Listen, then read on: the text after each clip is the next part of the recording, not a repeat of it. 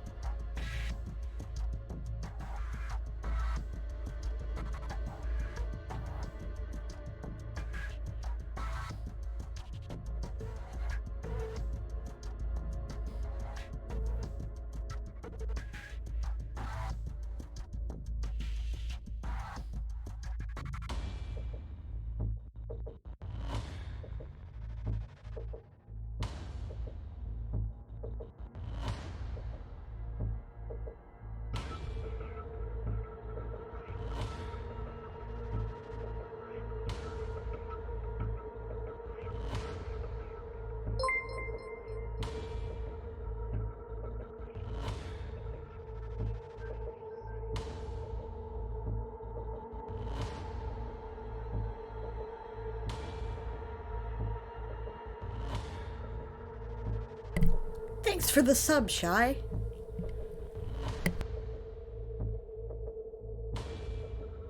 Glad to.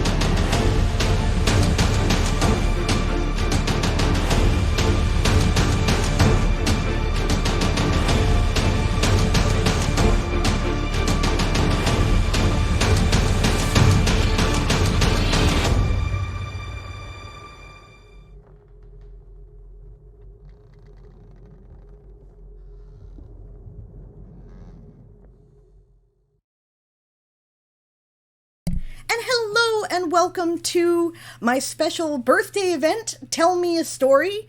We are featuring writers in our community who are going to be sharing their awesome works with us. Oh, wow. Thank you so much for the bits, Macaro. Holy crap. Wow. Wow, that's awesome. Welcome, everyone. Thanks so much for joining us. We have 10 amazing writers from our very own community who are here to share their works. We're going to run at about roughly a half-hour staggered schedule, which means we better get started like right quick. But I will, I'm right, I was going to read off the schedule, and then, where are we here? Yes, okay. And then we're going to start right away. So we'll be starting with Natalia Books. That is Purple Heart Natalia Books on Twitch, who will be reading us an excerpt from her novel, A Strider. This is young adult, so we'll give you an idea of maturity level for what to expect for each one, and I'm sure that everybody will let us know about any trigger warnings. Then at 11:30, we will have Amy Winters-Voss, aka Shy Red Fox, who will be sharing an excerpt from The Bard's Magic, also young adult. At noon, we'll have K.S. Bishop, our very own Dazzlecat, who will be reading an excerpt from her Kindle Vella serial, Blackstone. At 12:30, we will have Sailing Ocelot, who will be sharing The Boy and His Fish. At 1 p.m., Safa Burnell will be, that's Usurper Kings, will be reading an excerpt from her novel Neon Liben. I'm kind of excited about that one. I've been hearing about it. It sounds like my jam, and I'm kind of like, not that I'm not excited about everybody, but I've been curious about that one. 1:30, we will have E. Christopher Clark, ECC Books. I don't know what he's reading. I don't know what he decided on, but I will let you know later. He put up a vote in the general channel in my Discord, so if you're on my Discord and you haven't voted yet, go ahead and scroll back and check it out. It's there's a lot of convo you're going to have to wade through before you find it, though. 2 p.m. we'll have Coffee Quills, an excerpt from her novel Blasted Research. At 2:30, we will have Eli Quake, Blind D and Dating, from her Hindsight Being 2020 release, or their Hindsight Being 2020 release, sorry, looking at something else. I'm excited about that one too, just because I'm a D&D nerd, and I can't wait to see that. 3 o'clock, we will have Sarah Berman, author goddess, reading Dragon Trains and Wagon Tales, and we will finish up the day at 3:30 with Coral Aquid, Scarred, Sapphic, and Sexy, who will be reading Call Me, I'm Lonely. And don't miss that one, guys. I've heard it. There has apparently been a couple of changes, but the original version made me cry. So, welcome! Welcome, everybody! Let's get started with Natalia. Before she starts, I am going to play her book trailer because she shared that with us.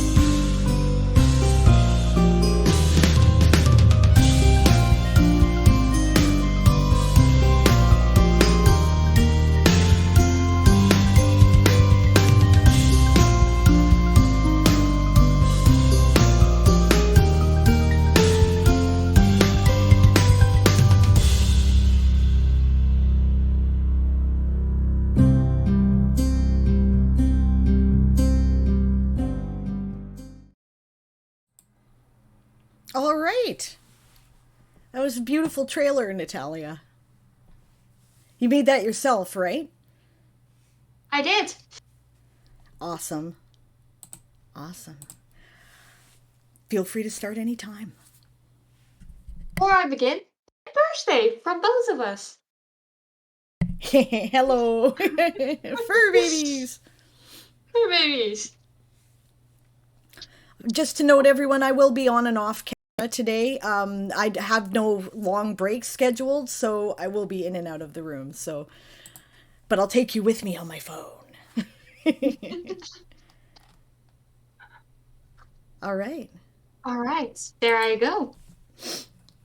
Dit is een chapter 10 of my Strider novel. Ram didn't know how to describe it, but when he saw that his father was not only alive, but he was also responsible for the strange acid that was smeared on his threshold of his door. It made him nauseous. He got up and started to walk out of the teacher's room. So Solara had been right. The vampire hunters had lied to them by telling them that his father was dead.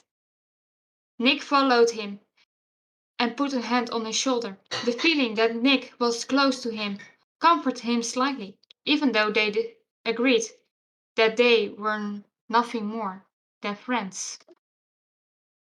How is this possible? That Mikan could get on this property? His mother asked. Whelm looked at her in surprise.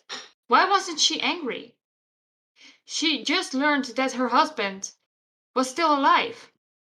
Perhaps she already knew. Had his father approached her,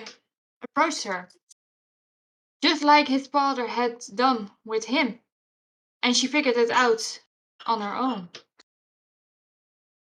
I don't know yet. Cleon is looking for the hole in our security right now. Because we patted ourselves on the back. Because back.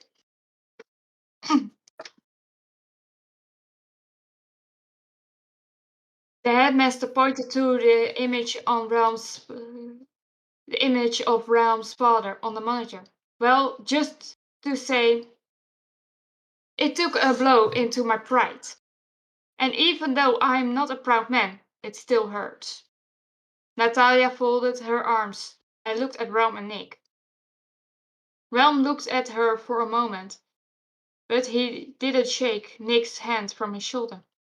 Headmaster, it wouldn't be wise to send Realm back to his classes. The news is quite shocking, and we can't expect him to keep his mind on the lessons. I'm not pleading for myself, Natalia said to the headmaster, and he nodded in agreement. I propose that I am the only one to go back to the scheduled classes, and that Nick assists Realm in processing. The headmaster looked at them, then nodded in agreement again. You are a strange girl, Natalia Tomes. Any other student will join the group when it comes to missing classes. But you are almost dying to go back to class. Natalia shrugged. It's indeed strange. But you cannot give all three of us a day off. Who will pass the homework on? Katrina? Siobhan? The headmaster nodded in agreement again, and his face twisted slightly. You have a good point in that. Well, Ron and Nick, you are free to do whatever you want. I really hope you will do your homework. But I know it is a lost hope. Natalia, go back to your class. Natalia walked past Ram and Nick. The three of us dinner under the weeping willow. Nick and Realm nodded. Realm threw himself down on his mattress and buried his face in his feathered pillow. This was rightfully the worst night of the past 11 years. No doubt about that. Realm felt that Nick sat next to him. Do I have to ask how you're feeling? Realm slowly shook his head. His mother hadn't even looked at him when she left the staff room. She hadn't even said goodbye to him, as if all this was his fault. Realm, do you want to stay? Do you want me to stay? This time Realm nodded, feeling Nick's hand on his back again. Realm's skin under Nick's hands started to tingle. Realm slowly pushed himself up and looked straight into Nick's pale blue eyes. Realm shared Nick's feelings about taking it easy, but now he wanted him all to himself. Maybe this was better to send him away. Sorry? Nick slightly over and sighed. Realm, is there something wrong? He whispered softly. Realm wanted to nod, but instead he pushed himself onto Nick and started kissing him passionately. Nick gently pushed him away from Realm. Realm, wait! We would take it easy. Realm nodded and pressed his lips back onto Nick before he took his lips off Nick's. Kissing is taking it easy. Nick chuckled and grabbed Realm by his jacket. The headmaster was right. We really don't get any homework done. Realm shook his head, and before Nick pressed his lip against Realm's, Realm felt Nick take off his own jacket, and Realm did the same. Realm felt a small smile appear on his face during the passionate kiss.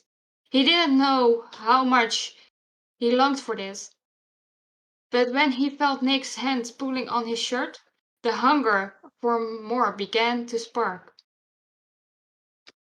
This went completely against their conversation earlier that day, but he wanted this.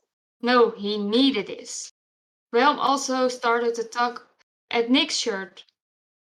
For a moment, they broke the kiss to pull the shirts off their heads, then resumed what they were doing. Filled with happiness, Realm looked at Nick's head, which was resting on his bare chest. Nick's eyes were closed and his breathing was slowly rising and falling. Nick's dyed green locks graced his face. Realm didn't want to disturb the beautiful image, but lunchtime was approaching, and he could imagine that Gala would disturb their perfect world. Realm didn't want to think about food, or how Gala is going to react if he found them like this. Carefully, he moved his hands to Nick's cheek and slowly stroked away the locks of green. Nick's eyes slowly opened. Good morning, Sleeping Beauty, Realm said with a smile on his face. Nick slowly pushed himself up. How long did I sleep? Nick looked at his phone lying next to him. A few hours, which is not surprising. We were up pretty late yesterday. Nick nodded and crept up slightly, so they were up to eye level. Nick pressed his lip onto near Realm's. It was a fleeting kiss. Thank you for letting me sleep. I think that I needed it. Realm nodded and sighed. And thank you for, well, you know. Nick answered him with a nod, this time before throwing off the sheets. Realm watched Nick hoist himself into his clothes. He knew he had to do the same, but he would prefer to grab Nick by the arm and pull him back into bed. Reluctantly, Realm threw off the sheets and got up too, grabbing his pants from the floor and putting them on. Realm? Realm looked up and his heart sank. Nick had a certain look in his eyes. I wanted to ask you something. Now that we had sex, what does this make us? Realm shrugged. Whatever we want it to be. Weren't you the one who didn't want a sticker on it? Nick nodded slowly. So why should we do that? Nick, I love you, and I would like to see where this takes us. But we both have to be open for it. Nick sighed and tried to answer until someone, or rather Gala, knocked on the door. Natalia asked me to bring this to you guys. Am I disturbing you? Gala entered the room without waiting for an answer, something he and Nick had in common. No, Gala, Nick said a little irritated as he snatched the plastic bag from the Gala's hand. Whoa! Someone here got out of the coffin with the wrong foot. Well, I will see you guys later then. Gala turned and left Realm's room. Realm and Nick sat on the floor of Nick's room with their textbooks around them. They wanted to partially prove the headmaster wrong. But the only subject Realm had to do his homework for was history. Nick saw Realm stare defeated at his history notebook. Your history doesn't start with the basement, Realm sighed and rubbed his temples with both hands. I know, but my memory doesn't go back any further than that. It is like I was reborn in that basement. And all my memories of a free and uncaring childhood were wiped away. He slammed his pen to the wooden floor. I give up, because every time I force myself to think about the time in the basement, it's strange. It is strange when I say I'm afraid I never left the basement. Nick shook his head slowly. No, no, I don't think that is strange. From what you told me, and what Claire told me in the letter, well, let's just say it was a traumatic experience. If you don't mind, by the way, may I ask how how does it feel? Velm looked at him in surprise. It was not a strange question, and it was not that he had not received this question before. He only never expected to get it from Nick. Ron narrowed his eyes. He was disgusted when he remembered the feeling. I can only say it felt strange. As soon as my teeth pierced through a human skin and the blood poured into my mouth, I could feel what they were feeling. At that moment, their fears and thoughts become my own. I dare not to speak for them, but I think it happened both ways. Maybe I should ask Claire when I email her. Realm felt his body begin to shake and beads of sweat formed on his forehead. The last man he drank from, a few days before the vampire hunters came to rescue them, was not far from death. The last person I drank from was a man, and I believed it was Claire's father. But regardless, he was very weak when I was forced to drink from him, and I suspect my last feeding had killed him. I know he was still terrified in the beginning, and then he slowly calmed down, which made me calmer as well. Realm sighed. I understand why the noble families and the vampire hunters have banned it. It was not a fun experience, and not at all when you are that young. He opened his eyes and saw that Nick was writing fiercely in his history notebook. Nick, what are you doing? Nick probably finished his sentence before returning the notebook to Realm. Realm experienced the ink black lettering on the once virgin white paper. The paper in a somewhat sloppy handwriting bore Realm's story, or the beginning of it. Just as Realm told Nick. Nick, why? Nick shrugged and crawled over to Realm. Now, now closely enough to kiss Realm. I saw you were having a hard time, so I helped you. Sorry for my handwriting. I was a bit in a hurry. Realm looked at his notebook again and sighed. That's okay, and thank you. Realm closed the notebook and set it aside. Did you really want to know what it was like to drink from a person, or did you want to distract me? Again, Nick shrugged aside. A little bit of both, I think. So, where is my reward? Nick didn't have to ask that a second time. Realm leaned forward and kissed him.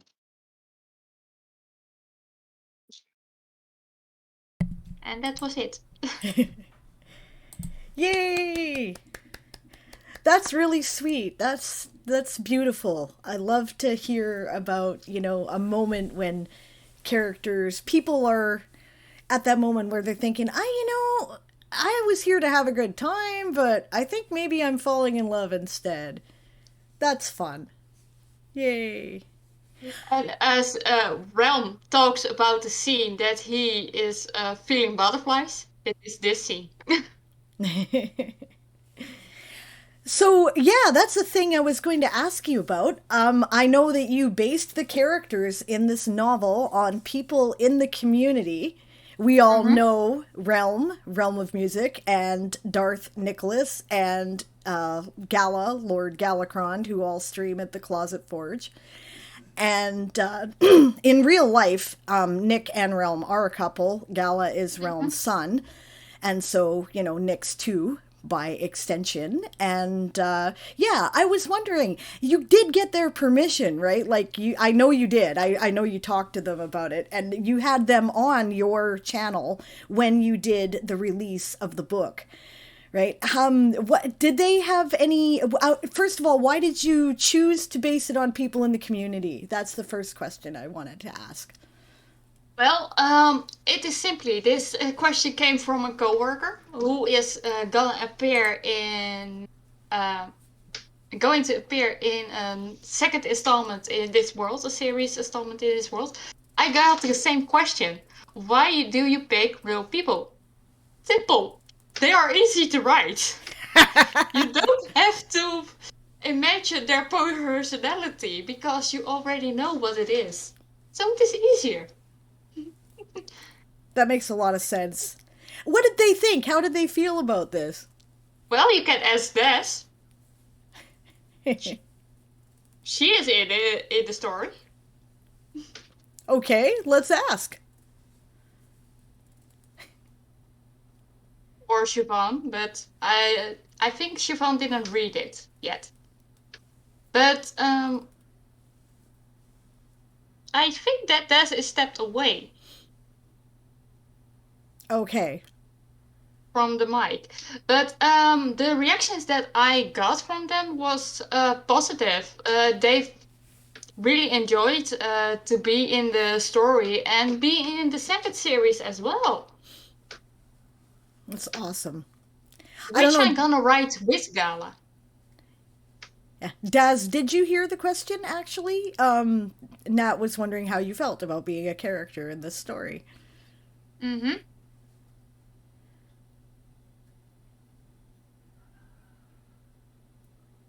I had no problems being a character in this story. I actually liked what she did with my character. Lots of fun. I think it's cool actually. Like I never mind either. I'm always amused. Right? James writes me into his stories a lot because he writes stuff about the Game of Tomes, the Gotverse, and I think it's funny. In some cases I'm like, I didn't realize I came across that aggressively, but okay. And in other cases I'm like, oh, that's sweet. So it's kind of fun to see how other people see you, actually. I think, yeah, that's instructional. Yes. You're aggressive? Nah. No. Intimidating. Really? I'm 5 feet tall. Yeah, but yeah, it's cool. Yeah. Well, thank you very much. I would love to ask more questions. Claire was wondering, well, okay, Coral was wondering because she used to call herself Claire. Is she the Claire in this story?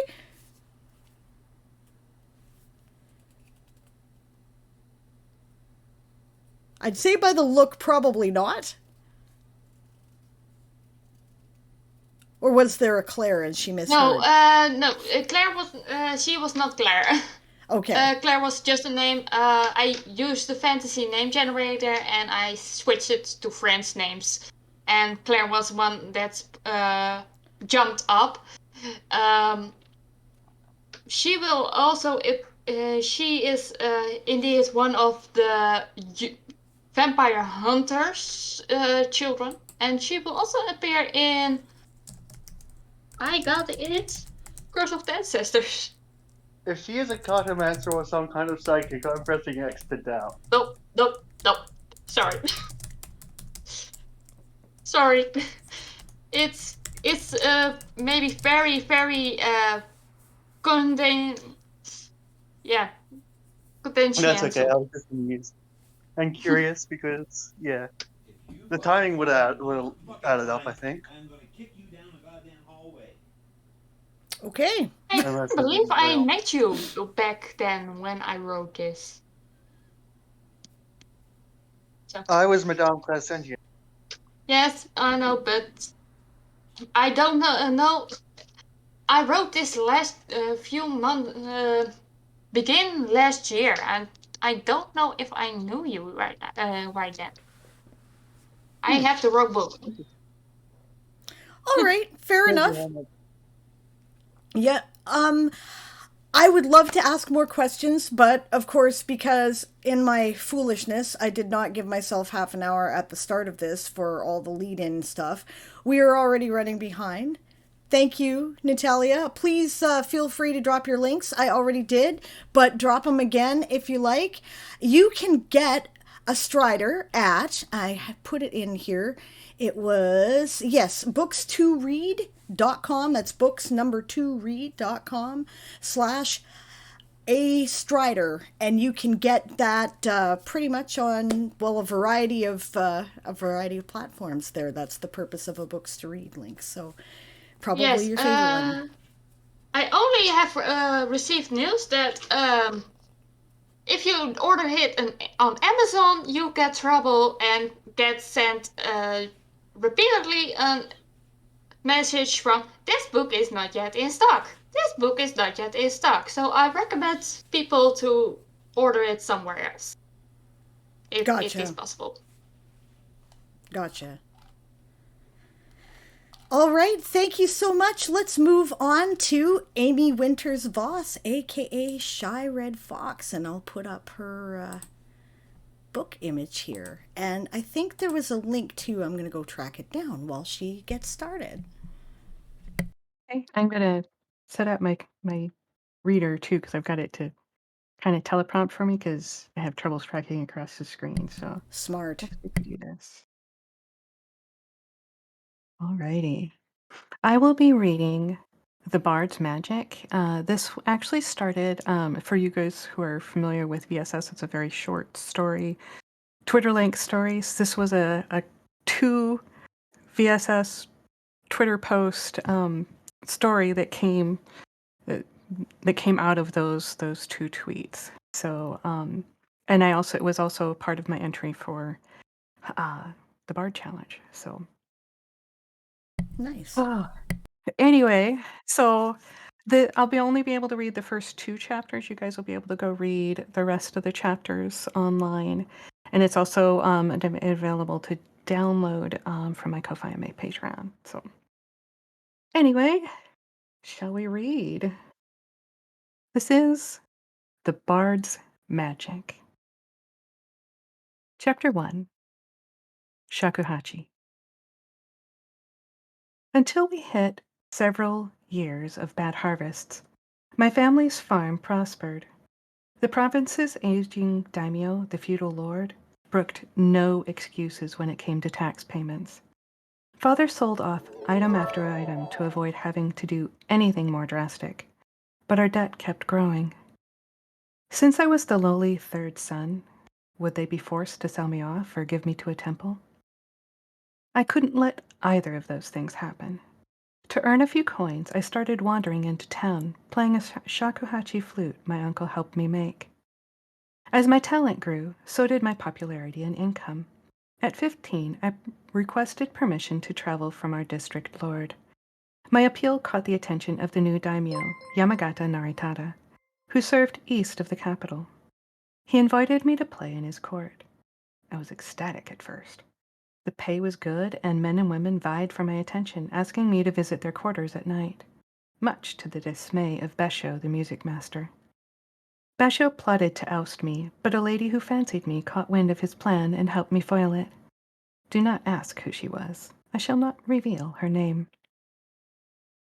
It didn't take long to grow bored with playing for the petty, squabbling nobles who treated me like property. I longed for the freedom to learn more and to become a shakuhachi master, which would never happen here. It took me 7 years to pay off my family's debt. After that, I reached a deal with Yamagata and left the court to travel like I'd originally planned. If I could learn more songs and techniques, I'd be happy to stop in Kyoto and play for his court again. Every yen I earned had gone toward my family's debt. It was hard starting out with no money, playing to earn my food and begging to learn every new style I came across, but I picked up new techniques quickly.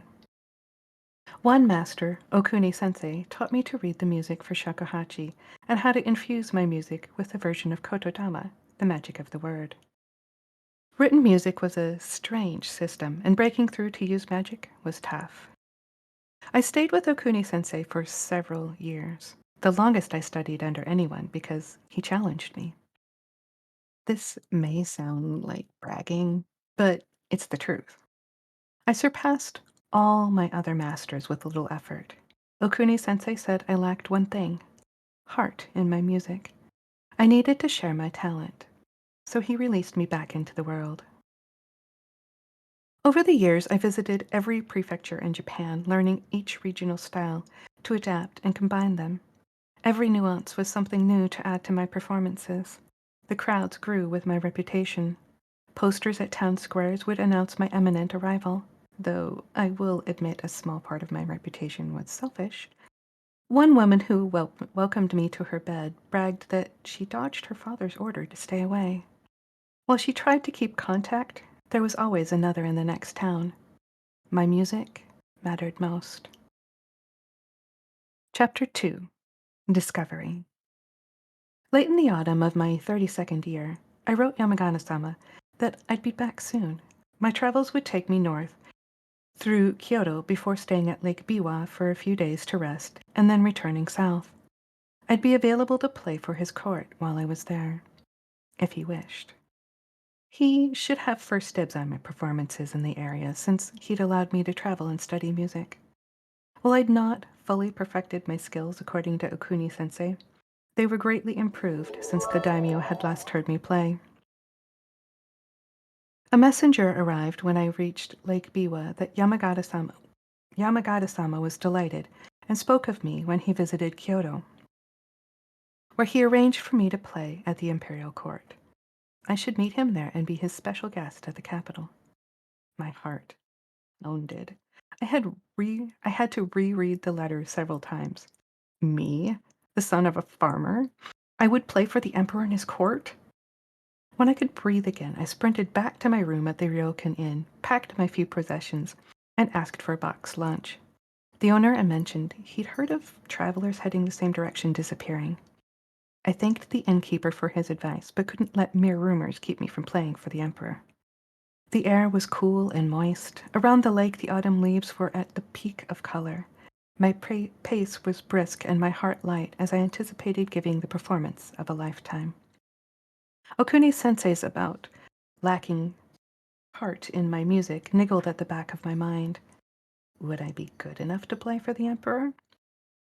To stave off the doubts, I visited a nearby shrine to pray for a way to remedy the missing piece in my music. Tonight, I'd stop at a hut in the past that I'd stayed at on the way here. It wasn't far, just a few hours' walk. Out of nowhere, a frigid wind howled. Clouds clung to the surrounding mountains as if needing comfort. Snow flew into my face and stung my skin. How would I find the hut in this weather? Biting cold blew directly on my neck, and I quickened my pace through the driving snow. The shiver that ran down my spine wasn't from the cold. Was something or someone out there causing this storm? Deadly yokai spirits could change the weather. Maybe if I could lull or appease it, it'd let me pass. My fingers were so stiff. Were they freezing solid already? I pulled out my shakuhachi flute and breathed on my hands for a few moments before forcing them to move. The song I chose was soft and lilting like a lullaby. A deathly pale, barefoot woman appeared before me. How could she stand the cold? My heart stopped. Yuki Onna, a snow maiden that fed on the mortal's ki, their living energy. Snowflakes swirled around the Yuki Onna, the snow maiden, beautiful, out of a fairy tale. Fuck. I walked straight into her territory. Could I propitiate her before she killed me? My voice shook as I spoke. Greetings. My name is Usami no Genmaru. I'm honored to make your acquaintance, Yuki Onna-sama. Her head jerked back. Had her previous victims been unable to speak, or had they only treated her as the monster from the legends? All I have to bargain with is my life and my music. Would you allow me to live if I play for you? Her lips trembled at my offer. I accept. They call me Shimoko. Bared. My knees gave out. You will live to play for me alone.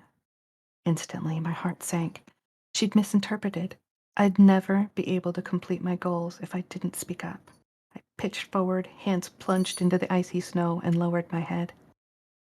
Shimoko-sama, that's not what I meant. Forgive me. Then I feast. Her breath drew in, and frost formed on my skin. Energy drained from my limbs, weakening me to the point I was dizzy. If I didn't act quick, my life was over. Shimoko-sama, the Emperor is expecting me to play for him, and I need to discover what still lacks in my music. You seem to enjoy the song. Let me play for you for a while, please.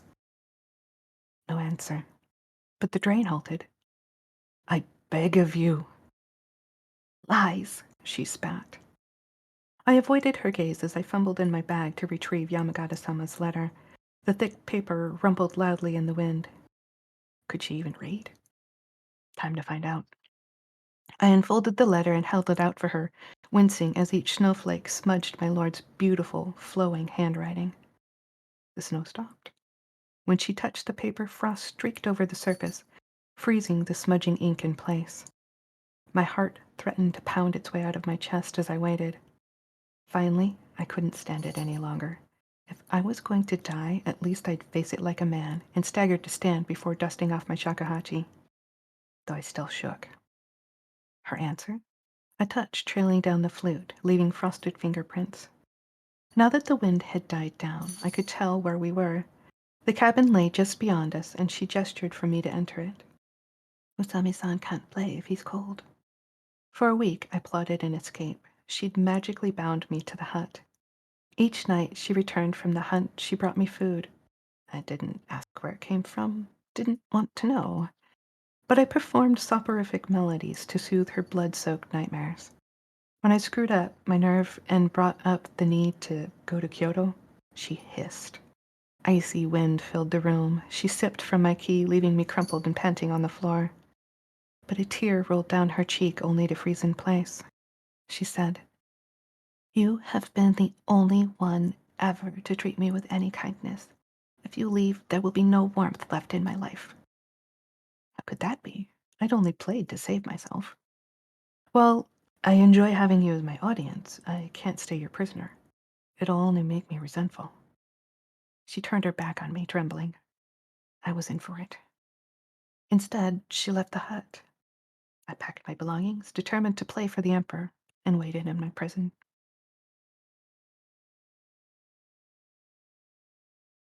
That night, when she returned, I played from my heart, adding kotodama to emphasize my desire to leave and for her to have peace instead of using the magic to enhance the music itself. A warm breeze swirled around us.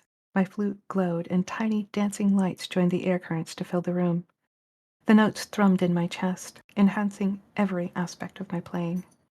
Curious, I stopped to get a better look, and they faded. "Keep playing," she pleaded breathlessly. "I've never experienced anything so beautiful." Neither had I, and her complexion wasn't snow white anymore, but a healthy golden sheen. So I returned the flute to my lips. When the song was done, it hit me.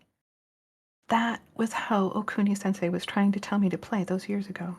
I fell to my knees and wept. Why had it taken so long? I'd almost traipsed the Emperor with inferior skills. If it hadn't been for Shimoko, I would have never discovered what my music could be. She knelt beside me. What was different this time? I put the magic into my emotion as I played. All this time I'd been doing it wrong. This discovery, this gift, is all thanks to you, Shimoko-sama. Play more. How could I refuse? What could I do to repay her? She was a monster, but not of her own choice. Women who transformed into yokai were usually victims in situations they couldn't control. She needed a choice. It wouldn't free her, but each night I played from my heart, my music made her feel human again. She even cooked food and ate alongside me. The fire should have melted her. Instead of hunting, she remained in the hut. The music made her warm, alive, intoxicating. When she returned the kiss with the same need, we drank deeply. 3 days later, I woke before dawn, packed my things again, and paced. There were expectations of me, of her, of our families. How could I balance it all? When the sun peeked through the shutters, I made my choice by placing a kiss on her still warm cheek. She stirred, and I covered her shoulder to keep the heat from escaping. Clasping her hand in mine, I said, "You spared my life and gave me more to advance my music than anyone ever has. Not even Okuni-sensei taught me what you helped me discover. But I need to go." Her face fell. "I could never keep you, could I?" She leaned into my hand when I caressed her cheek. I whispered, "You gave me what was missing in my music, something precious, something no one else could do. I promise to return and play for you again." Promises of men mean nothing. Her hand withdrew as she threw the cover over herself to hide. Through her sob, she commanded, "Leave." Most men would probably do anything to get away from a Yukiona and wouldn't pass up this chance to go. But I owed her.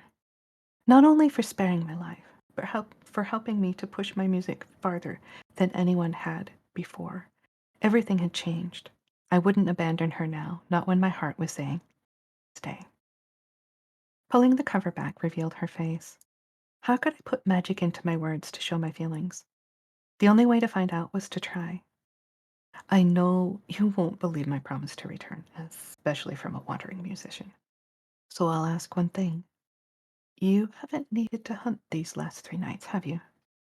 She remained curled up and sniffling, but shook her head as I pulled back a lock of hair from her face and put it behind her ear. After a moment, she wailed, I don't want to go back to hunting men.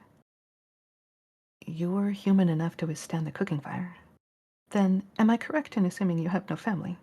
Her voice was small. Yes. By tradition, your family would have discovered us. Sleeping together this morning, they'd be convincing me of my duty to take you as my wife. My hand rubbed the back of my neck. I need no convincing. Oh, the hope that lit up her face. Priceless. So you have a clan now, me and my family. Get up, get dressed. When it's warm enough, we'll walk to the village to buy you travel clothes. Come with me to Kyoto. But, her lip quivered, I'm a monster. Right now you're not. If you come with me, I can keep playing for you. We'll make this work. I held out my hand, and she slipped her trembling fingers into mine. And that is the end of chapter 2. That is beautiful. Thank you. What a What's beautifully written story that is. Just held me the whole time. That was amazing. You did this as you had a challenge where you were writing very short stories, right? Like for those who don't know, the VSS challenge is write an entire story, a complete story, in a Twitch post. But you took a variation of that, and it was using a keyword, a prompt word, write a story each day, or write and put it together to make a story. Actually, this story was part of the VSS collab, the inspiration for the VSS collab. This one I did back in the fall. I can't remember what month it was, like October or November or something. And I read it to one of my friends in Japan. She's like, you need more in this story. And that was part of what was like, oh, we could do more with these. And so that's part of where that came from. So That's amazing. it was just 2 tweets that inspired this story. So I think I remember them actually. I was like, oh, that's interesting. We haven't heard this aspect of the Liminal Chronicles world before. So, yeah, fantastic. thank you. For those who don't know, this is part of Amy's Liminal Chronicles. It starts with a book called Rise, which is amazing, right? Like I really enjoyed it. I started reading it. I lost sleep because I couldn't put it down. I laughed. I cried. It was awesome. It was amazing. So really check it out. Where let's see. Do you have a no? This one's just on World Anvil right now, right? And it's available to patrons only, or It's on World Anvil. It started, all the chapters were at first available to patrons and Ko-Fi members, and then I had originally promised to release it all to the public, so I released that later, actually at the beginning of this month, so it's available to everybody. But if you want it like in PDF format or in text, so like if you need a text reader for you, though it's available on Ko-Fi and Patreon in those formats. So awesome. Thank you so much for that. Make sure to drop those links too so people can go support you because that's okay, great. thank And you. also the link for Rise because it's awesome. Yeah, I was gonna put Rise there. Yay! Oh, okay, I have to. And you're also working on another book in the Liminal Chronicles, right? And when does it come out? Yes. I don't know when it's coming out yet. I hit a couple bumps, and Sarah just this late February got me back the dev edits for it, and I'm taking a class called editing for marketing or marketing editing or something like that. Anyway, and I'm learning so much that I'm going to be applying that, so it's going to take me a little bit to work those things in, but I am editing Guardian, and I'm hoping it'll be out by summer. We'll see. I don't know. It might be later than that. So, but when I have a date, I'll share that. So, Awesome. I can't wait. oh, thank you. I have to find the link for. I had a short link for the Bard manuscript because the manuscript ones are so long. There we go. There's the Bard's Magic link because it's so much shorter than the really long one. So Wonderful. Thank you so much for sharing that. That's great. thanks for letting me read here. I can't wait to hear everybody else's stories. This is just, I've Yeah, been me waiting too. for days. Yeah, this is fun. This is fun, and the best part is I don't have to read today. I just get to listen to everybody else, which is awesome. So I'm not nervous. I'm not, I'm just kind of relaxing and enjoying it. So it's cool. All right, so we're starting to catch up on the time, and that's great. Let's move on to Dazzlecat, aka K.S. Bishop, and a section from Blackstone. And I'm sorry, I could not get the image to work, so I apologize for that. But we'll drop your links. Okay, that's fine. Ooh, wrong one. There we go.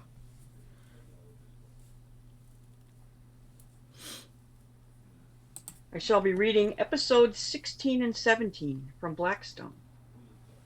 Kind of throwing everybody in the middle of the action. That's okay. Thunder rumble. What?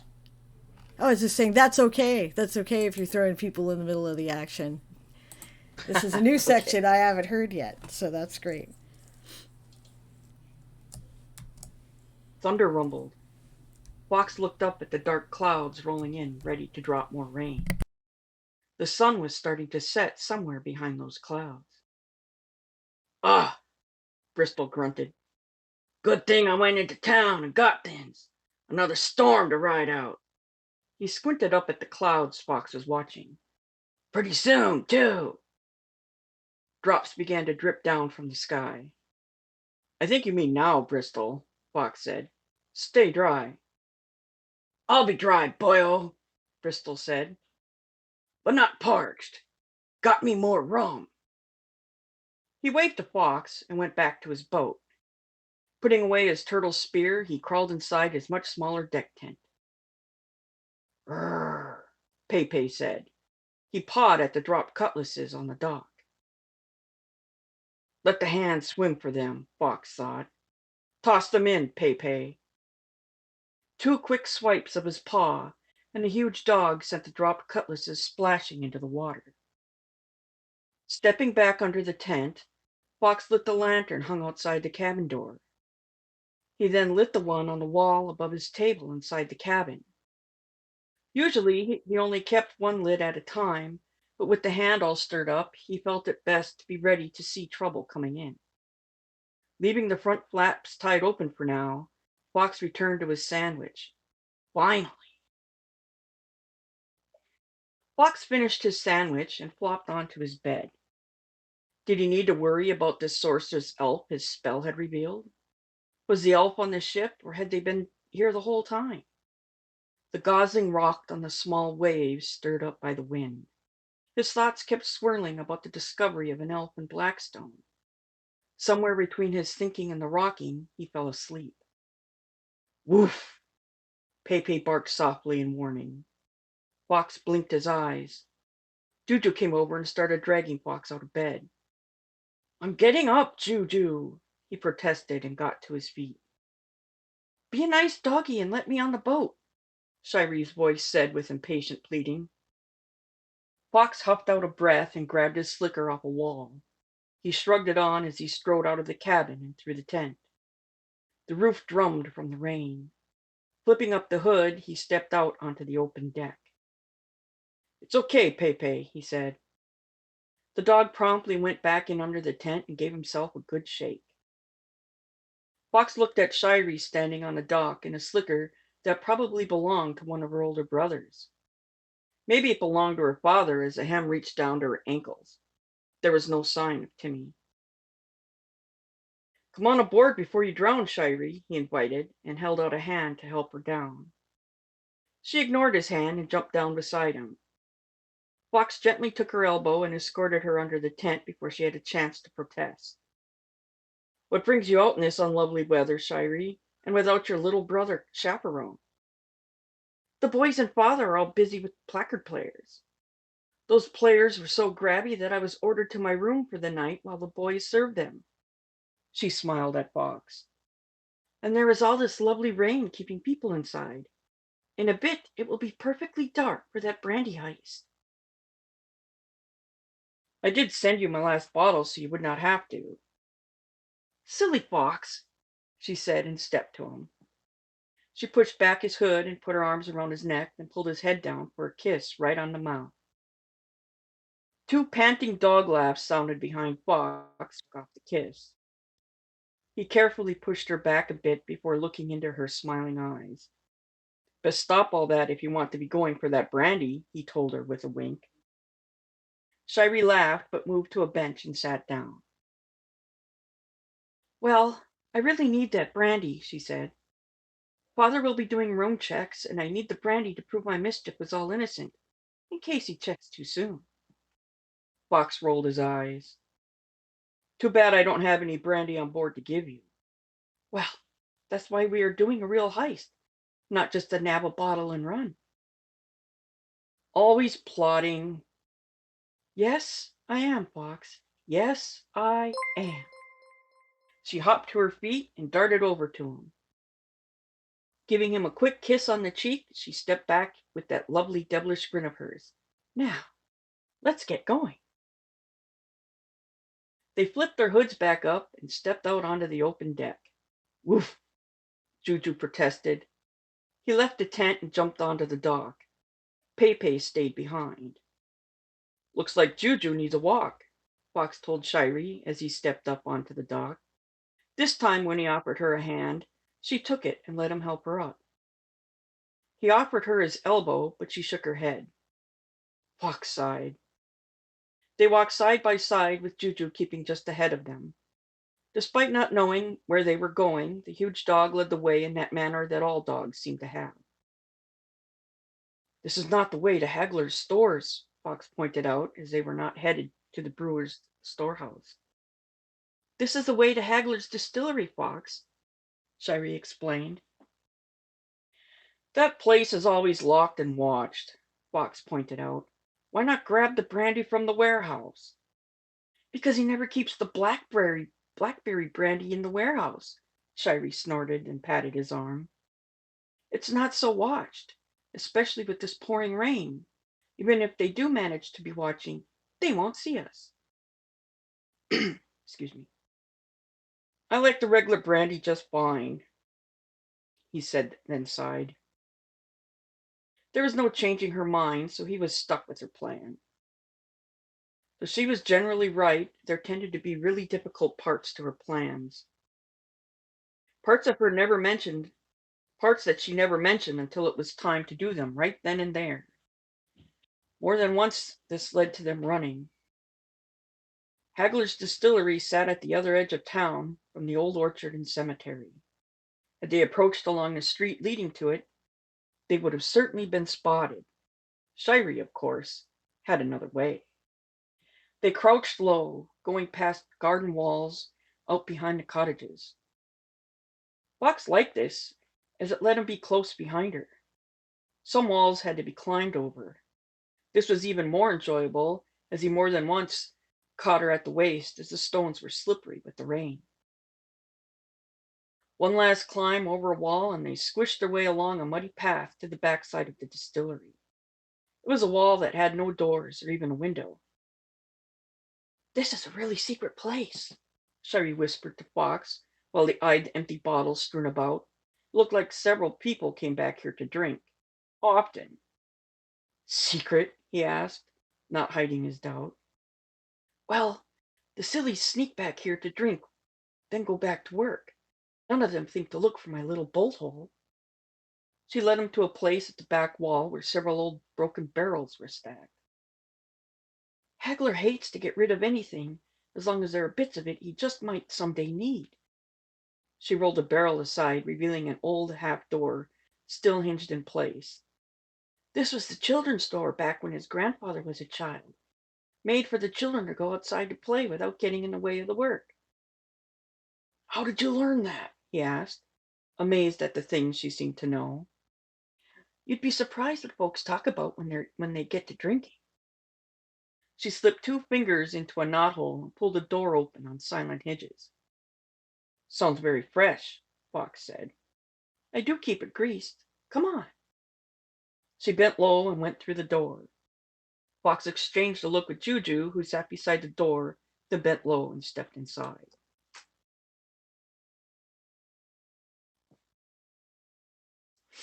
Fox pushed his way through heavy cloth blocking the short door and stood up. His eyes adjusted to the dim light coming in through the open doorway across from him. He was not thrilled that there were lights inside. This is not a playroom, he whispered. Wooden boxes filled with bottles were stacked about. Close the door, Fox, Shirey whispered back. He turned around. Old cloaks hanging from pegs reached low enough to cover most of the door, especially the knothole. He carefully closed the door while keeping the cloaks out of the way. It was a playroom ages ago, Shirey whispered. Let's go. Wait.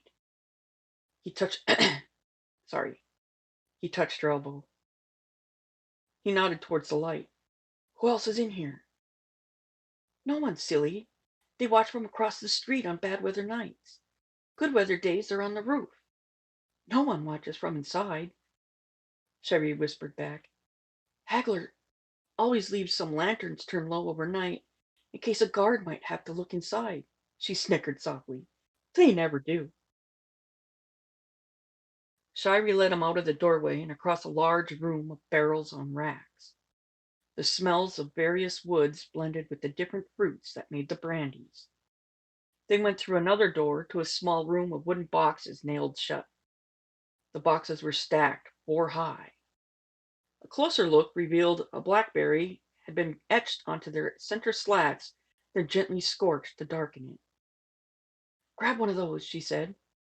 This is his blackberry storehouse. You know a lot about how it operates, Fox pointed out. He picked up a wooden box. It was heavy, but he could manage. Might be a bit awkward, He stopped speaking, as the sound of a large door rolling open echoed through the distillery. Male voices reached their ears, but were too far away to make out the words. Let's go, Shirey whispered. Before they have a chance to see us, bring the box. Fox rolled his eyes, even though she could not see that, but followed her with the box. She led him back into the large room of barrel racks. They kept between the racks and made it to the old playroom where Fox carefully set down the box. The voices grew louder as the sounds of several footsteps drew closer. Shirey and Fox ducked into the dark corner on either side of the doorway. He dropped a hand to the hilt of his dagger. The footsteps stopped about 5 paces away from the doorway. Fox frowned. Those men must be near the stairs leading up to where he had paid not to blah, I need to do that. Those men must be near the stairs leading up. He had not paid much mind to. Need to appease, a male voice said. Enough, Mogger, a second, very deep male voice snapped at the first. We agree that the innkeeper needs to be well greased. Why was the book not at the Nistling lair? A third voice asked, clearly annoyed. That's even more important than greasing that. Yes, deep voice said. And to answer your question, the little buggers had already sold the sack without looking inside it. None of the varmints talked, Mogger growled. Maybe if you hadn't killed the ones who were talking, one of them might have, annoyed voice accused. I didn't. Enough, deep voice said. We have to get him to cast for the book again. You saw how well that went last time, annoyed voice spat. The sound of the large door closing rumbled through the distillery, but did not bother their talks. He was fine, and he explained that killing the old wizard quick was the only way, Mogger said. And the high hand wizard agrees, a precise speaking fourth voice said, surprising Fox and Shirey. He also says casting for it would be a waste of time unless whoever has it takes it out of the bag, which leaves us with the problem of who could the Nistlings have sold it to. Fox silently suppressed a snicker. They did not know about map magic. The book is lost to us, Deep Voice said. The Nistlings have been subdued. The inn will be back in our pockets. Our coffers will suffer, but we will remain strong. This all still stings, Mocker complained. And it will sting even more as the High Hand takes up the hunt for the book, Deep Voice added. We will also be losing our wizard. What? The others protested. Blackstone doesn't really need a wizard, especially after what happened, Precise Voice said. He can be of better use elsewhere.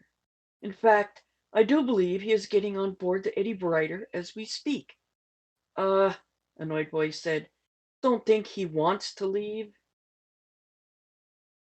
I never said he had a choice, Precise Voice pointed out.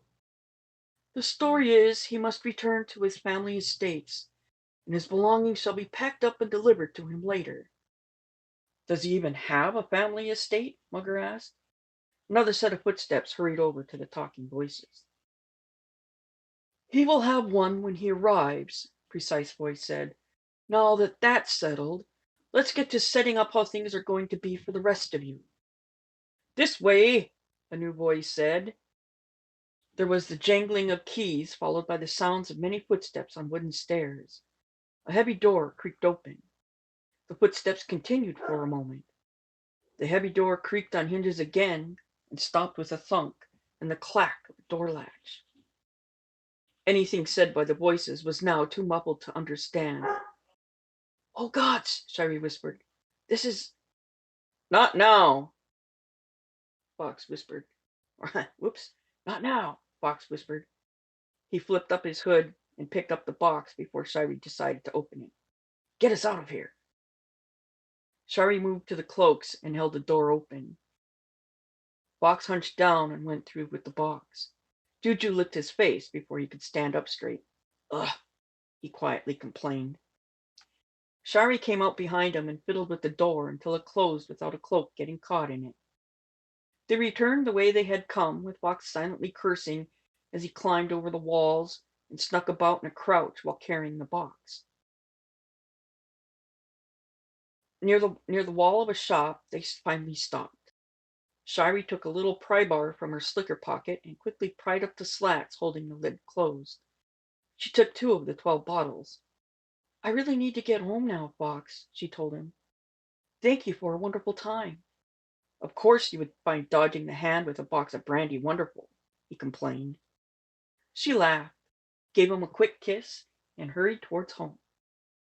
Heaving a sigh, Fox picked up the box. Juju panted a laugh, but led the way back to the Gosling. Soon as he made it under the deck tent, Fox set the box on the deck and sat on a bench to catch his breath. Where was he going to put... Pepe stood up, revealing he had been laying on more than his blanket when he lifted up something much bigger than his bone. A nervous-looking Kipes, held by the neck in Pepe's big jaws, grinned toothily at Fox. Bounds it, the Nistling squeaked. And that ends both episodes. Eee, that's wonderful. I absolutely love Blackstone.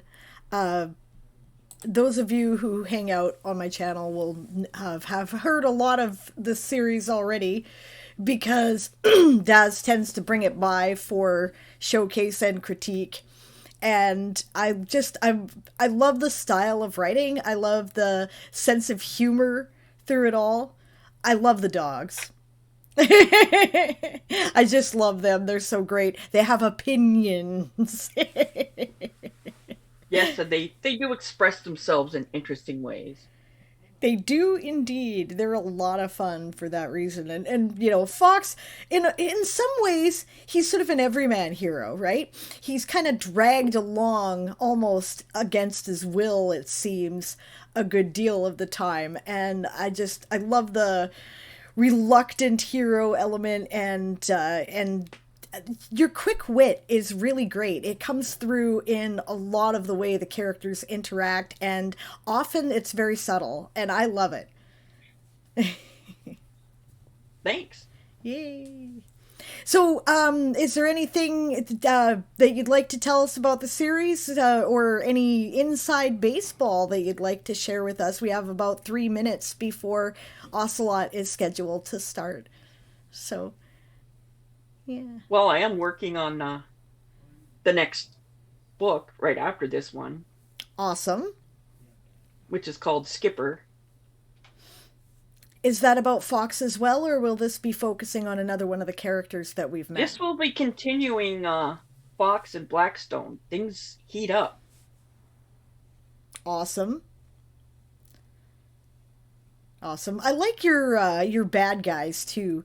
Your hand organization is great. They're kind of mysterious. You know, you do kind of wonder what's the real motivation behind everything they're doing. You know, but I mean, don't tell me because I'm Oh, I following. ain't And gonna tell you. yeah, that's right. And No ruin all the spoilers. fun of Discovery. Exactly, exactly. No spoilers because it's fun that way. Um, Now you've got some of this on World Anvil as well, right? Or are you Yes. just writing it there? Can anybody read some of this on World Anvil, or is it entirely to be read on Kindle Vella? It has to be entirely read on Kindle Vella Right. because they have an exclusivity thing. Yeah. Yeah, that makes sense. For those who don't know, Kindle Vella, Vella is their new thing where they're doing serial publications. So far, it's only available to writers in the US. Darn it. Otherwise, I would like take down my Weird West stuff and start over there because Weird West was always intended to be a serial. But it's kind of awesome. There's a small monthly subscription fee, and you get to pick from a variety of different writers and series to follow. And I think it's a great idea. I'm appreciating the fact that more and more outfits are bringing back serials. There's a science fiction and fantasy site called Serial Box, and that's, serial as in a serial series box. And I believe that's serialbox.com, and you can also follow a bunch of serials from science fiction and fantasy writers there. So, yeah. Oh, Chris has suddenly imagined what Weird West cereal would taste like. That's where my brain is at today. Poor author goddess. Everybody's having a moment. Reese thinks reading choice career and most of all life. I'm sure it will be great, hon. It's gonna be great. So what's coming up next? And when is Blackstone scheduled to end? Because you're already working on the next series, right? Yeah, well, I only have to keep it on there 3 months, which is already up. But if you keep it on there, they just pay you $10 a month just to keep what you put there after the first 3 months. Right. Even if nobody reads it, they just plop you. So my plan is to keep it on there for a while till I get 3 of the novellas written, and then take them all off and make one book, Makes sense to me. like a Fox anthology of the first 3 stories together. That's great. And you're calling that series Fox Tales when you do that, right? Yes, the series is Fox Tales, and Eh, then the first one is Blackstone, and then second one is Skipper. Awesome. And I believe it's spelled like that, right? Fawkes, because that's Fox's Yes. name. Yeah, that's awesome. Yeah, Calutan asks, only Americans can publish on Vela, but can people from other countries read? And yeah, I'm pretty sure they can, right? I really don't know. I don't think so yet. It's still in a beta. They're supposed to be going international sometime this year, but I have no idea when yet. Right.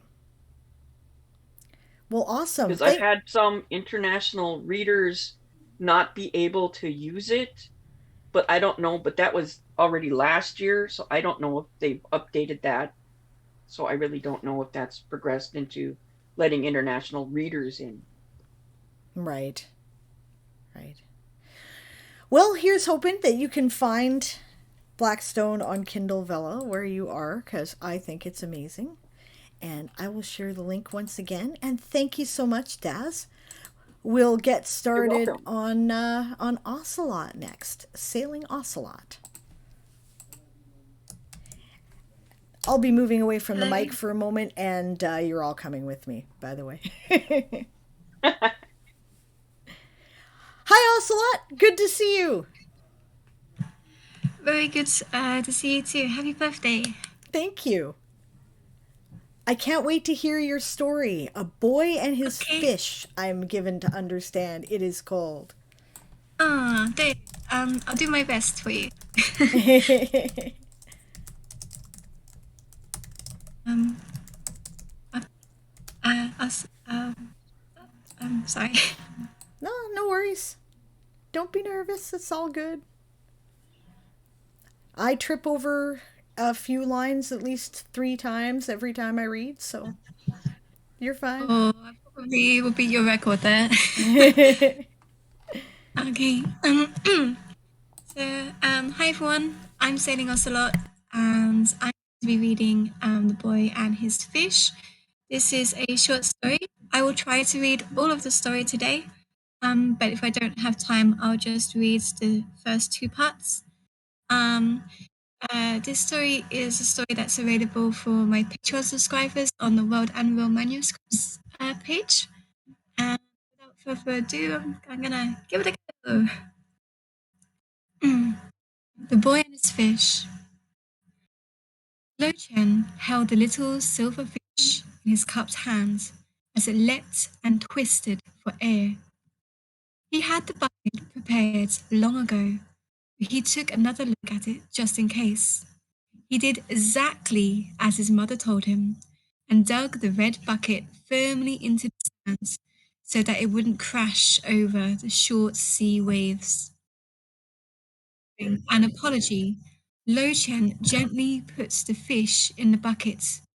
It still kicked with life. It had no chance of escaping. That was until Lo Chen picked the bucket and tipped the fish back into the sea. Tears fell down his cheek, but he wiped them away with his salty hands. It took him an hour to catch that fish. His mother would be disappointed again. Even father hadn't come yet. They still had to wait. So it was important to catch food for themselves. Lurchen stepped into the sea again and went as far as his mother said he should, so that the biggest waves could only hit below his shoulders. His father and his mother worked very hard. Lo Chen had to work hard too. He took a deep breath and plunged his head in the sea. His eyes were firmly shut as his hands grasped desperately for another fish. He could feel them sliding past his fingers. I'm sorry, I just need one. I just need to go home with one fish. His chest felt heavy, and Lo Chen forced himself to rise. He checked his hands, but knew the answer nothing. So he tried again and again, and over time, the sun bleached the sea in golds and purples. The other children had gone home. Lo Chen had to readjust his position once more as the sea changed her nature and splashed hard against his face. He had no more tears to cry, but slapped his shoulders as mosquitoes inquired his skin. The air was still hot, and Lo Chen's head pounded from the heat. When night fell, Lo Chen finally caught his fish. This time he cupped it firmly and refused to look at it. He panted and staggered towards his bucket. His legs felt heavy. No more tears this time. Lo Chen dropped the fish in the bucket and looked away. He counted to 10, found his shirt, and walked home. Every now and again, he had to stop and set the bucket down. Eventually, Lo Chen found home. It was an old wooden shack held up by thin grey stilts, still wet from the monsoon season a couple of weeks ago. Lo Chen placed the bucket down, took his shoes off by the stairs. heaved the metal grate to the side, picked up his shoes, put them under the shelf, picked up the bucket, with an exhausted groan, and put it down on the ground by the shoes. Then he heaved the metal grate back. Lo Chen panted, but his work was not yet done. Inside, the home was dark, lit by candles haunting the walls from the dining room. Lo Chen blinked a couple of times before going back to his bucket and yanking it, step by step, to his mother. His mother had her back towards Lo Chen and was busy humming an old tune. Mama, Lo Chen said quietly. He, re- he repeated a couple of times until eventually she turned around and gasped. She was nursing Qing, who was wrapped up peacefully in her arms. Oh, Lo, she whispered, go change your clothes. You must be freezing. Lo Chen nodded. He left the bucket, but felt a little lost without it as he searched the corner of the room for clean clothes to wear. He awkwardly peeled off his shirt and changed as his mother placed Qing back to his cot.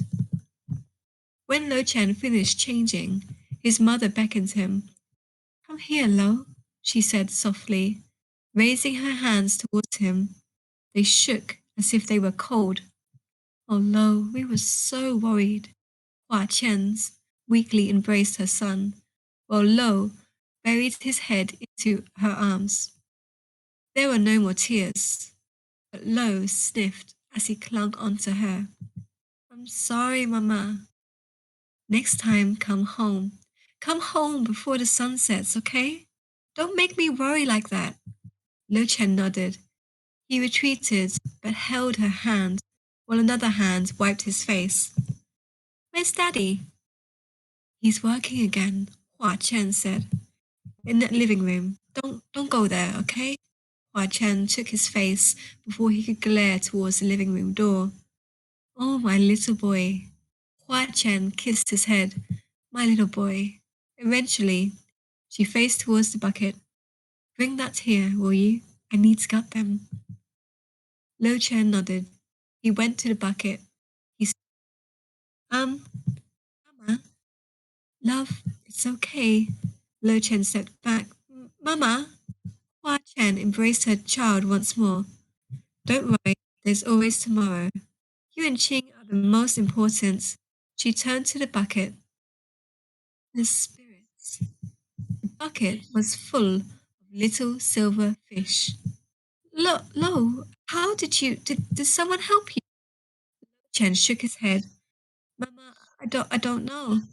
Hua Chen frowned and bent down to examine her son's face. Lo, has anyone been talking to you? Lo shook his head again, as vigorously as he could. No, Mama. Are you sure? Yes, Papa. How many fish did you catch? One. Lo Chen twisted his fingers together. I'm sorry. Hua Chen held his face towards hers. Why are you sorry? No. Did you talk to anyone? No, Mama, I didn't. I went to the sea and I caught a couple of fish, but I was scared. Put them away. I only put one in the bucket. Hua Chen sighed and stood herself upright. You promise? Yes. Lo Chen sniffed and twisted his face into his eyes. Don't do that, love. Hua Chen brushed his hands aside. It's okay. You haven't done anything wrong. She allowed herself to smile. Lo Chen watched her expression desperately. Promise, he whispered. Yes. She forced her smile wider and made a gesture with her thumb and finger, indicating a heart. I promise. Lo Chen a little smile, but grinned as he rubbed his hair. Well done, Lo. You've helped us a lot. Lo Chen laughed a little. I did good. Yes, you did. Now I'm going to have to ask your help to gut all of these. There's a lot of work to do. Lo Chen nodded enthusiastically. His kindness didn't feel overwhelming anymore. He scooped up the fish one by one to his mother and helped her put the fish in another bucket, the guts in a bin. These fish are lucky fish, Hua Chen said softly. They're used for medicine. Lo Chen nodded. Some people get sick. Some people get sick, Hua Chen repeated. We'll sell these tomorrow at the market. You'll be able to buy some fruit if you want. After, we'll take a trip to Grandpa's. Do you like that, Lo? Yes, Mama. Lo Chen paused. Can Qing have some? Hua Chen laughed. Lo Chen's heart fluttered with joy at the warm sound of her laughter. He's still a baby. He's too small for fruit right now, she sighed. One day, Qing will be just as tall as you, and you'll be able to look after each other. You both will do that for me, won't you? Look after yourselves for me. She brushed she brushed the hair from Lo Chen's sleepy eyes. My poor boys, my poor sweet boys, she whispered, then blew out the last candle. From the age of 5, Lo Chen would visit his grandpa every week. At first, his mother would attend these visits with him, but eventually she would leave him there every morning, and finally, he would have to walk to grandpa's and leave by himself. The routine was simple. First, they would sit by the candle in silence. If Lo Chen moved or coughed, sit down would take longer. So Lo Chen held his back straight, closed his eyes, and waited. Over time, his grandpa would stand up and pace around the room. Lo Chen learned not to move then either, or grandpa would sit down again. Eventually, the kettle would be boiled, and Lo Chen was beckoned to join his grandpa in the dining room. Grandpa would make him tea and small talk. Grandpa's pale blue eyes would watch him closely as he asked the same questions every week. What did you do today? How many fish did you catch this week? What was the sea like today? Did you notice anything strange? Lo Chen had become better at catching fish. His bucket never filled beyond his own quota.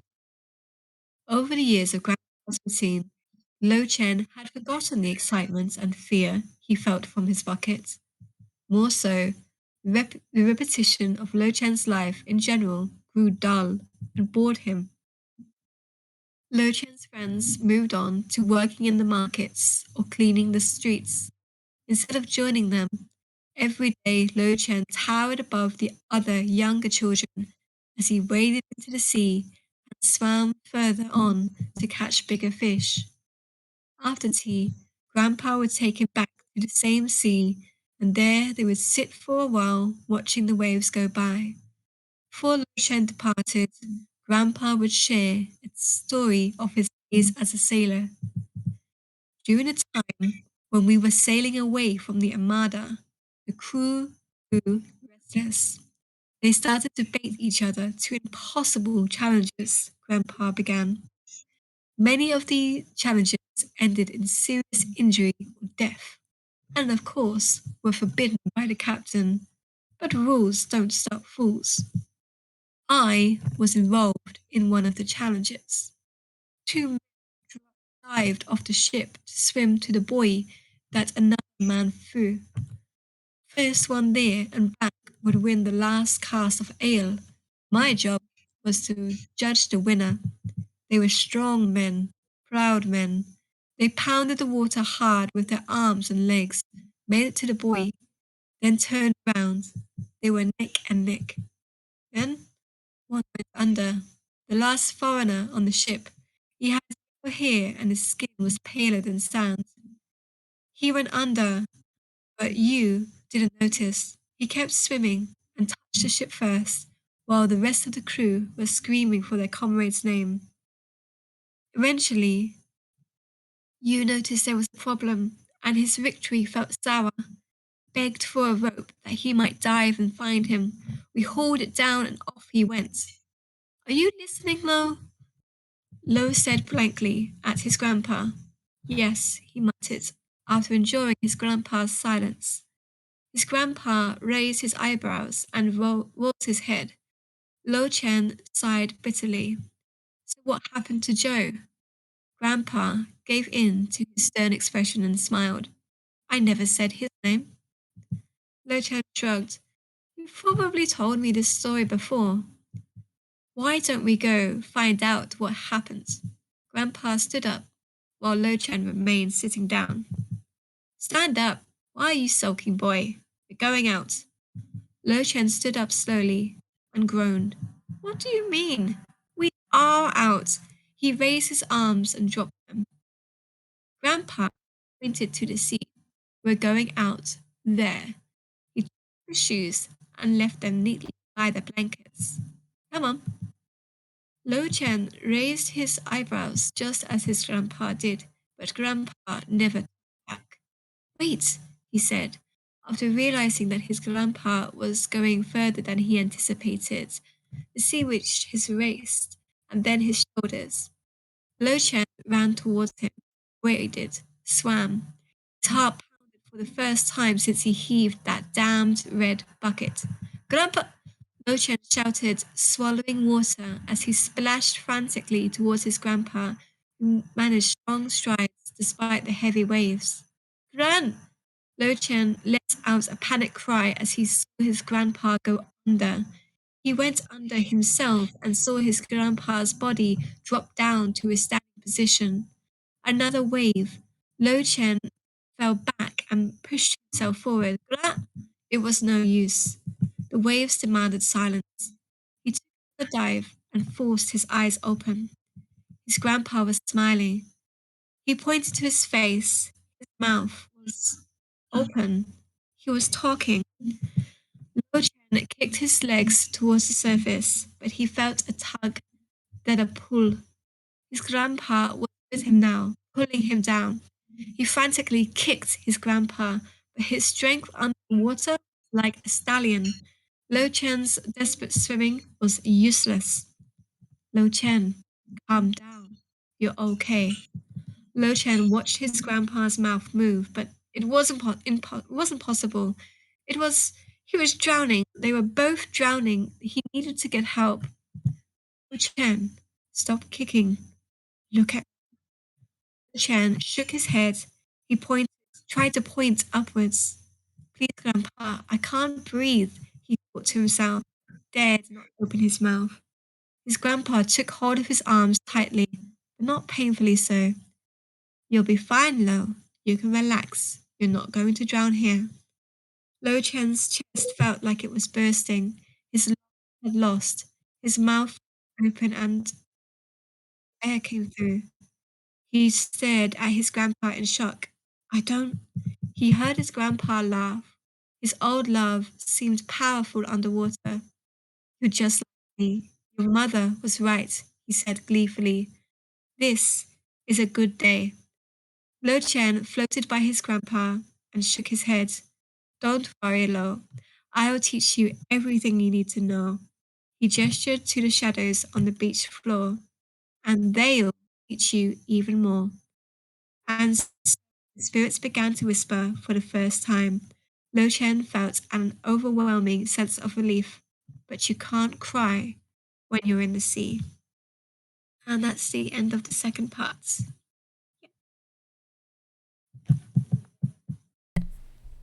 Yay! Whoop. I don't think I unmuted the other mic. Oh, I did. Yay! That's beautiful. You've still got 10 minutes if you would like to read the third part. Oh, okay, I will. That's Yeah. okay. So it's very short, anyways. I think it's only about 5 minutes. So sure. Thank you very much, Sable. Awesome. Okay. I don't think I'll be here this time, Lo.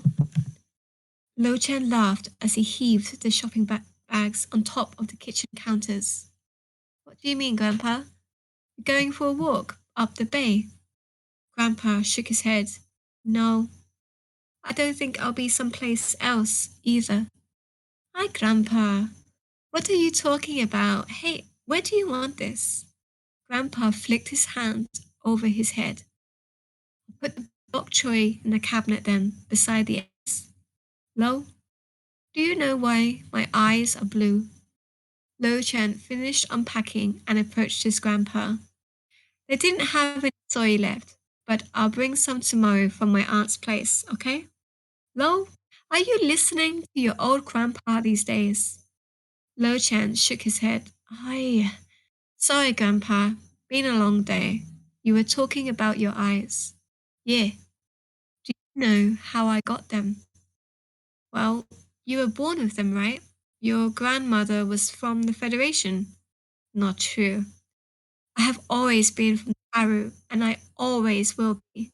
Grandpa prodded his long fingers against Lo Chen's chest. I wasn't born with these eyes. I chose them. What do you mean, Gramps? There was a dealer that came by the old village where I was born. He sold eyes that could do the most interesting things. Lo Chen shook his head. Gramps, have you taken your medicine today? Listen to me, boy. Where's your respect for your old man? I'm telling you, I brought them. Lo Chen leans back against his chair. Okay, Grandpa, I'm listening. Sometimes we do anything to protect our home and our loved ones. You understand that, don't you? Lo Chen nodded, uneasy. Yes, Grandpa. I fear you boys might have to do the same sometime. You and Qing. But he's not as strong as you are. You'd have to take the lead. You'd need a new pair of eyes, Lo. Don't worry, Grandpa. You're not going anywhere. And I'll keep an eye on Qing. He's not going anywhere either. Grandpa nodded. I know. You're a good boy, Lo. Lo Chen grasped Grandpa's hands together. You don't need to worry about anything, okay? I'm going to take care of you. We all are. Grandpa finally gave Lo Chen his usual smile. I know, boy. I know. Fetch me some water.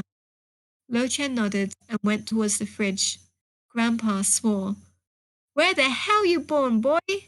Hot water. You only drink it hot. He laughed. Your mother has a lot to answer for. Lo Chen smiled and presented Grandpa his last cup of hot water. Thank you very much. That was awesome.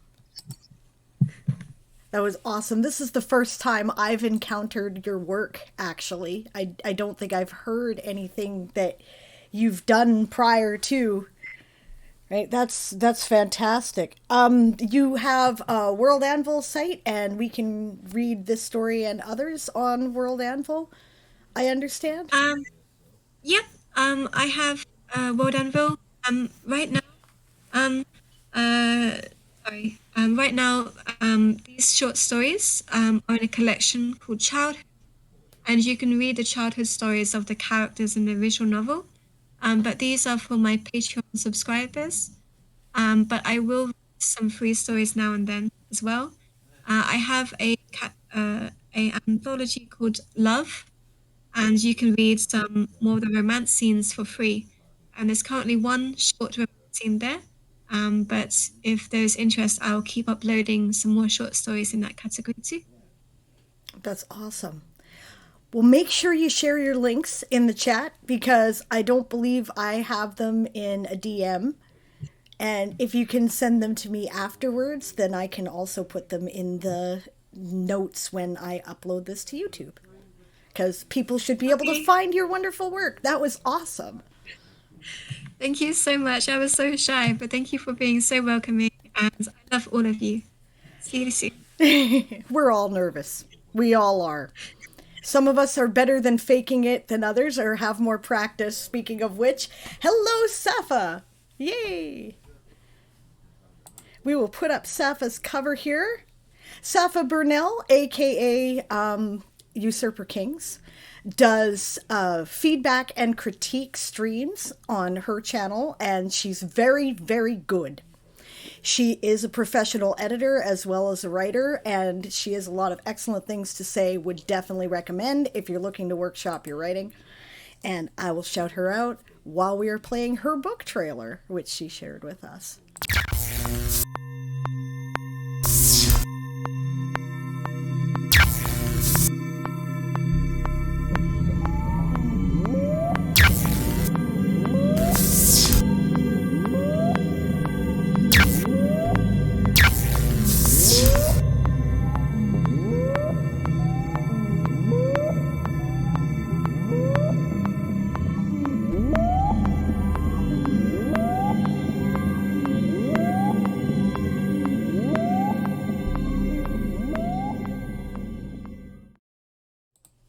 I love it.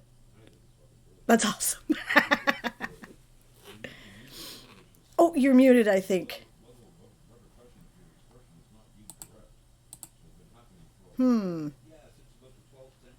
I hear clicking.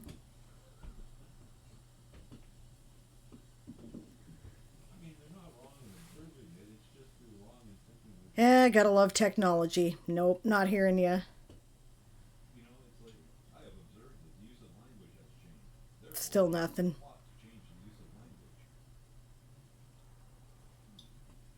Oh.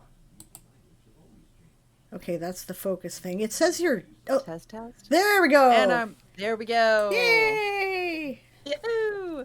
Okay, there we go. Hello. Hello. Yeah, that book trailer was a fun one to make. So lots of Awesome. pretty colors. Lots of pretty colors. That's great. Yeah, We are kind of a thing.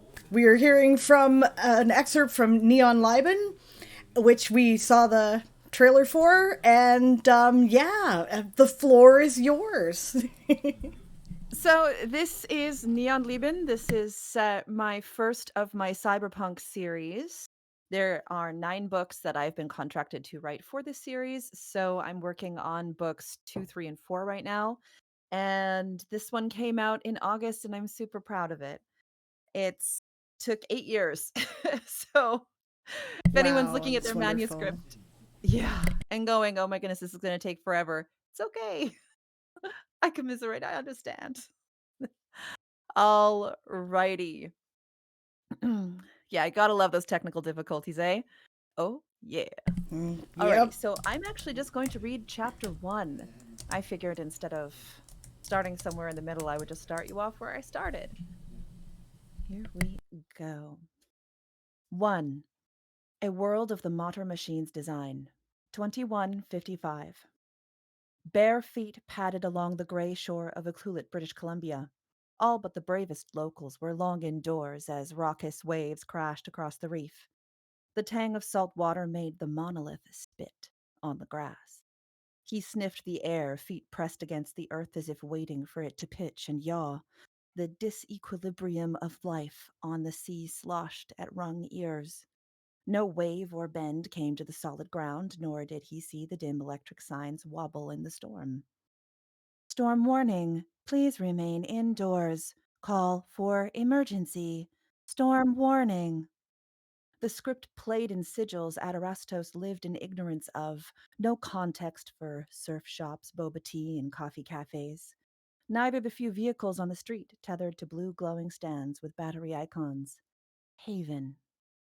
Above all signs and ubiquitous scripts, a crown of fluctuant purple and pink neon light.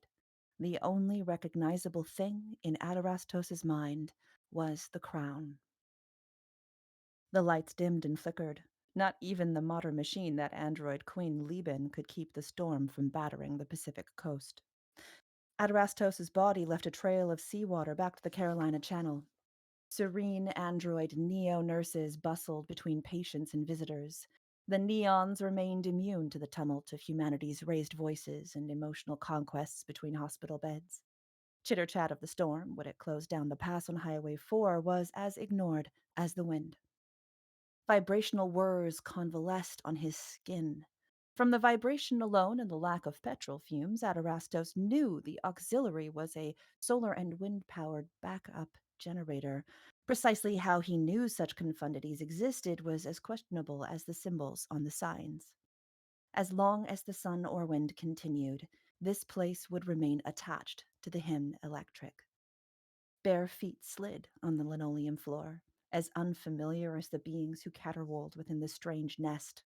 It seemed to grow from the Uklulit soil in a steel-beamed forest, the foliage vast panes of storm-proof glass.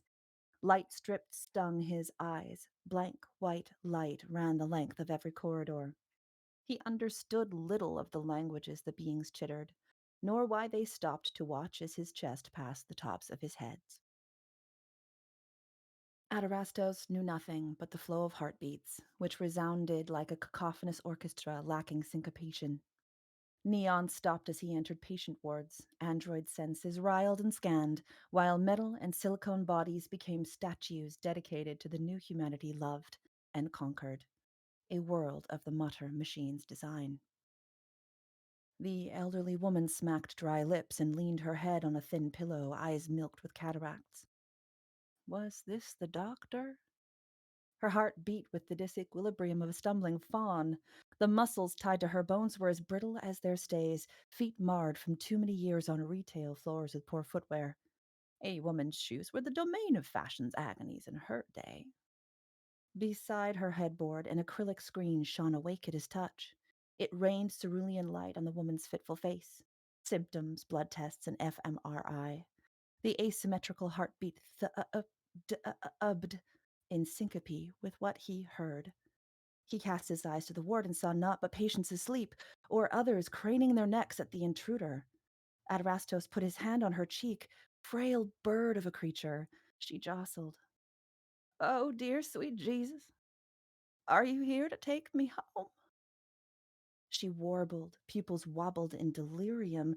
Adarastos's eyes closed as he felt for the heartbeat, and with a tug, an easy inhalation strengthened it. Color swooped into her cheeks. The cloying tang of infection wafted away. Eyes became the clear chestnut of a childhood playing softball in West Vancouver, despite her twisted, birth-dropped left leg. He turned, gasps shocked from her from a pallid recline to sit up in bed. Nurse! Nurse! As Adarastos laid hands on each person in the room, the neon remained an inanimate object. Patients quaked, squealed, reached. What's he doing? Call security! Call a doctor! Someone tweet it! Don't miss me. Neon! Neon, wake up! Over here. Hey, the web's down. Don't leave me. Each of the confounded beings received the healer's hand. Heartbeats, too many heartbeats clattered in his ears, a cacophony unignored. Teeth clanked in his jaw from the damp chill of his seawater-soaked jumpsuit. Illumination bands oscillated multiple colors around a closet beside neon recharge cubbies. Inside, scrubs by size. The largest scrub shirt stretched tight across his frame. Trousers snug, if short. Patients he touched rose from their beds, pecked at circlet holocams, and tried to call disembodied voices. Words garbled, incoherent as the storm shuddered against the circlet network. Adarastos' silence deafened the charging mass. Patients well enough to leave their beds lined the halls, groped to get closer. Hey, you! Where's your bracelet? Lou, I found him! God dang it, your mama fed you like a horse! A man in identical scrubs chased down the hall after Adarastos. His hale heartbeat and the timbre of his voice sent his chatter down the list of priorities to those whose health fared worse. Adarastos padded through the hospital in a heady fog. Their heartbeats thrummed and thudded into his body with the force of river waves cutting into a fledgling canyon. Each thub-dub he heard added to what the behemoth was denied. Humanity, in all its ailments and grotesque accidents, spread before him. Thing is on set. I'm not sending an attack team into a hospital full of civvies. Yeah, no frick, genius. Contain it. Contain this! Commodore Ramage pushed the off button on his radio receiver's microphone with such vehemence he tried to crack the plastic. Didn't work. Damn. Barely hear his nebulous superiors over the storm anyway. Time and distance were on the Ithavol's side, even if the crew buckled down against a fury far greater than La Mer. Answers as to how the asset woke up enough to open its eyes would be found if Earl Ramage tore the ship to girders to do it. Allard! Ramage flipped the lid on his stainless steel coffee mug, battered in his pack until a thumbprint manifested on its side. At least that still worked. A thin, caramel-skinned officer with rakish black hair rushed the door and heaved it open. Behind him, a litany of officers bustled through the compartment. Yellow claxons flared along the corridor walls and the tops of the bulkheads in a frenetic pulse of incandescent bulbs. "Close the door! Sir!" Lieutenant Max Allard snapped to attention. Hound bounced off his smooth forehead. The clumsy lieutenant kicked the door shut, secured it to its magnock. Sorry, in a 1 second. It closed the... What the legitimate...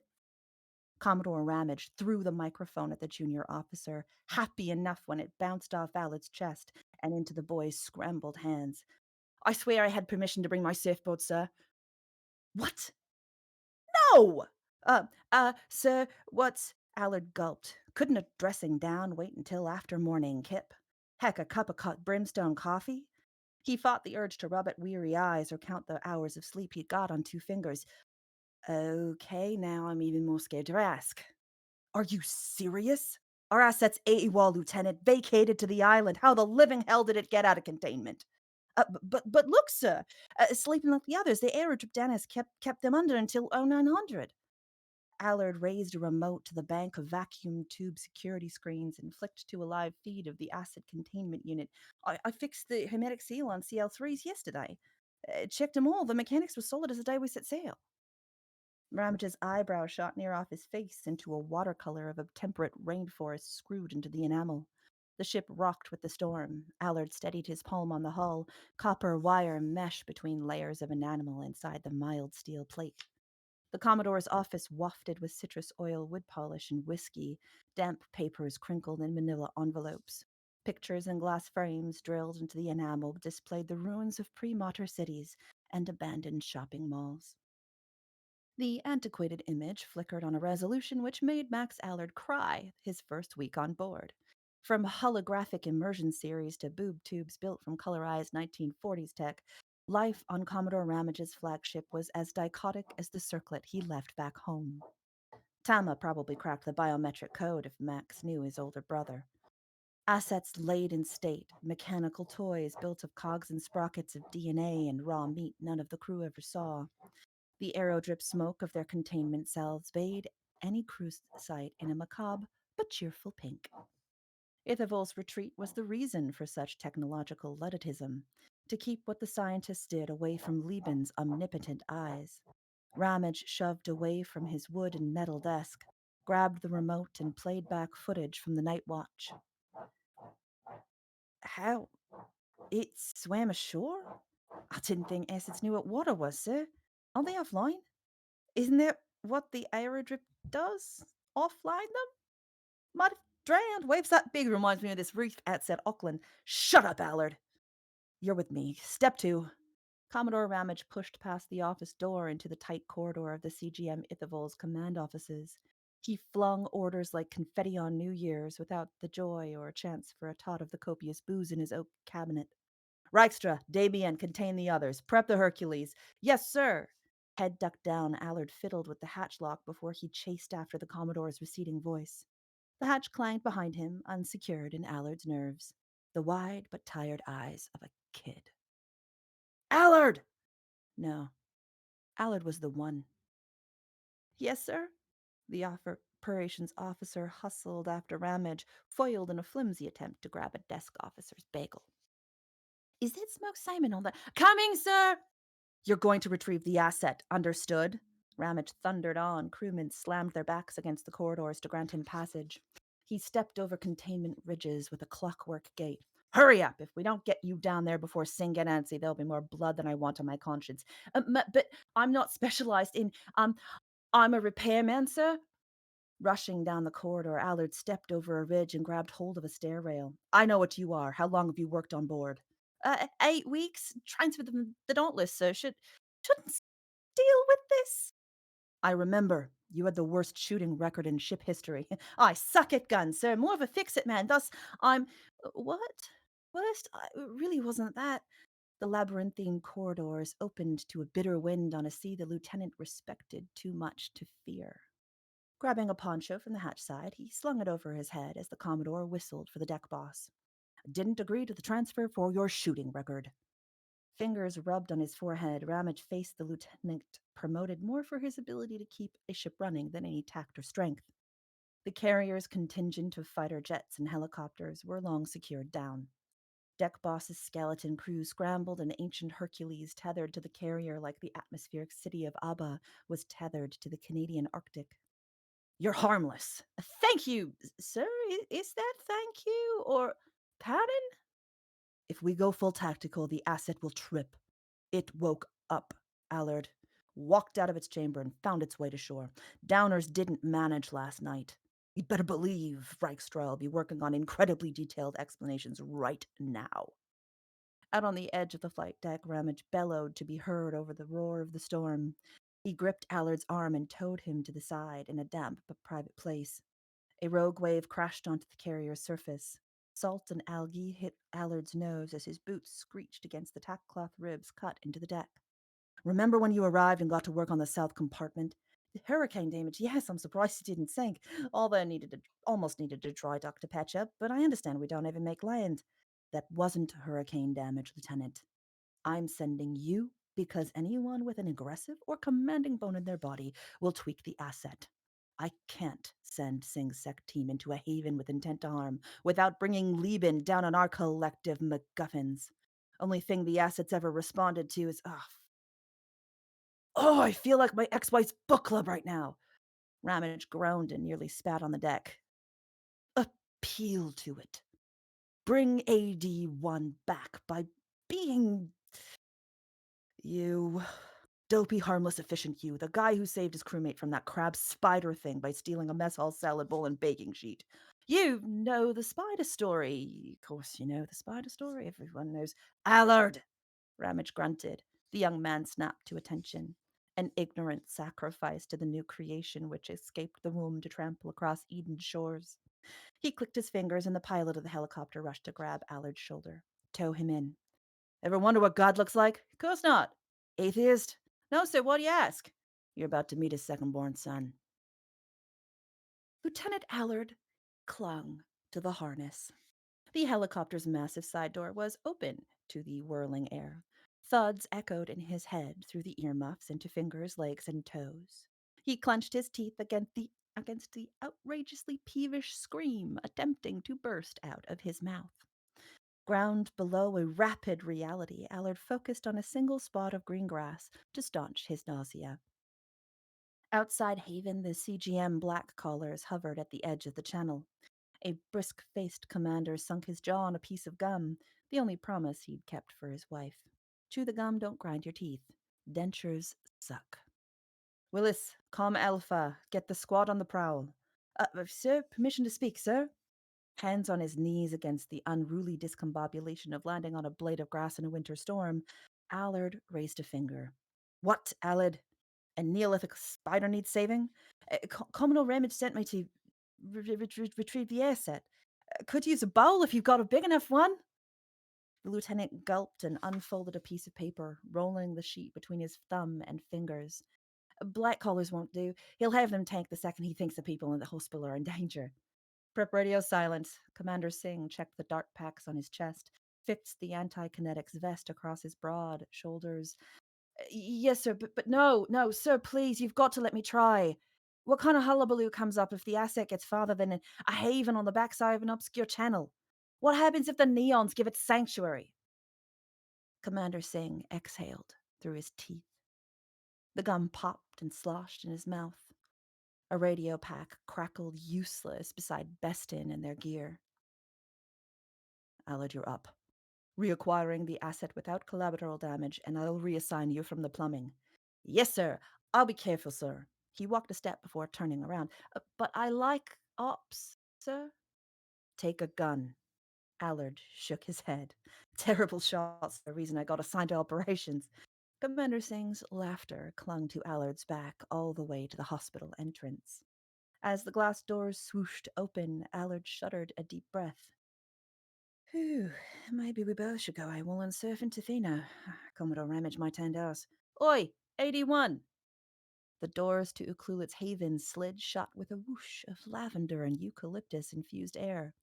A robot floor sanitizer squeegeed up the last of a trail of water from the expansive, light-filled foyer and exhaled until his shoulders bowed. Bright blue and white LED light bathed glass and steel. Holograms of medical staff asked people to return to their beds.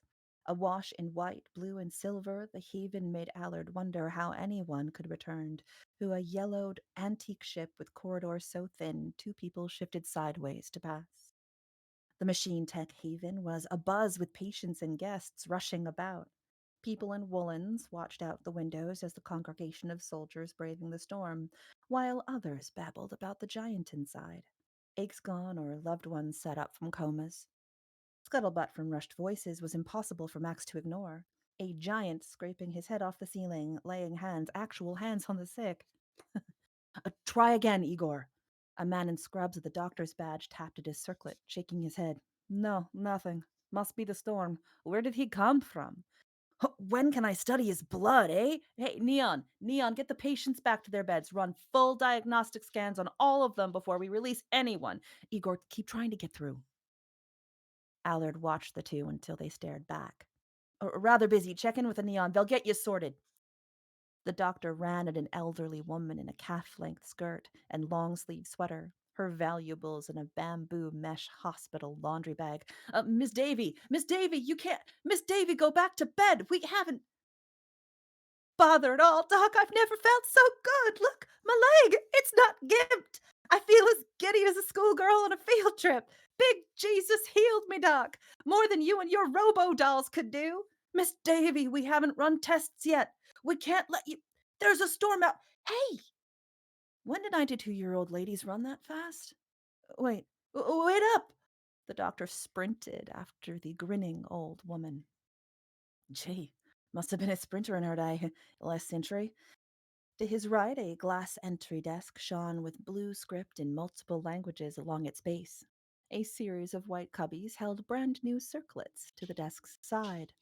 An advertisement played on top of the holographic lens, new features and higher res holographics on the circlet with smaller size to the wristband. I don't think Ramage will mind if I get some help or a map of the place. Max reached for a circlet and slid up his left wrist's soggy sleeve. The circlet affixed itself and eased into connection. Blue light scanned his hand as the band took blood pressure and pulse. Above his palm, diagnostic and calibration holograms fluttered, until a series of words swelled with the bird-song voice of the modern machine. Come at your leisure, my love is free. My abundance is yours. Money was as useless as torn paper in a haven, an inequality the modern machine abhorred. While circlets connected the planet's populace who followed Lieben's cultural call, the monetary deficit stung CGM's capitalist senses. How could culture, economics, and society be maintained without financial gain? Her way led to docile cattle instead of the conglomerate's wolves. God damn, but this thing's cool. Moo. I'll be a cattle today. Max tinkered with the holographic keyboard until he smacked against a pile of green, fluffy leaves. Hydroponic towers lined the foyer. Each grew a curated selection of healing plants and foodstuffs. Folks supped on pastries, fruits, and vegetables, tea and coffee in the bistro across the entry desk. Salad. Max pressed his lips together hard. On board, the grunts reminisced of meals back home, where soup was made fresh and nothing was freeze-dried. Max gulped, overwhelmed by the haven and what used to be an insignificant, tiny spit of land. Come at your leisure, my love is free, my abundance is yours. The statement entered Max's ears with the vibrato of electronic birdsong and servos in motion. Whoa! The lieutenant jolted at the sight of a Neo W, wrist cannon placements draped in gray plastic. Androgynous head bowed in a reverence Max read about in training. Right, so your body shows signs of hunger and fatigue. Come and receive. The antique machine bowed its mass-produced head, Arm stumps motioned to the bistro. Conglom training dictated Lieben's disarming of the planet as a false face, a reversal of power. The insane mama machine couldn't possibly take that many military drones and Neo-W battle units offline. He stared at the stubs of gray plastic, wondered if the lethal wrist-mounted weaponry was removed at all. Right, yeah, I was... Adders? 81, where are you? Are you in here? Perhaps by the coffee? I'd best get a closer inspection. The maelstrom outside continued to billow against glass and steel as Lieutenant Max Allard dipped into the bistro for a coffee and a goddamned hot sandwich. Hunger gnawed at his gut, eyes wide to the luxury of foodstuffs served without first being preserved in the slim ration packs. Chef did what he could, but when a ship like the Ithavold stayed seaborne for years, what cargo space did they have for lettuce? Should be glad there was no hardtack until crewman Biggins found flat loaves of emergency bread in the bottom of his provisions chest. Various sized edible cups nestled beside the espresso machine, all embossed with another of the modern machine's tenets here. Contribute and receive. You and my mother. Yeah, I'll do some dishes. He waited for the black ichor of a double espresso to filter into the cup and pulled a turkey sandwich on rye off the nearest tray. Steam rose from both coffee and plate. A goddamned hot breakfast. Another cursory scan, no aderastos. Should he grab the sandwich, eat on the go? A peek outside at the inclement weather, at the spit of car park Singh and his troop huddled near, and Max took a selfish, glorious bite. His whimper caused the duo at the next table over to eye him cautiously, until Max's elbows sunk to the table and he chowed on his sandwich like it was the first meal he'd had in months. The storm wouldn't make it inside for a few more minutes, eh? Where was 81 going to go? And that is chapter 1 of Neon Leben, highlighted by the percussion section known as my dog scratching at the carpet because he wanted to lay down off of his blankie.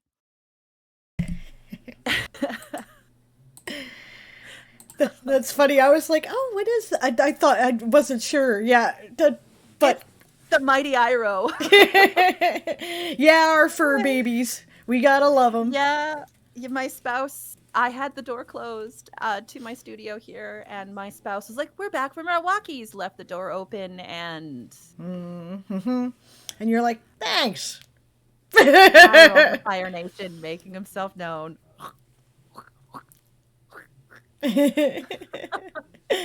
No, that's awesome. I love the in-process world building, in particular, how you just the line that stuck with me, tethered to, like the city was tethered to the Canadian Arctic. Yeah. Yes, that's the city of Abba. It's where was that? Hercules. Let's see. Here. Ex-Wife's Book Club. It was before that. All right, here we go.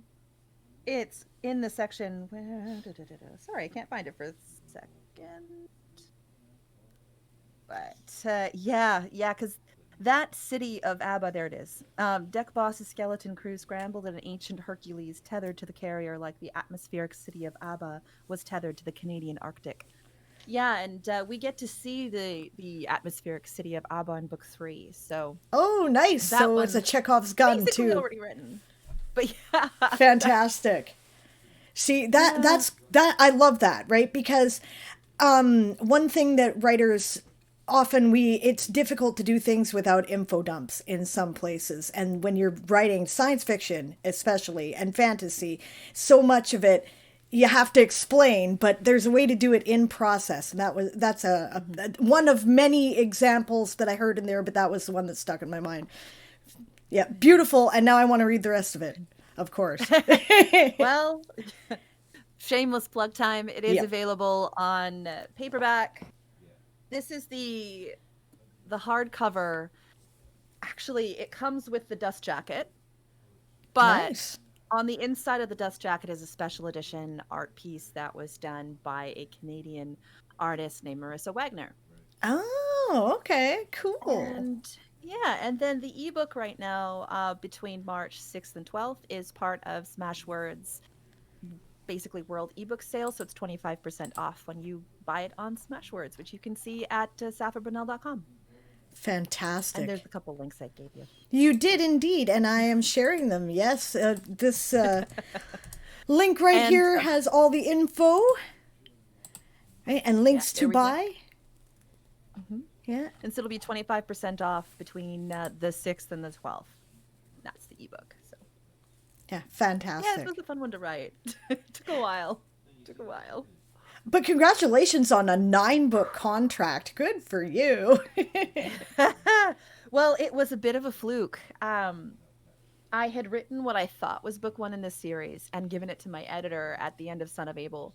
And they, she read it and she's like, okay, came back a few weeks later. She's like, yeah, no, you know what? We really like it. We definitely, we want to talk. But I have one problem. What's that? This is book like 4, not book 1. Go back and write the prequels. Lots of author going, but no, wait, just listen to my process. Maybe no. Mm-hmm. And a little bit of distance, and I realized that she was right. That I needed to start with Lieben and Adarastos, and not where I thought I could start. Forgive the So, break-in, but that was cool. Like, they're telling you, hey, yeah, we're gonna need like 6 more books out of this story just to explain what I don't get.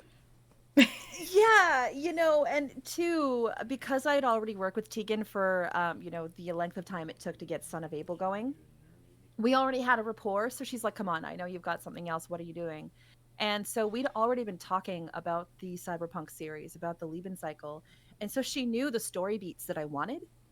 And so it was just that incredibly precious, thing when, the press is a small press in Canada. It's not one of the big boys, but it meant that they actually got the time to know me and to actually build a relationship that we could now build upon now. So That's beautiful. Yeah, buy all Sappha's books and magazines. Of course, because this is how we make a living, guys. So yes, definitely, that's part of the point of this. I want people to discover the writers in our community, because you know what? You're going to read. So you might as well be reading stuff by people that you know and helping support their careers, right? So yes, go get it. I'm going to go get it. I think that's great. I can't wait to read it now.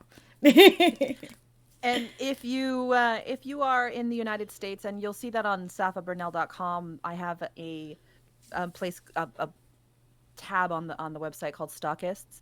If you are within the UK or the United States, the best place to get your actual like paperback and hardcovers is bookshop.org.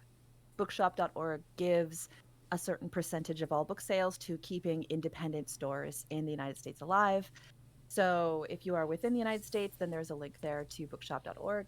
If you are like me and in Canada, then actually straight off the Vreda Media website. And if you do, and you let them know that this was the thing, they can actually send you a signed copy. So, Nice. if that is of interest to anybody. But yeah. I'm I see sure a it couple is. comments. Yes. Yeah, go ahead, and if you want to answer them directly, feel free. Yeah. Let's see here. Let's scan up a little bit. I like Ellen too. He's much not courageous per se, but he has a strong moral compass, and he's certainly brave about speaking his mind, despite clearly fearing the consequences. Yeah, okay, let's see.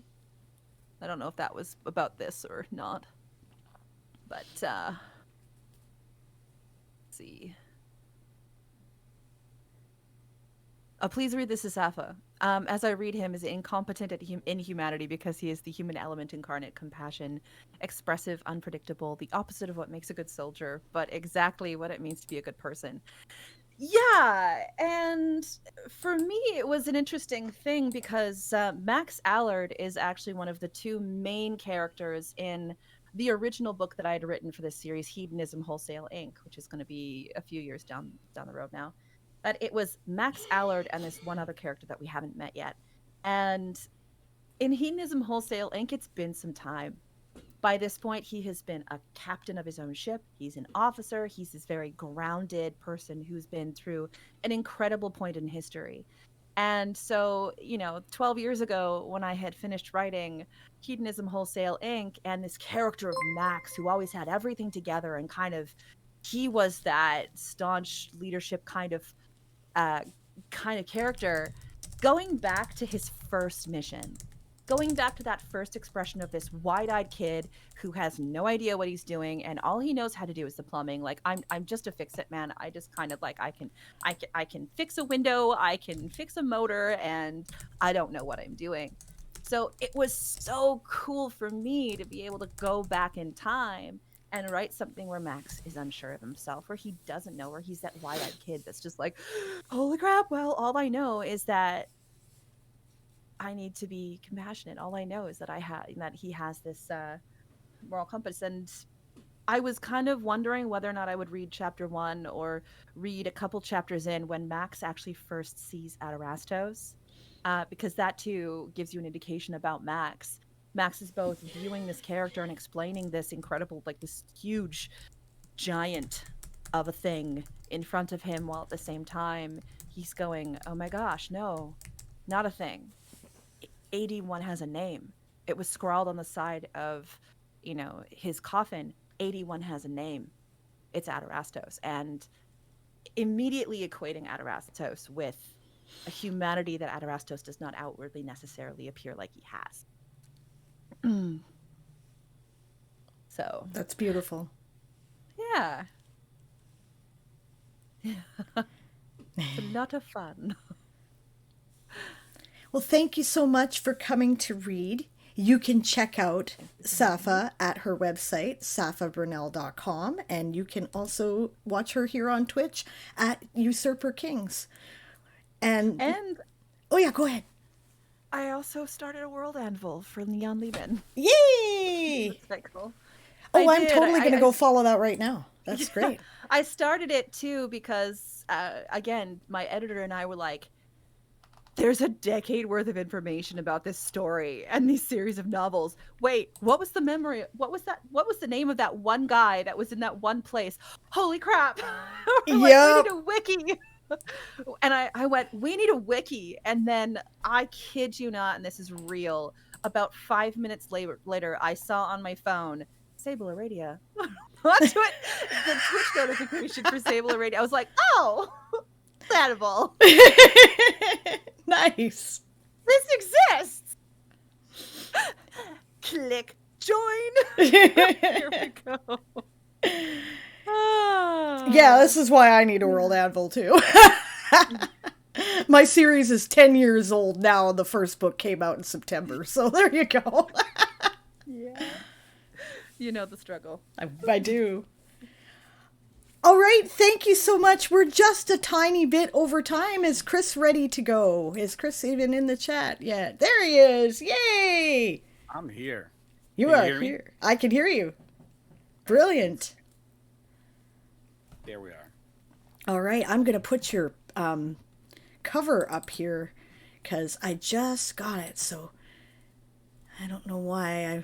I must have missed it earlier, but this is... No, I was very late in getting it to you. Oh, okay. I think it came in during... oh my gosh, that's too big. I'm sorry. No, that's fine. That's fine. I was like, I'll send whatever copy I have, not thinking about, it needs to be a little small to go on a screen. It's totally fine, honestly. It's great. So, E. Christopher Clark is going to read to us from The Piano of Death, and I believe he's starting at the very beginning. This is the beginning of his Stains of Time series. Yeah. Start at the very beginning. It's a very good place to start, or so the song says. Yeah, so I'm going to read from The Piano of Death, which is, as Sable said, the first book in the Stains of Time. And I think the only thing I'll say in advance is that there are teenagers in here acknowledging that sex exists. There's no explicit, I don't think it's explicit, mention of the actual act, but there's discussion of said such things. Um, and yeah, beware of a cliffhanger. Um, Duly noted. all right, part one: the snows of yesteryear, December 1999. Chapter one. It began with a piano falling from the sky. Veronica stepped onto the subway platform, guitar case in hand, and tried to shake the image from her mind. But just as the last whispers of the instrument's final cacophonous chord faded into a gentle hum, she caught sight of something that scared her even more. It was a man, a salesman. He stood in his suit, leaning against a pillar, his nose in a book. It was Dickens, a collection if she'd read the spine correctly, but he didn't read, not him. She knew this man. He watched and he listened, but he did not read. The salesman looked up at her as she stepped tentatively toward him. He dog-eared the page he was on, then flashed her a wide smile. "Veronica," he said. "It's me, I don't know you," she said, turning away, stepping toward the yellow line that separated platform from track. "You do," he said. "Or, well, you did. You did know me." "Fine," said Veronica, listening as his footsteps grew closer. "I don't know you anymore." "That can be fixed," he said, setting his hands upon her shoulders. "It can all be fixed." She thought to shrug him off, so blatant was his bullshit. But he was selling her on it, the way he always did. How many times had the feel of his hands on her shoulders calmed her, comforted her? Whether it was on the swing set, each gentle push of his filling her with the bravery it took to swing higher and faster, or when she'd learned to ride her bike and his lightest touch could right even her most severe wobble, or at the piano, where even the suggestion of his hands nearby could convince her to power through the next measure. The piano! She gestured toward the exit. "Did you see what happened out there?" "I did," he said. "A shame. A real shame. Avoidable." She turned on him. Had to see in his eyes if he believed his own spin. "How?" she asked. "It was an accident. How do you avoid having a piano dropped on your head?" "Stay away from high-priced high-rises." "Excuse me?" said Veronica. "Stay away from places where a piano is likely to fall on you from an unsafe height, and you are less likely to have a piano fall on your head." He smiled and ran his hands along her upper arms, giving her shoulders a squeeze as he said, "It's simple logic, sweetheart." She stormed away from him, stared down the tunnel, squinting to see if she could make out any oncoming trains. "Don't call me that," she said. "You don't know me. You don't have the right." "But I do," he said, his voice echoing through the empty station. "I've known you for longer than anyone else in the world, except perhaps your mother and the doctor who delivered you." "Veronica," he said, "look at me. It's me. It's—" "Shut up," she said, frightened by the sound of her own voice, the authority it had as it bounced back at her. She looked around, disoriented. Where was everyone? Had the city shut this place down after the piano fell? But if they had, why hadn't she and the salesman been evacuated too? Something was going on here. "Where am I?" she said. "What is this place?"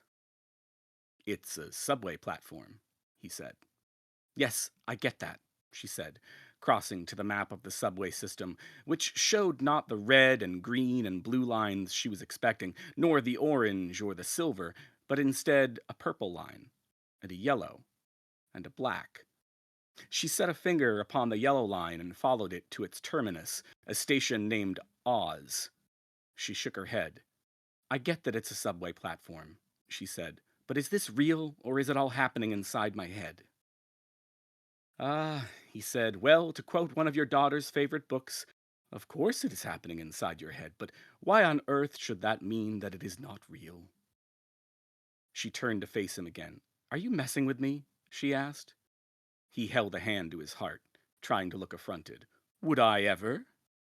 "Yes," she said. Yes, you would.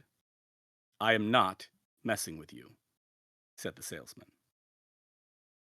Veronica tried to place the quote, but couldn't. And this surprised her. There were only so many books on their shelf at home, and she had read each of them to her daughter so many times. What book is that from? She said. I don't recognize it. Of course not, he said. It's what. When did you go to sleep? 1999? That book hasn't even been published yet. But once you bring that one home, you're going to read it to her again and again. Veronica scoffed. You're from the future now, too. She shook her head. Paste. It's that Chinese food I ate that's causing this, isn't it? I have a friend who has this theory about crab rangoon being laced with marijuana. I never believed her, but. Oh, be quiet, Veronica, and I'll explain. Please do, she said. He pulled his book out of his jacket pocket and began to thumb through it. I can't remember the damn quotation. He said. I nearly flunked out of school because of my English grades. I'm sure I've told you that once. She sighed, exasperated. You never told us anything just once, Dad. He smiled at the sound of the word, slapping his knee with the book as he did it. Slapping his knee! Who did that? And then he let out a laugh. You said it! You said it, he said. You called me. The quotation, said Veronica. Get on with it. He returned to the book, put on his rough approximation of a British accent, and spoke. I am here tonight to warn you that you have yet the chance and hope to escape my fate. She sighed. A Christmas carol? She said. So who are you supposed to be, Marley? My father's not dead yet. He slipped the book back into his jacket pocket. Allow me some artistic license, if you please. As if I have a choice, she said. I am all of the ghosts in one, he said. So many of you have asked over the years to have us all at once that we figured we might as well acquiesce. That's kind of you, she said, stepping again toward the edge of the platform, looking in both directions for a train out of there. Now, can we get on with it? She asked. I'd like to get some actual rest before Tracy wakes up to bitch at me about the latest wrongs I've done to her. The salesman slipped up beside her and asked, in almost a whisper, Do you regret having her, Veronica? Do you often wonder what life would be like if... Hey, she said. Wait, is this A Christmas Carol or It's a Wonderful Life that I'm dreaming here? It's not some mashup, is it? He strolled down the yellow line, heading toward the far side of the platform. I was just asking a question, he called out over his shoulder. She stomped after him. Yeah, a question no parent is actually allowed to answer out loud, she said. He paused at the place where the platform ended and the tunnel began, unlatching a metal gate that locked up a ladder to the tracks below. Well, you're not answering it now, are you? Are you? This is all, as you said, in your head? I'm still not answering it, she said. He started down the ladder. Oh, you will, he said. By the end, you will. She watched him climb down, stepping over the tracks, careful to avoid the third rail, and though she knew that she would follow him, that she must, she stood still, holding her ground. She shook her shoulders hard in protest, not wanting to give in, and felt the weight of her guitar case bouncing against her hip for the first time since she'd stepped onto the platform. Had it been there the whole time? She set it down. No use bringing this with her. Serenading him wasn't going to get her out of this. Wait up, she said, descending the ladder herself, and then following him into the darkness. 2. When she saw the light at the end of the tunnel, she did not flinch. The worst that could happen, she figured, was that a train would run her over and send her back to the waking world. And though that would leave her without an answer to the question of what the salesman was up to, she was sure she'd see him again, that the epiphany he sought to bring her could be dealt with at a later time. And so, the train came. But it was riding the track opposite them, so no escape was forthcoming. It hurtled by, faster than any subway car she had ever seen. But that wasn't what stunned her. It wasn't what stunned her most. What really got her attention was what she saw in the darkness just after it passed, a fleeting image sprung from the shadows by the train's fading taillights. She squinted, and, almost as if the tunnel could sense what she was doing, overhead lights began to flicker to life. There was a table there, on the other side of the tracks, and chairs, a whole kitchen. She knew this place. And she knew the girl sitting at the table, the girl with the slap bracelets and the Ride the Lightning t-shirt, the girl staring at an overturned glass bottle that lay in front of her. Veronica stumbled backward in disbelief, tripping over a rail as she did, and then realizing, as she fell, that the third rail was behind her, that the end was coming now, just as she'd seen something worth seeing, worth exploring. But when she landed, it was not on the hard metal of subway tracks, nor on gravel or wood chips or whatever it was that lay beneath those things, but on the cold linoleum of her parents' kitchen floor. The salesman hovered by her side, offering a hand to help her up, a hand that she did not take. "What do you see here?" he asked. "Which night is this?" She pushed herself up from the floor, her gaze locked on the young girl, the girl that she had once been. "Damn," she said. "This is the night I got pregnant." She looked out the kitchen window just to make sure, and there was the snow, just as she remembered it. Not able to bear the sight of the flakes falling, she stared back at the bottle. It was a wine cooler, the brand her mother drank, and that night it was one of only 4 bottles sitting amidst a castle of empty cans. The boy who had plucked it from the countertop laughed at her as he set it down on the table. And then he had stopped laughing, and he had said, "Silva, you are such a lightweight." It was the first time that alcohol had ever passed between her puckered teenage lips, the first time that any of the girls at the table had been liquored up. Veronica watched her younger self duck her head and avert her eyes. This wasn't Vern's fault. Vern, that's what they called her back then. But she didn't know enough not to feel guilty. Aside from the blizzard which had stranded her parents somewhere in the wilds of Maine, this was all the boys' fault. They were the ones who had crashed the party, who had broken the tradition.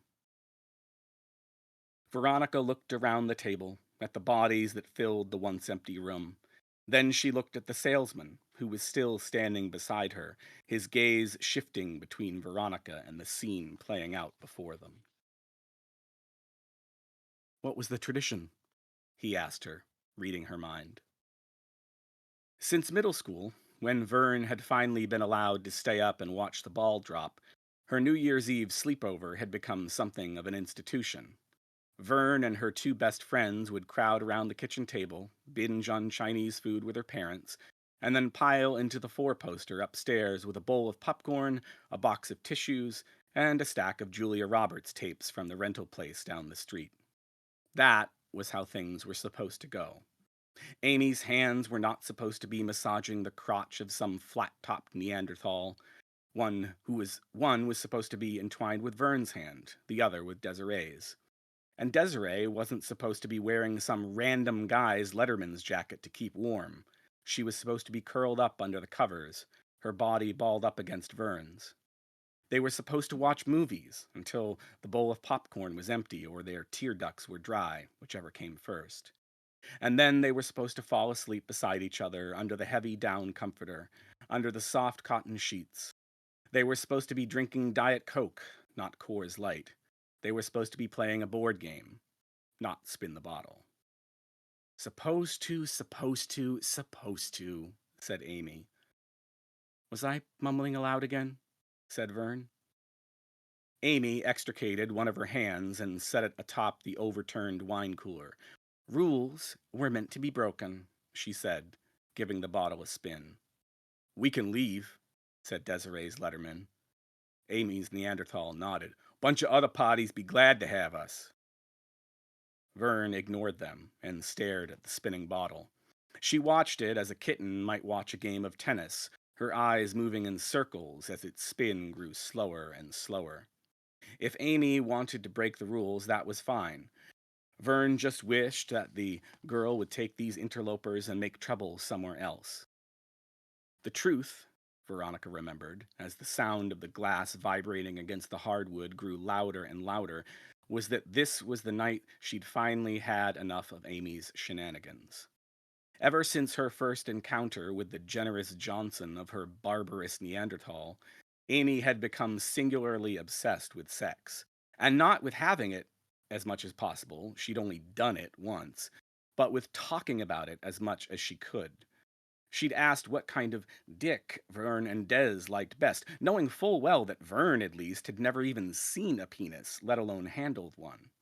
She talked constantly about orgasms, about how the one she'd had with the Neanderthal, or, well, the one she thought she'd had, hadn't been quite like the little earthquake she could muster with her own finger, and about how she'd been plotting and planning to make sure that the next one was much better, how she'd stolen The Joy of Sex out of the public library to make sure of it, and how she was leafing through the pages of that old tome every goddamned night. And worst of all, Amy didn't seem to think she had a problem. But she did have a problem, and the night was being ruined by it. The long neck of the empty wine cooler swung round to a stop, pointing into the small space between the Neanderthal and his runty cousin, the third wheel that they'd brought along, ostensibly for Vern's sake. Vern gave Desiree a look. Desiree smiled and shrugged, and then Amy clapped her hands. 2 for 1, she shouted. Who's first? The Neanderthal punched his cousin in the arm, and the runt offered up his cheek. Go easy on him, Ames, said the letterman. Dude's a virgin. The runt scoffed. Am not. He ain't no more, said the Neanderthal with a chuckle. Didn't your mom tell you she took care of that? Good one, said the letterman, hurling an empty across the table at his friend. In the shadows, still watching, Veronica shook her head. She turned to the salesman and asked him, Were you this much of an idiot when you played football? He smirked. I made those kids look like Rhodes Scholars. That's Rhodes, she told him, not Road. See? He said, still smirking. At the table, the runt asked, Can we get this over with? Absolutely, said Amy, leaning across the table. You ready? The runt nodded. Okay then, said Amy, taking hold of his head and latching onto his cheek with her barracuda's mouth. The runt went pink. The letterman screamed, Get a room! And Desiree said, Quit it! But it was only when the Neanderthal gave her a sharp smack on the ass that Amy let go. My turn, said the Neanderthal. Amy turned around and grabbed hold of the brute by the back of his neck, then buried his face in her bosom. She straddled him, pulled his face out of her cleavage, and then laid on him the sloppiest French kiss that Vern had ever seen. Tongues going everywhere, saliva spreading across cheeks and dripping off of chins, the tip of someone's tongue penetrating the cavern of someone's nostril. Vern went green, and Veronica felt her stomach churn in memory. Maybe part of it was the Chinese food, and maybe some other part of it was the 4 wine coolers she'd drunk. But a large part of what was making both the young and the old Veronica sick right now was the sheer wrongness of this display, of this show that Amy was putting on. These two, they didn't belong together, except in the crudest of ways, except in that insert tab A into slot B that all way that all men and women fit together. Before this asshole, Amy had been just another flannel-wearing, clarinet-playing band geek. Before, when she liked a guy, she made him a flower out of tissue paper, doused it in fuzzy peach perfume, and stuck it onto the end of a plastic straw. Now, she did this. Her hormones had convinced her that make-believe roses weren't good enough anymore. It was time to move faster, her body told her. The clock was ticking. Amy dismounted her boy toy and slipped back into her chair. She took off her flannel, a ratty old thing of her dad's that she never took off nowadays, except for its once-a-week washing, and then asked, That better? Much, said the Neanderthal. Amy gulped down the last of her beer, nudged Vern, and said, "Your turn." She resented having to do this, but she knew that there was no way out. With her hand atop the bottle, she wondered which of these idiots she minded kissing the least. She knew who she wanted to kiss the most, but boys weren't kissing boys tonight, and that probably meant that girls weren't kissing girls. Vern went over the physics in her head, trying to figure out how hard she would have to spin it to get the runt, the lone college boy, the least of all evils. And then she spun the bottle so hard that it nearly spun off the table. She turned to Desiree as it whipped around and around, and Desiree must have mistaken the look on her face for panic, because she offered up a bottle of tequila straight away. It wasn't panic that Vern was feeling, though. It was guilt. This situation, this night, was the latest evidence against her, enough ammunition for any prosecutor to prove that she was just as bad as Amy, just as warped and dishonest with herself. If she were really being true, if she were really being the person she was meant to be, she would have told Desiree why she was so adamant about keeping up the New Year's Eve tradition. She would have told her just how often she'd wanted to kiss her pouty lips, or else she would have just kissed them, not even bothering to ask. That would have been the most honest thing to do. It all went so far back, this lying. Veronica could still recall clear as day the moment it became obvious to her who she was. There, in her mind's eye, she saw Desiree strolling in and out of the surf at Red River Beach, down the Cape, a creature positively transformed in the 2 weeks since the end of school. There was something about her hair swirling gently in the sea breeze, and something about her face, too. Something about the thin eyebrows, the green eyes, the high cheeks. Something that seemed different than before. Maybe it was just the bikini, a skimpy string thing that the girl was nearly spilling out of, but Veronica couldn't help but stare at Desiree's breasts, which put Veronica's own endowments to shame. She could feel the heat building as her friend drew closer, a feeling that had never come from thinking about boys, the way her mother had told her it would. She remembered how she'd pulled her legs tighter together, hoping to stave off the sensation, and how that only seemed to make things worse. But then suddenly, she was back in the moment, back in the cold of her kitchen, drawn back by the hooting and hollering. She watched and felt, yes, felt, because she was no longer watching. She was there, in the seat, inside of the girl she had once been. A soft hand slip over her own. "Let's just get it over with," said Desiree. Every eye was on them. Veronica looked down at the table to see what had happened. She looked down to see, and she saw, but she didn't believe, could not believe. "It ain't 2 out of 3, said the Neanderthal. "Yeah," said the letterman, "in case you were wondering." "No," said Veronica. "Sorry, just spaced." "You ready then?" said Desiree. Veronica nodded. "Sure," she said. Desiree leaned across the corner of the table that sat between them, knocking over the now empty bottle of Pepe Lopez that sat in front of her. "You look nervous," she said, giggling, brushing a strand of fallen hair out of Veronica's eyes. "I do?" said Veronica. "Of course I do," she thought. Cliffhanger. I know I went over. Nice. Sorry. I thought I'd timed it No, correctly. no, no, you're right on time, actually. Okay, good. And that's brilliant. Or as we were discussing earlier in the Discord, a kiss hanger. Yes, a kiss hanger. Yep. Because there's like a whole other scene that erupts from the very next line. And I was like, nope, you got to stop right there. The dumb old salesman has to say something, which then, leads into the... The chat's going, I see what? The chat. No! Well, you can buy it. There you go. Sadly, there's not more for free over on World Anvil. That first part is available for free there, but right now I don't have more for free. Sorry. Well, that's still awesome. I have read the latest book that came out. Yes, Elixir, The the Elixir Elixir. of Denial, which is book 4. Yeah, and that it's interesting because I wasn't sure about jumping into the series in the middle, but wasn't any trouble to follow at all. And I love this. I love this world, right? I just love this world, and I love your characters so much, Chris. They're living, breathing people. There's so much of it that I'm like, yeah, that's how people really are. You know, not who we idealize them to be, but who they really are, and they're still beautiful in who they really are. And I love that so much.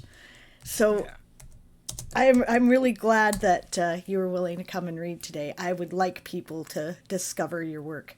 I think it's amazing. Yeah, thank you. Yeah, and a lot of, especially these early books, they went through a process where they were done as stage plays, and so a lot of credit goes out. I have in my book Missing Mr. Wingfield, which is a collection of books 1 and 2. I have this really extended essay that I should just put up on World Anvil at some point that points out all the contributions over the years.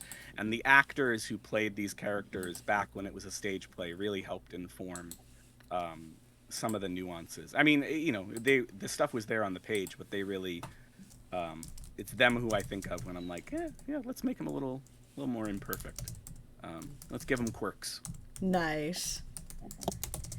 I'm putting a link in the chat here as well. I put the buy link in the chat, so if you would like The Piano of Death, you may get it at Amazon at that link. And if you want to know more about Chris's world and read a couple of free chapters, you can find them there. So, yeah, at echristopherclark.com. Yeah, which is actually, banged into a thing, which is the same as my World Anvil page. So if you're already following me on World Anvil, it's the same darn thing. But yeah. Awesome. Thank you so much for sharing with us today. Thank you. I'm looking forward to listening to everybody else. Me too. But that was great. Like, I'm having so much fun, guys. This is every bit as awesome as I hoped it would be. I'm enjoying your work so much, and thank you for coming and sharing it. It's great. All right, so next we have Coffee Quills. Yay! Is Coffee in the chat? What am I doing? There she be. There they be. Yay! Hello, Coffee. Thank you for the follow, Vira Music. Welcome. I am not hearing you. Good morning or good afternoon, I guess, for you guys. There we go. Okay. And how are you at this early, ridiculous hour of the morning? It's not too bad. I chose a later time period because it's 7 a.m. for me. Right. So I just had to wake up at around 6:30. Yeah, I don't get up at 6:30 unless you force me to. You're worth it, mother of bunnies. Awesome. You have the floor, my friend. Oh, well, let's see what I do with the floor. Okay. I'm going to read from my newest book, Blasted Research.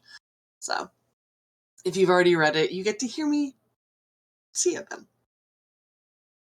Chapter 1, A New Assignment. Sir, please, can I just... A hand chop from Jules' section head cuts them off. Ze bits their tongue and clenched their fists behind their back. Thankfully, Ze wasn't tasting blood, and eventually the throbbing would die down. For now, Ze concentrated on keeping their mouth shut. Towering over the older, heavy-set man scribbling at his battered desk didn't help. It just made them more aware of the power Ze lacked. There is nothing to beg, plead, ask, or even demand, replied Dr. Tesla, not looking up from whatever message he was writing on trace paper. For a few seconds, Jules craned their neck to try and see, but ultimately, bad penmanship won out and Z gave up. Anyway, it was easier on the eyes to stare at faded pictures on the office wall And there was always the fun game of guessing which half-covered cracks led where. Dr. Tesla finished, cracked his knuckles, then sighed and shook his head. Did that stupid thing where he stroked his mustache and twisted the ends. He looked at Jules, and the younger scientist saw Time's touch on their mentor, watery eyes, thinning hair, and gray obscuring the previous sandy brown. His skin was still pale, but now there were many more liver spots to see. You're going. That's final. You can't choose. For others I can, and did, and will continue to do so long after you've gone on your assignment and arrived back. You were chosen, and I have to enforce it. You're the only qualified one in our department who can collect the samples at the moment anyway. This request came from the council, and I'm filling it the only way I can. Trust me. There's over 30 people working here. I can't be your best bet. Who left for the last one? Why can't they go again? Jules knew Z was scrabbling for a reason, any reason, but Z didn't want to leave. Well, nobody wanted to leave Dome, which is why finding volunteers had become something of a problem in recent years. It made sense that people would prefer clean water, breathable air, and the safety of being surrounded by those they'd grown up with. Much better than a radioactive wasteland with dirty water, poisoned air, and unknown strangers. Dr. Kepler is dead. Jules winced. Z'd forgotten about that, but to be fair, Dr. Kepler had been floors away in a different department. Weather, right? With the hobby of dabbling in the stars? There was a wry twist to Dr. Tesla's lips. Trust me, it was hard enough to make the man do anything when he was alive. Him being deceased won't help, though it will cut down on the obscenity laden screaming. Jules didn't know how to react to that.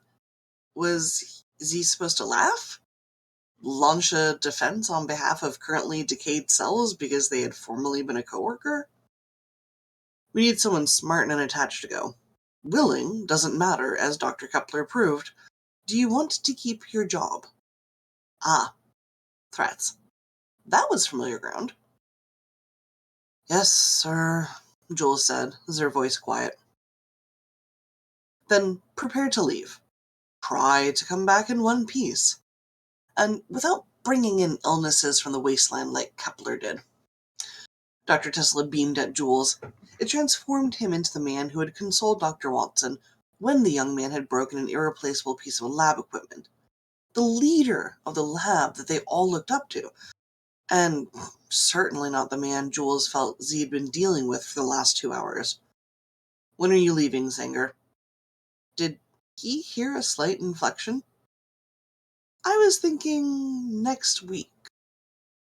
That might be enough time to hunt up another Science Center volunteer, though Jules wasn't sure who he'd ask. Maybe an intern would be excited to go? Dr. Tesla hummed and drummed the paperwork with his pen. That seems unnecessarily late. Tomorrow. Jules stuttered.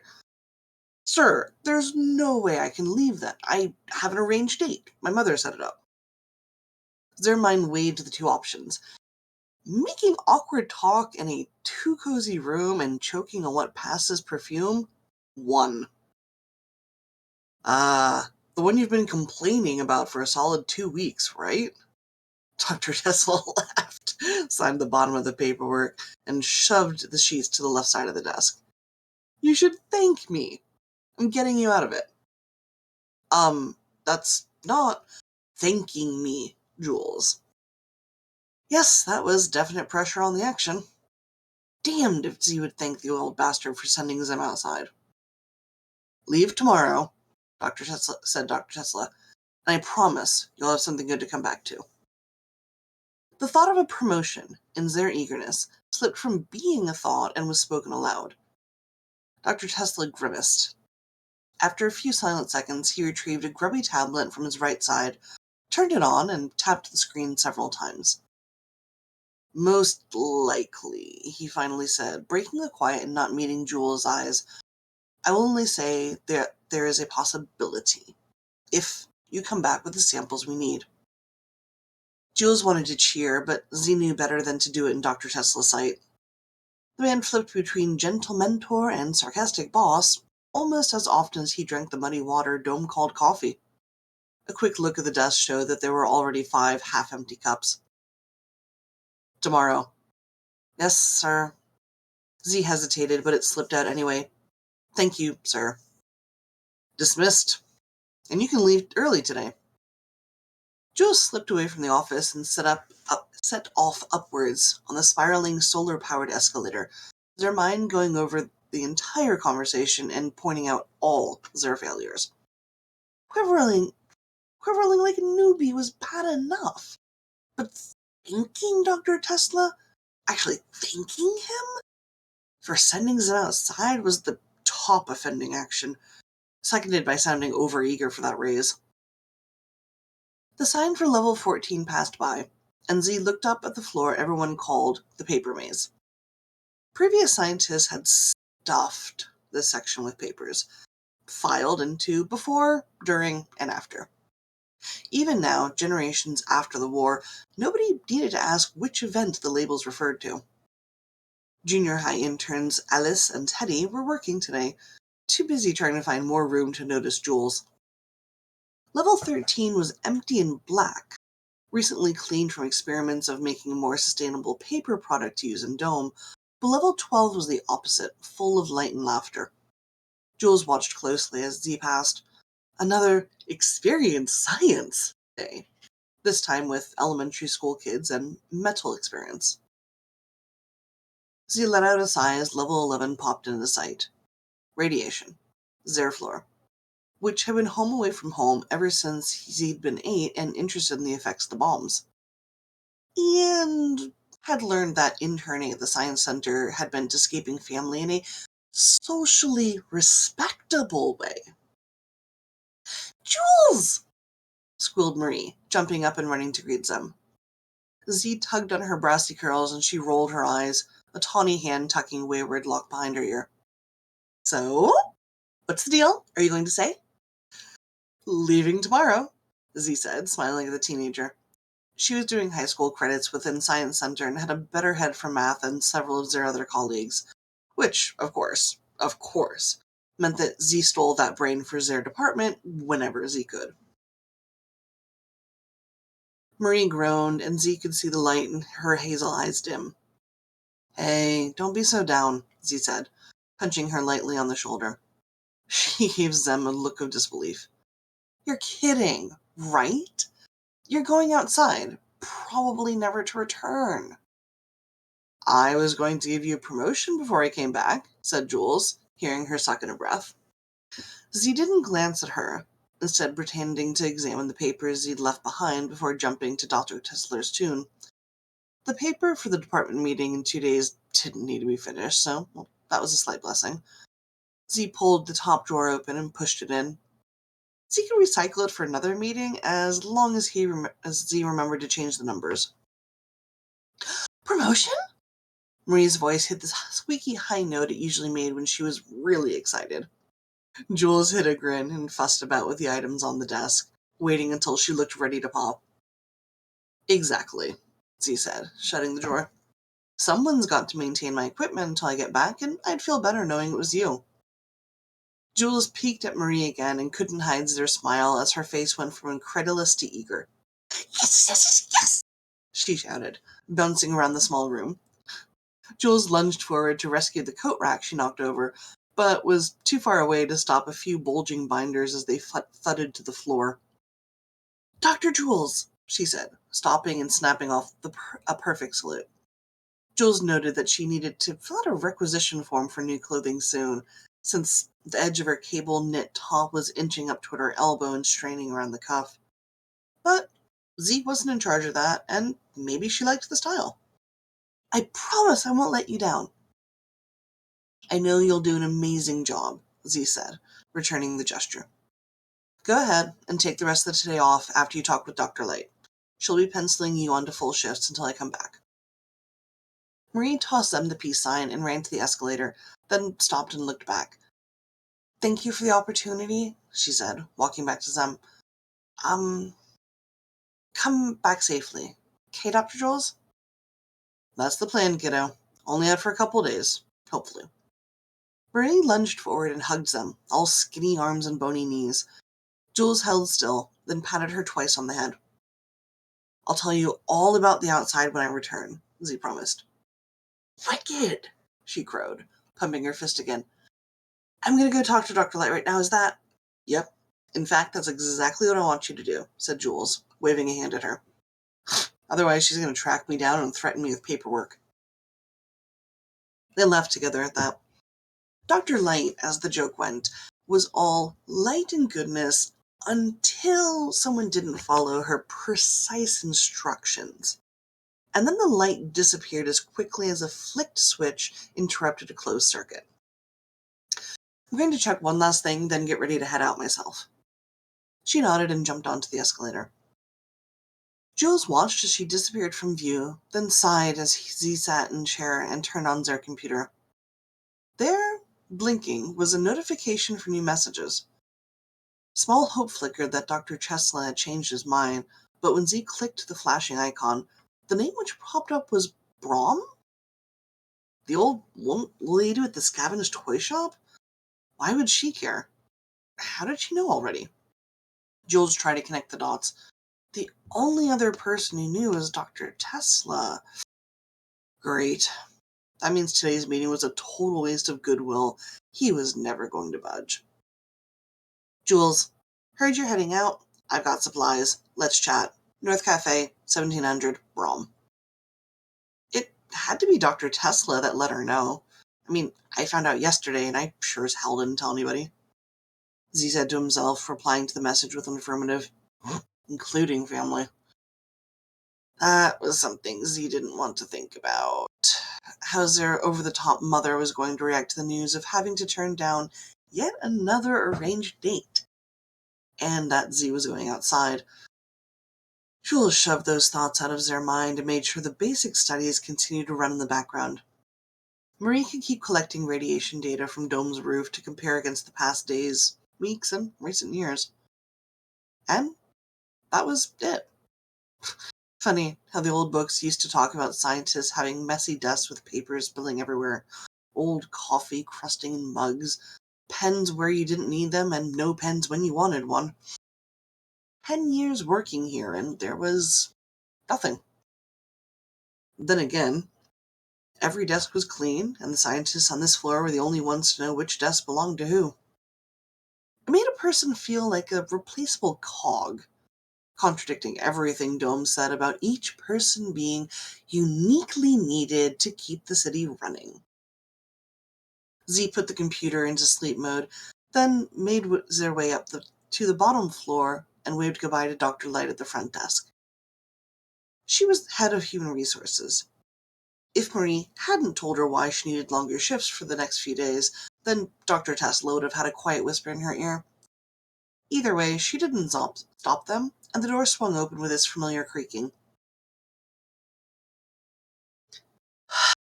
Jules breathed the air in, enjoying the knowledge Z gained as their brains separated each of the nearby scents that reaffirmed the place and hour. Right outside the science center, a little after 4 in the afternoon, since the smell of roasted zucchini, provided by Miriam's roasted veggies, was on the wind. The amount of noise meant that most people were done with their shift for the day, but school was still in session since the pitch of voices was collectively lower. People walking the street added their small touches and bumps as they continued heading to their destinations. With how crowded Dome was, Jules couldn't imagine not feeling someone's elbow every other minute. This sector also had more moisture in the air, since the center was near the hydroponic sector, which meant that licking one's lips could sometimes bring forth a rusty taste. At the heart of all this was the sun, filtered so that the inhabitants of Dome were protected from its rays. Not to mention filtered thoughts to make sure everyone was working towards a common goal. Filtered emotions, since too many people crammed into one space was volatile. Filtered water, filtered air, filtered objects.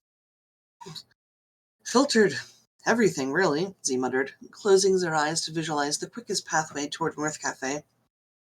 Down the path between residential units pink number 1 and pink number 2 and green number 1.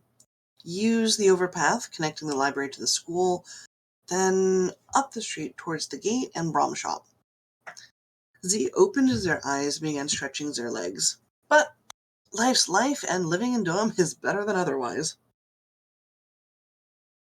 Chapter 2. To the meeting.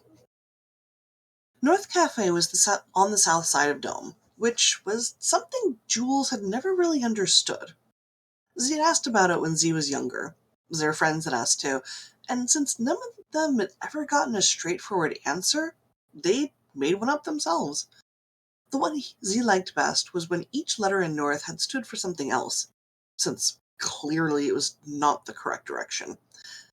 The never organized, rather thinking helplessly cafe, with the best grape juice in Dome.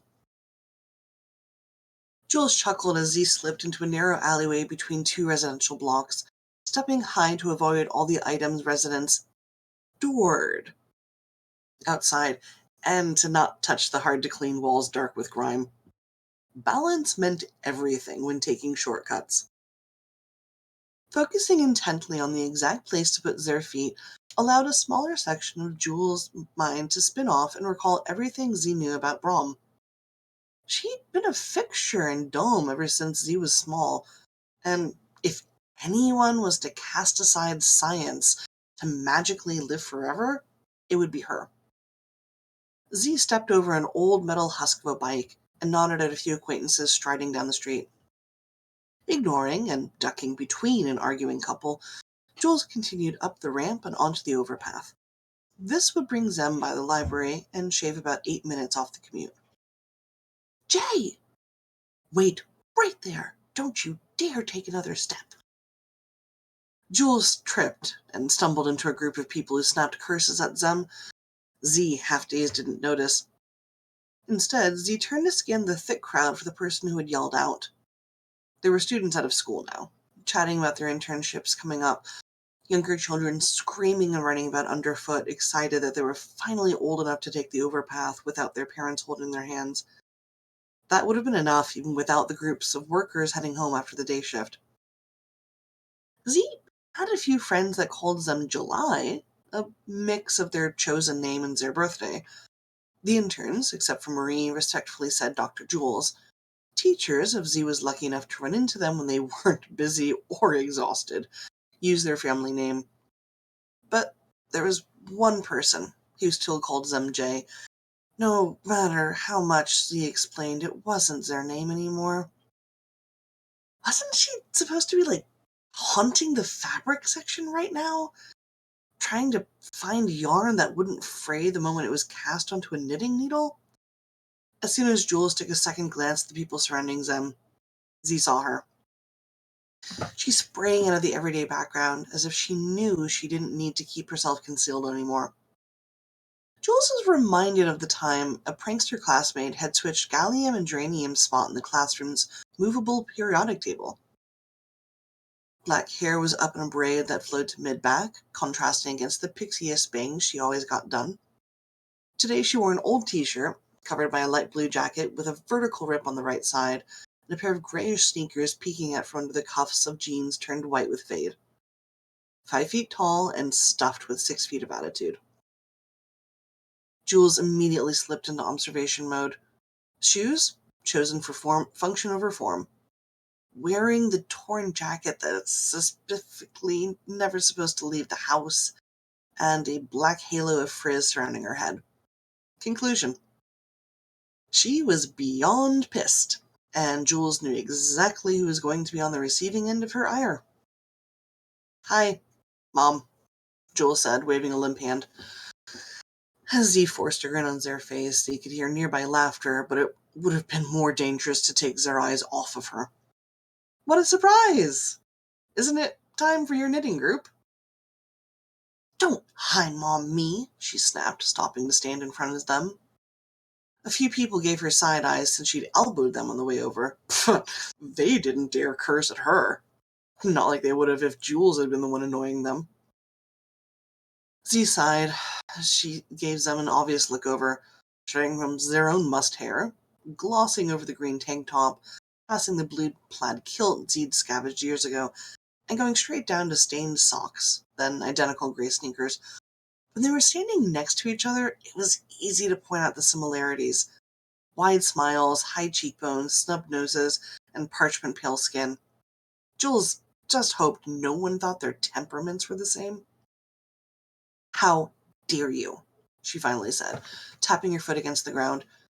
A few people stopped to admire the scene below, but the craning of their necks gave away their true intentions. Jules wasn't sure what to say. She shouldn't know Z was going outside, so she couldn't be mad about that. Had Z forgotten something?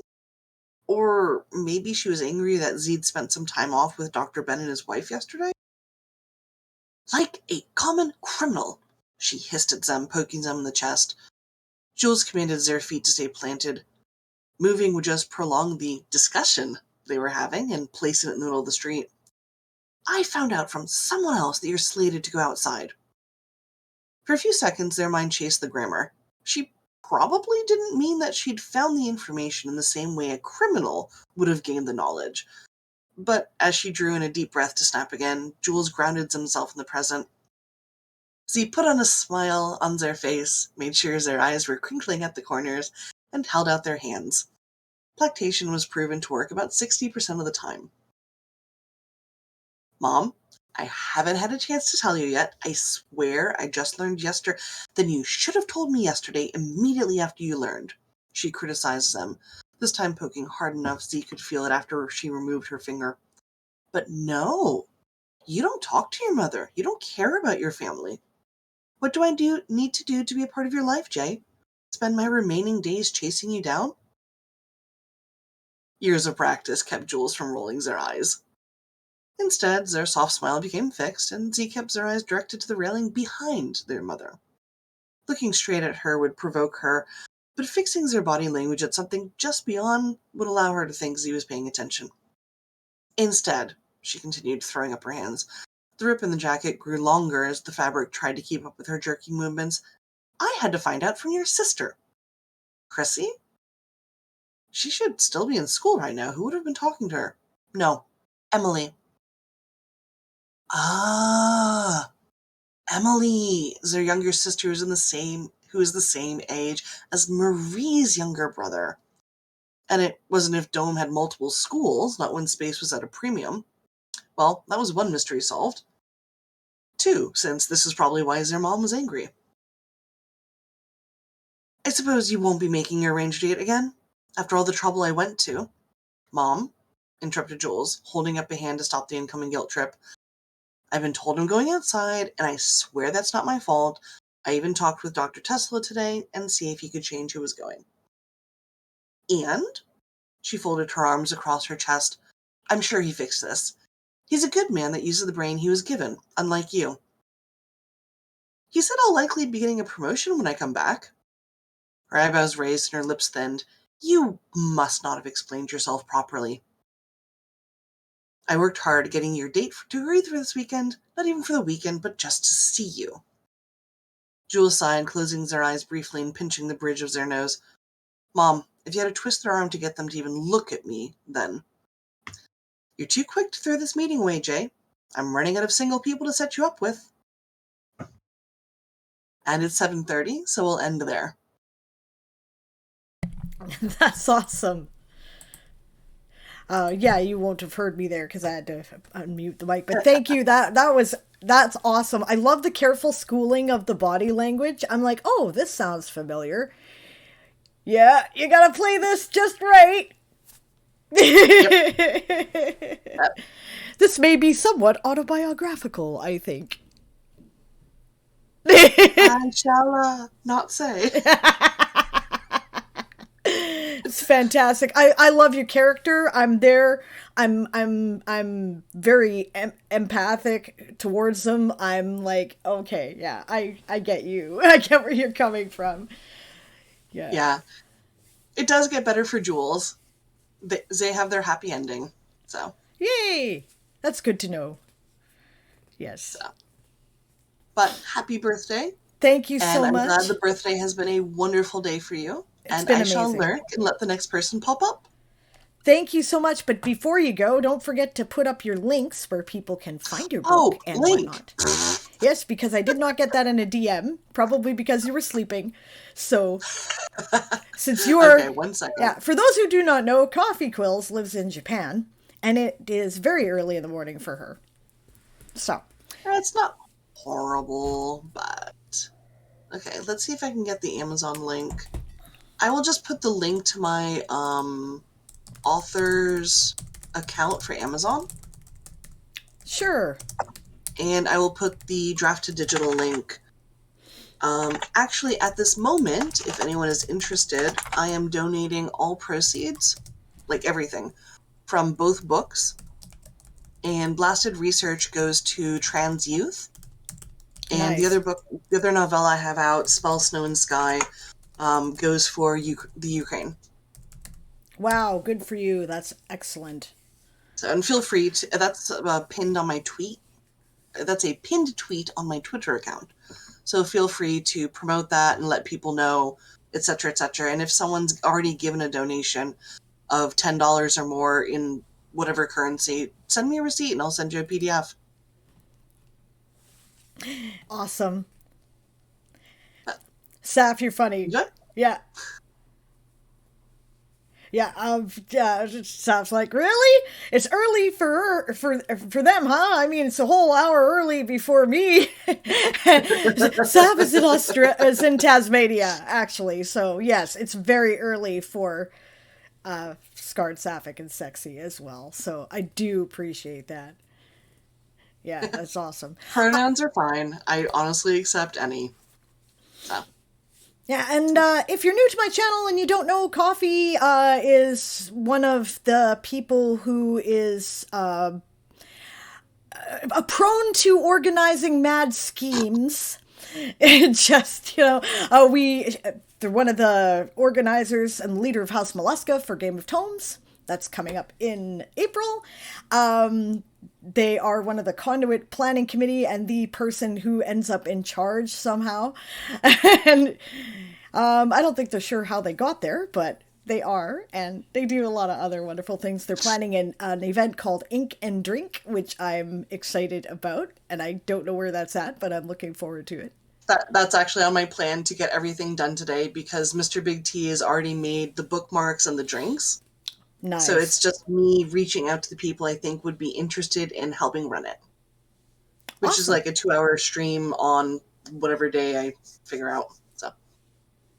Awesome. Thanks so much for getting up and coming. That was great. And now we have Eli Quake, another friend of mine, with D and Dating from their book, Hindsight Being 2020. So, yay. Hello and welcome. Hello. I wanted to show Coffee because it's adorable. Yes. I know, right? Yep. I have seen those. Okay, yep. I'm trying to buy one for Coffee, actually. I have been trying to buy one for Coffee, but every time I go into the store where they have them, as seen on TV or whatever, they're not there. And they're like, oh, we're getting more in soon. And I come back and, I missed the soon, I guess. Yep. Yeah. Okay, are you hearing all of that reverb? I need to turn that down. Somehow it got turned up somehow. There we go. Okay, so I'm going to be reading Blind D and Dating, which I wrote in 2020, loosely based off a story that I had started and never finished. And when I say loosely, I mean some of the characters have the same name. That's it. So, Right. Okay. Let's go ahead and get into it. You bet. I'm getting too old for this, I muttered as I tried for the third time to tie my cravat. Bryn, perched on my bed, only rolled her eyes. Z, I'm older than you are, and I still go on dates. You're just too much of an introvert. You have 2 boyfriends and a girlfriend. Hey, polyamory is a legitimate lifestyle and it's work, she said insistently. I realized I had tied the cravat wrong and started to untie it again. How do people even wear these things? They don't usually, not anymore. I ripped the offending cloth from my neck. Why didn't you say something sooner? She only smiled at me impishly. Well, you seemed so determined. The doorbell rang. Oh, they're here. Last one to the door has to wash the dishes. Bryn leapt from the bed and ran from the room. I shot the mirror one last frustrated look. I wore a gray button-down shirt, black slacks, and was that even the fashion anymore? It would have to do. I trudged from my safe, quiet room and made my way to the foyer. Bryn was already lip-locked with Joseph, her date for the evening, when I arrived. Joseph had the excuse of being young, only 97, and Bryn was, well, she was Bryn. But there was another person in the foyer, an apparently young woman I had never seen before. She was lovely, with a heart-shaped face, vibrant green eyes, and an amused smile on her lips. I cleared my throat. Bryn made a rude gesture. Joseph ignored me, but the young woman turned. Hello, I am Zachariah Glass, I said formally, holding out a hand towards her. I am pleased to make your acquaintance, Miss... Oh, I'm Amanda Price. She took my hand and shook it. It's nice to meet you. Bryn hasn't told me much about you, Miss Price. You're a friend of Joseph? She nodded. Just Amanda, please. I met Joseph a few months ago, and we've been bonding over our love of vampire novels. We were talking about the book Sunshine, and he said Bryn's roommate was just like Constantine. I said I'd love to meet you, and, well, here I am, and here you are. You're not actually a vampire, are you? Would it be bad if I was? She laughed. No, just potentially awkward. I see. Well, no, It's complicated. Isn't it always? She asked. I'm actually... Amanda, what do you want on your pizza? Joseph interrupted, holding up his phone. I'm buying. Well, what are my options? She asked. She peered at the phone and Bryn dragged me away into the kitchen. Grab the beer out of the fridge, will you? What do you think? She asked, reaching into the cupboard for glasses. I went to the fridge and opened it. I pulled out the box of assorted beer Bryn had in there. I handed her the box before contemplating her second question. I think I will have a soda, I decided. I also pulled out the 2-liter bottle of Sprite. No, you dingus, Bryn hissed. Of Amanda! She seemed pleasant. Z? I sighed and muttered, she seems very young. Well, she is. Younger than Joseph. I shot her a glare. How much younger, Bryn? She cracked a beer and poured it into a glass, ignoring me. That had to mean Amanda was very young indeed, maybe even in her 50s. Pizza will be here in 20 minutes, Joseph announced from the doorway. Hey, is that beer? An hour later, we were full of pizza and seated in the dining room at the dining room table. The pizza boxes had been cleared away and the dice had come out. I surveyed my unsuspecting victims from behind a cardboard screen. Amanda smiled at me innocently, and I knew I would enjoy crushing her spirit.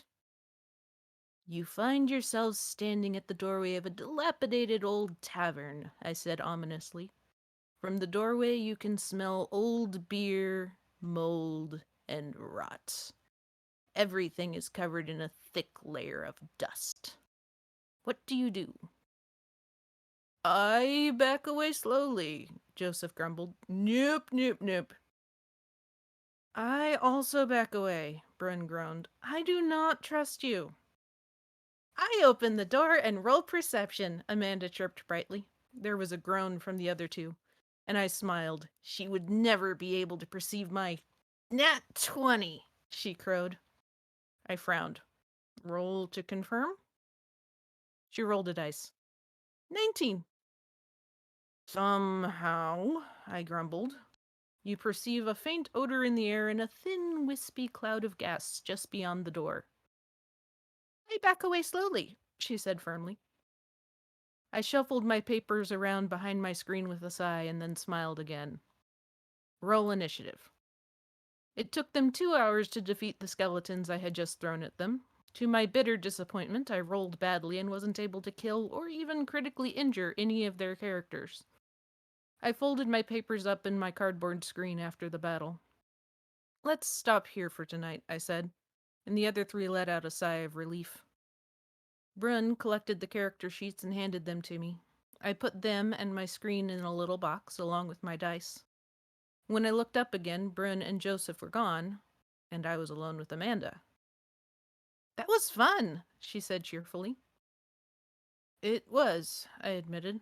I haven't run a game in person in a long time. I've been running everything online for ages. It's easier to find players. Thank you for suggesting this. I heard a door open and close elsewhere in the house, and I flushed. I think we have lost them for the evening.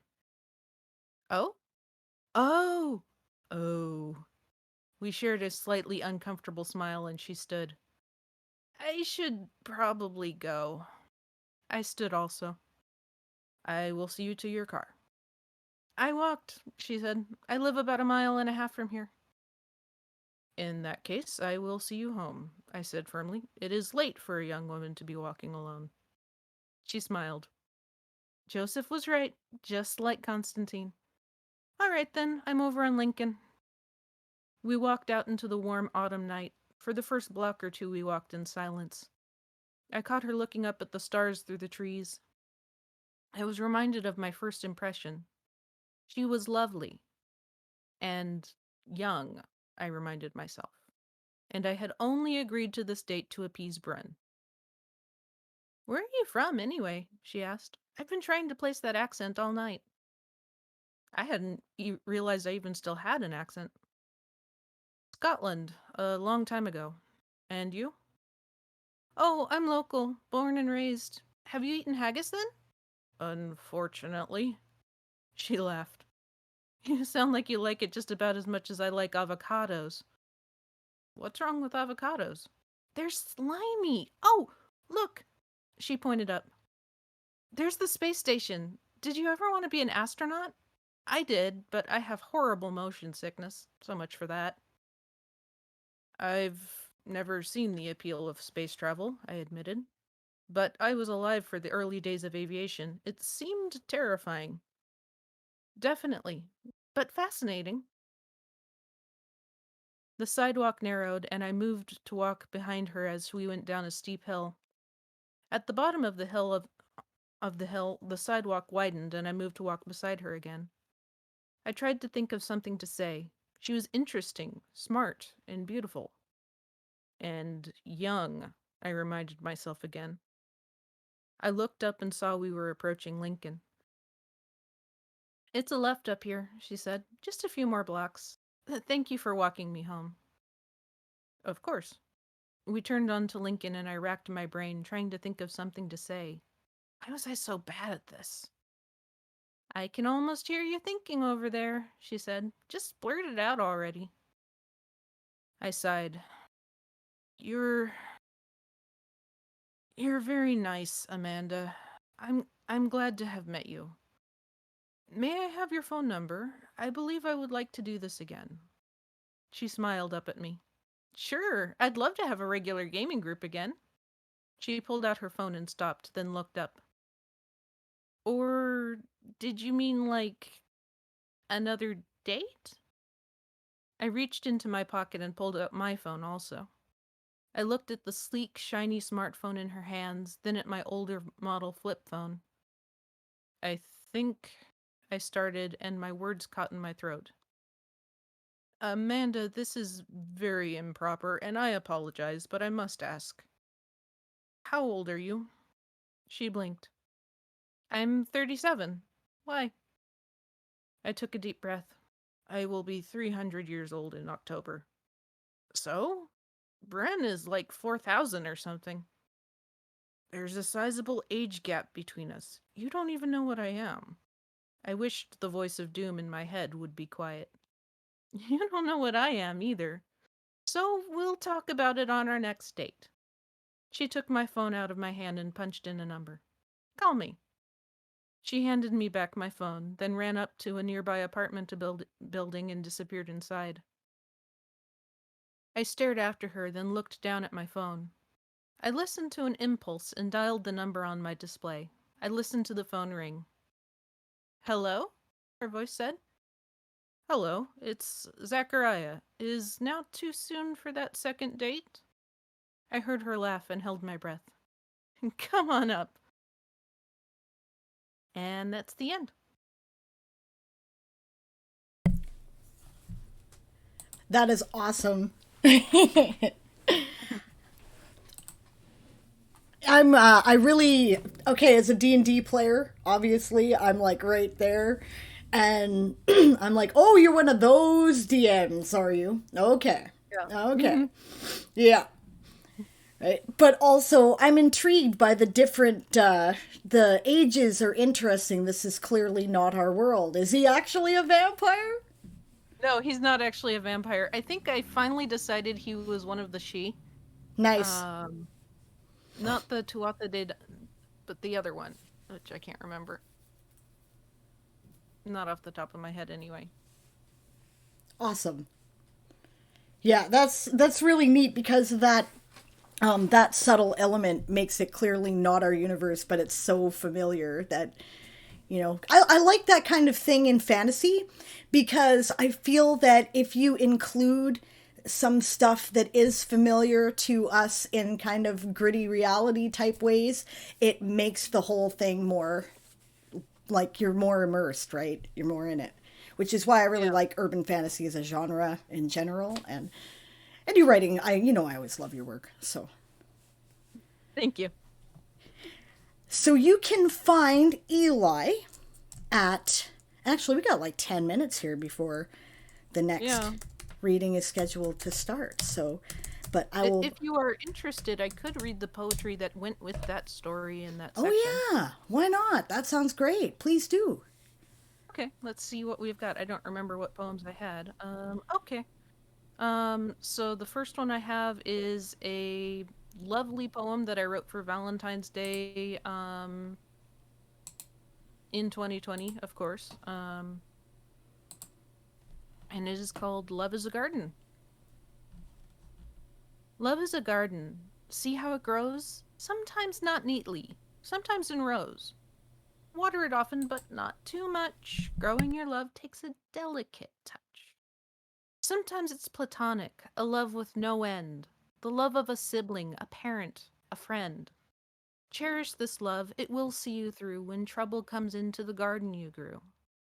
Sometimes it's romantic, sometimes it's intense. This kind of love doesn't make any sense. This love grows in tangles. Sometimes it grows weeds. Sometimes it grows flowers. Sometimes it bears seeds. Some loves are messy. Some loves are neat. Some loves are a triumph. Some loves a defeat. Some loves are stable. Some loves will not hold. Some loves are timid. Some loves are bold. Some loves will save you. Some loves make you cry. Some loves will mourn you. And some loves will die. Every love matters, the big and the small. Just don't forget to water them all.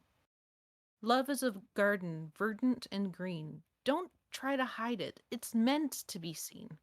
Love is important. Let your love shine. Love is important, and you're one of mine. I love that. That's gorgeous. Yeah, I love that one too. And let's see here. And then I have my first ever sestina, which is a very specific form of poetry where you have 6 words that you're working with. And they go in very specific orders depending upon where they are in the verse.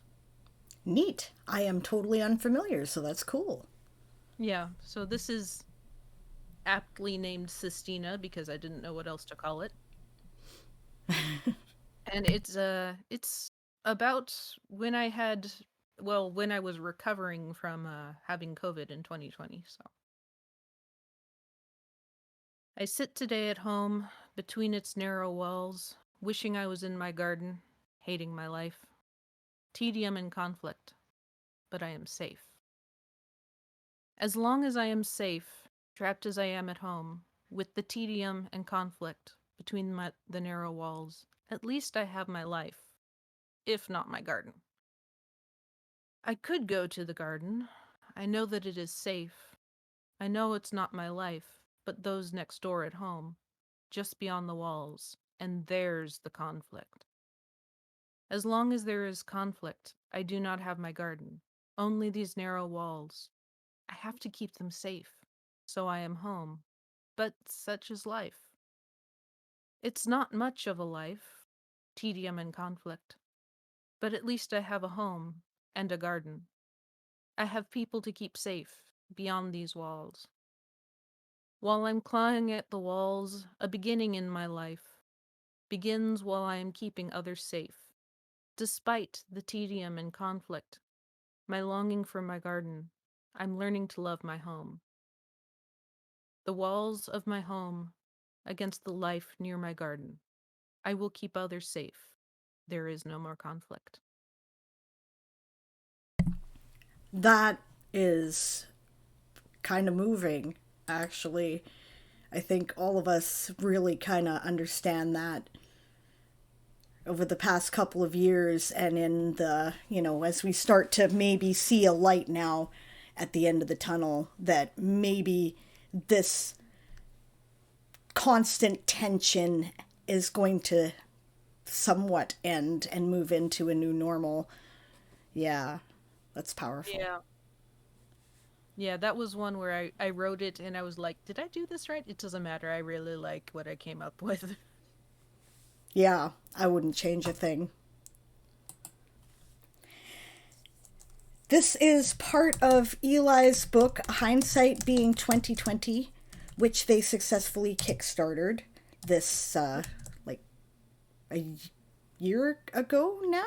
Something like that?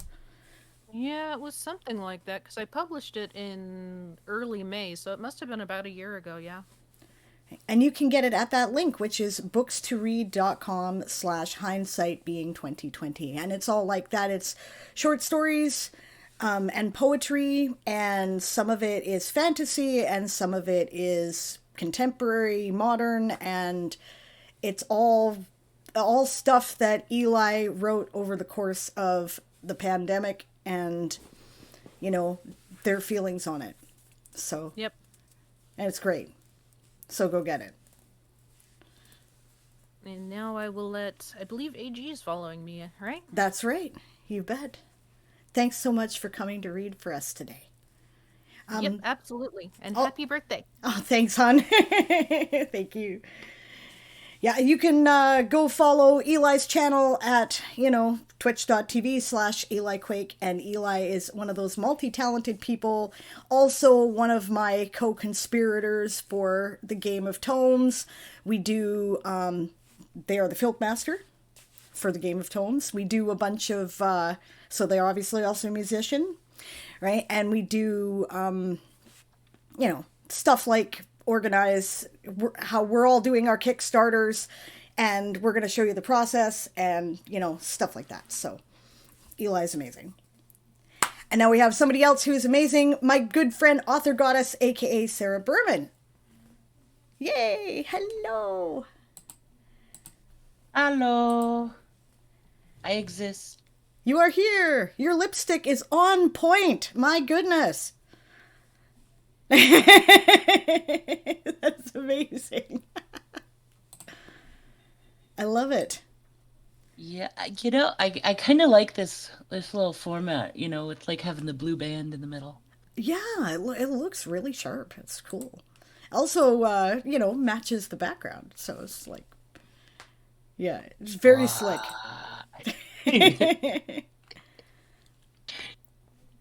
All right. So, Author Goddess is reading a story that I really like, which is called Dragon Trains and Wagon Tales. And you can get this because she has published it. Here, it's also a books to read link, bookstoread.com/Dragon Trains and Wagon Tales. So, I will put that up while you are getting started. All right, look, Gala Apples. You wanna start talking food nicknames? We can start talking food nicknames. We'll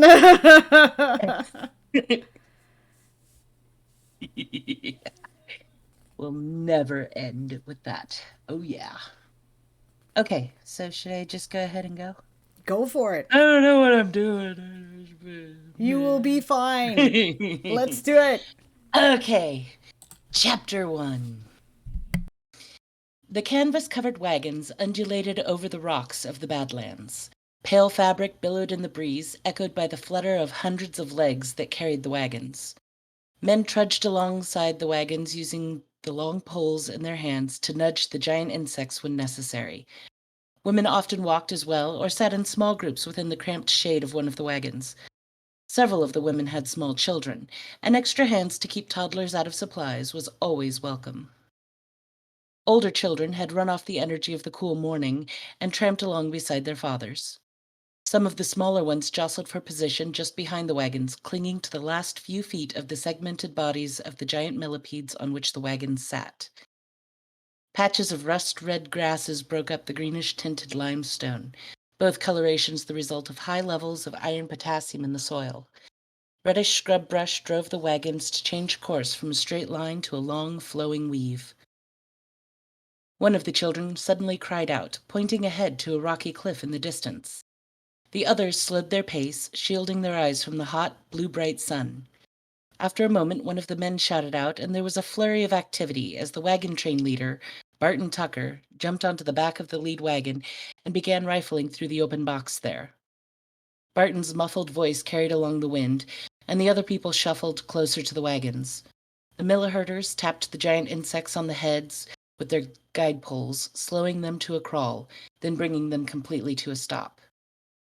A shot rang out, echoing in surreal waves across the rocky grounds. As the sound faded away, a high-pitched grating roar sounded from above. The colonials looked up from where they huddled near the wagons as a large shadow passed over. Another shout, and heads turned to watch the bipedal creatures running toward them. The scaled, gray-brown beasts each carried a rider, armed with an energy rifle. The creatures shifted around, appearing clumsy but moving quickly. Within a few moments, the wagon train was surrounded by a full 24 of their hired ground guards. No one paid much more than a moment of attention to the genetically modified pangolin mounts or their riders.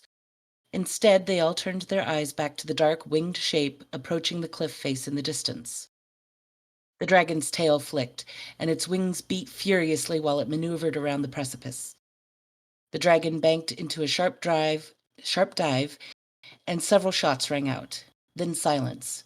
The colonials spoke in hushed, urgent tones as the dragon rose back above the craggy landscape. The creature winged toward the dragon train. In a lithe movement of back-winging and a graceful drop to long, slender legs, the dragon landed before the lead wagon. The black creature turned her round, blunt-nosed head to watch her rider dismount, then began licking her furry front paws and cleaning the wet, reddish-brown spots off her face. Her tail curled around hind legs, the tip flicking in an arrhythmic beat.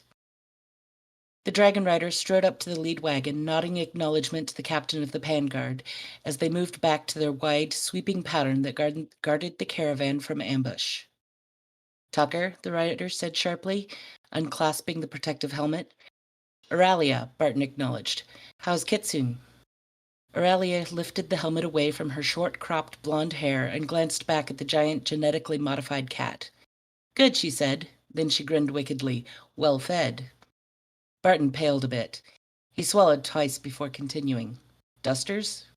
Aurelia glanced away, looking into the distance for a moment. "Dunno, Tucker," she said. "Didn't stop to converse once he threw lead at us." Barton flushed to red this time. Yeah, guess not. Good thing outlaws don't use energy rifles, huh? Aurelia ignored him. She blinked up at the sky. Another hour or so before you stoppin' for the night? Barton nodded. Yeah, can't lay roots every time we run into trouble. Aurelia nodded. I'm back up on watch sweeps. She didn't wait for any more responses from Barton. She turned on her booted heel and strode over to Kitsune, settling the helmet back over her sweat-dampened curls. The dragon put down her paw and let out a loud, questioning squeak before ducking her head to allow Aurelia to climb back on. The mutated feline shook her back end, using the movement to shift her hind legs into position, then leaped into the air. Her wings unfurled at the apex and she soared off, flapping desperately in the dry air to gain altitude. Chapter 2. Aurelia sat at the edge of the firelight, her deep-sided plastin plate filled with thick stew and 2 dry biscuits. Her plastin cup held a dark, clove-scented brew made from the bark of the coffee plant. Coffee was one of the handful of native additions to the human diet, a caffeine-rich drink which the original settlers had discovered on Lore, the 4th planet of L42 in the Aquila Quadrant. Every school kid learned about those first days during the settling of Lore, only 200 years ago.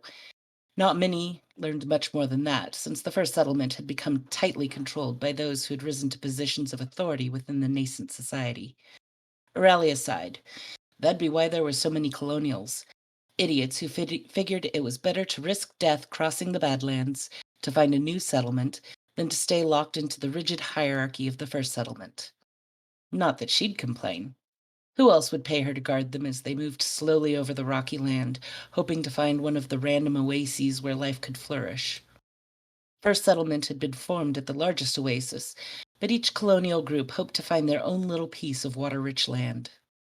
The only other people who would need her services were those who collected materials from outside the first settlement. Those gigs weren't as long-lasting or as well-paying. Aurelia dug into her stew, swallowing the stringy meat and mushy root vegetables quickly. It was better not to linger on the taste, as seasoning was a low priority for colonials. She choked down the biscuits by using them to sop up the stew gravy and chasing each bite with coffee. She was just wiping the last bit of food up when movement caught her eye. She popped the bite into her mouth and took a swig before she spoke. What's up, Story? Aurelia jerked her chin up at the small, dark-skinned girl. Story was an orphaned mute taken in by Tucker's wife, Lissa. She wouldn't answer the rhetorical question, but Aurelia already knew why she was there. The girl squatted in front of Aurelia and watched her with an expectant look in her mahogany eyes. Within moments, other children had crowded around her, all watching Aurelia. The dragon rider sighed and passed her plate to one of the older kids. She nodded to herself as she made her decision, looking around at the children and adults who had joined her. Her mother had spent Aurelia's childhood regaling her with stories. This is the tale of a boy who sings with dragons, speaks to otters, and who saved the world. Chapter 3. Aurelia yawned as the morning light peeked over the horizon. She had been flying sweeps for an hour already. A smudge on the horizon caught her eye, and she considered investigating it. It could be a fire, or a dust whirl, or clouds. Aurelia sighed. It could be any number of things. She glanced down at the wagons, slowly undulating as the millipede teams moved over the rocks. She threw one last glance at the dark spot, noticing it had faded to almost nothing. She nudged Kitsune and flew ahead of the wagon train, keeping an eye out for danger. Story frowned. Danilo had told her about a pile of glittery stones behind a rock formation close to camp. He'd assured her he would let Barton and Lissa know she would be right back. She loved collecting small, unusual bits of rock and stone, fascinated by the different colors and sheens that the soil could produce. But as she made her way back to the wagons, Story saw that the camp had packed up. She peered into the distance and spied the last of the wagons disappearing over the crags in the distance. She stomped a foot. That Danilo! She should have known better since he picked on her the most. Story peered up into the sky, hoping to see Aurelia, but the dragon rider was only a speck in the faded blue-green of the sky. She sighed and began trotting at a ground-eating pace to catch up to the wagon train. At least, in the early morning, the heat hadn't grown oppressive. She could probably catch up before lunch, then hitch a ride in one of the wagons to rest. When the sun rose high in the sky, Story became concerned. Perhaps she had missed the wagons turning. Maybe Aurelia had spotted an oasis, causing them to change direction. Regardless, Story hadn't seen the wagon train yet. Even if they'd been making good time, she should have been able to catch up. A small, green-brown, dead-looking branch poked out of the ground nearby. Story walked over and pulled on it. After a few solid tugs, the stick gave way, and she quickly peeled back the bark with her teeth. Chewing on the water-filled inner fibers soothed her dry throat. Fortunately, the heat kept her from feeling too hungry, though she was sure she would be willing to eat sand by the time evening came. She watched for more water sticks and hoped for a few pearberry bushes. The thorns were hard to work around, but they were one of the few common edibles in the Badlands. She also kept an eye out for Aurelia and Pan guards, hoping to be caught up in their constant sweeps around the caravan. She no longer trotted at the ground-eating pace, but walked steadily, conserving her energy as much as possible while still making good time. Surely she would find the wagons before too long. She rounded a tall rock formation and froze in her tracks. 2 men squatted near a recently killed Megoth, the 2-foot-long moth-like creatures that inhabited caves and flew the skies of the Badlands at night. The creatures were poor eating, but could be roasted for a small meal.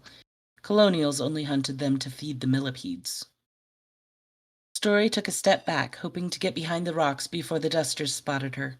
Her foot hit a stone, and the clattering noise sent her bolting away. She made it a dozen steps before rough hands grabbed her from behind.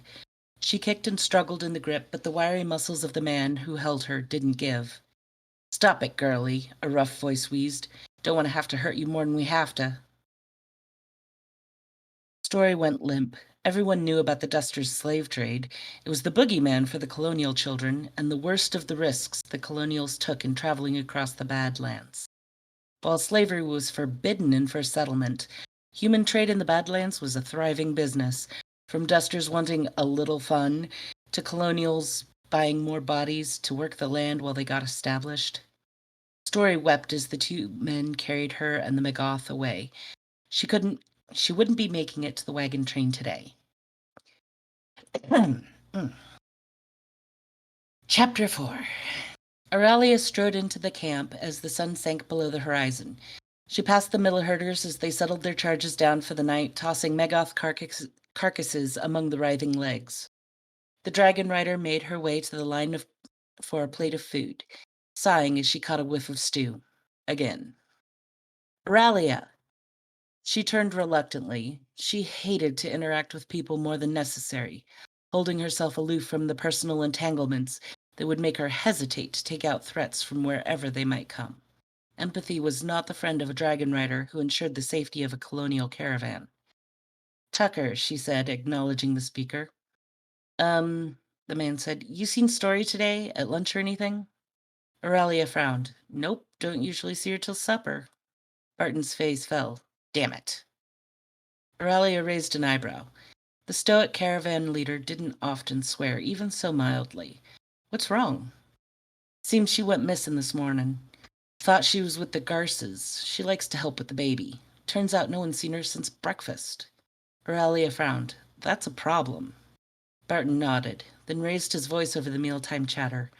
"Everyone, attention please." He shifted a moment, gathering his thoughts. "Story is missing. If anyone's seen her since we left camp this morning, or who knows what happened to her, I'd be much obliged to hear something." A scuffle of kids broke out, and then one boy stumbled forward. Aurelia scowled. Danilo was a troublemaker and a bully. "Yes, Danilo?" Barton asked. The boy sighed. "I told her there was glittery stones," he admitted. "Sent her off just before we pulled out." Barton frowned. "You told Lissy you seen her heading for the back of the caravan." Danilo frowned and stared at his feet, but said nothing more. "Okay," Barton said. "We got a missing kid. What are we going to do about it?" "We already been out here longer than we hoped, and still no sign of a new oasis," a male voice called. "We can't spare the time for a manhunt." Several murmurs of agreement sounded in reply. Barton raised his hands. "True," he said. "But what if it was your Janice was missing? Wouldn't you want her found?" The group muttered again, a low rumble of voices. It's a sad thing, a girl gone missing, a woman's voice rang out, but we have no idea what might have happened to her. She could be anywhere, in any direction. It could take days to find her if she isn't already dead, or... The voice faded away. Aurelia could see the faces of the colonials as they shuddered their emotions away. The dragon rider knew what they were thinking. Dusters, slavers, sinkholes, sand snakes. Barton nodded. Okay, vote then. All in favor of a search, say yeah. A weak chorus sounded the affirmative. Barton continued in a defeated tone. All in favor of moving on without a search. The loud yeah interrupted the leader's words. Lissa, standing nearby, burst into tears and ran towards their wagon, propped up on its jack stands for the night. Aurelia stepped up next to Barton, laying a hand on his arm. She met his eyes, then turned to the group. You hired me to protect you, she said. An affirmative murmur rose, then faded away. You didn't sign me on to let you die off one by one, but now that's what you're asking of me. It's not like that, a voice said. Aurelia nodded. I get that. But I need to know where the line is drawn. She paused, meeting several people's eyes. How many of you should I let die? How little effort should I put out to keep you breathing? The colonials glanced worriedly at each other, realizing the slippery slope in their decision. I can certainly sit back and just report on explicit danger that I see a dragonback. I can avoid going nose to nose with a duster shooting at you. I'm good with those choices. She paused again. If that's what you're choosing. What else can we do? Another voice asked. Aurelia nodded, acknowledging the question. Well, you gotta keep going, and I gotta protect you. So I suggest you give me 2 days to see if I can find the girl. She raised her hands as voices rumbled in protest. You know as well as me there's not much out there right now. The Panguards can keep you safe from immediate threats, and I'm just a radio call away. The voices settled down as Aurelia stared at them with a hard look. You would appreciate an attempt if it was you or your own kid lost. And if I find nothing in 2 days' search, it's done and over. We made a solid try, and we didn't waste much time. She turned to grab her plate of food. Barton was staring at her with shining eyes. Thank you, he whispered. Aurelia shrugged it off. Nothing I wouldn't do for any of my clientele, she assured him. People getting killed off is bad for my business. She rushed off to the edge of the light, anxious to remove herself from the colonials. Stupid fools backed her into a corner, threatening to leave poor Story behind. They showed a lack of basic humanity with that. Aurelia bit viciously into her dry biscuit. Stupid fool she was for making up for their lack. In Chapter 5. Aurelia squinted into the sky. The white-blue sun glared down at her, heating her face even with the protection of the heavy leather helmet. She patted Kitsune's neck as the dragon lapped up warm water from a collapsible dish. Satisfied that the dragon was occupied, Aurelia carefully made her way to the edge of the bluff they had landed on. She dropped down to her hands and knees, then lay flat on her stomach as she inched her way to where the rock dropped off into empty air. The bluff curved out, making the top of it stick out farther than the base, and Aurelia strained to peer around the mint-colored stone to a camp over 100 feet below. The ragged group of shelters barely kept the sun off the dusters as they napped in the midday heat. Aurelia and Kitsune had spotted the camp after searching the area all night and into the morning. It was a long shot, but dusters could have picked up a lost girl, and the dragon rider was frustrated by the lack of any other possibilities. Aurelia leaned further, squinting down at the tan canvas tents. Her legs shifted, and the loose gravel under her belly acted like ball bearings, letting the dragon rider slide towards the drop-off with an inevitability that shot terror into her gut. A heavy weight came down on her right leg, and Aurelia stopped sliding. She glanced back and grinned at Kitsune. The dragon had slunk up behind her, on her belly, mimicking her rider, and dropped a paw onto Aurelia's ankle. The clever beast stared at Aurelia with unblinking eyes. Thanks, the dragon rider hissed. She turned back to spying on the camp. A few shapes moved between the flapping, torn canvas.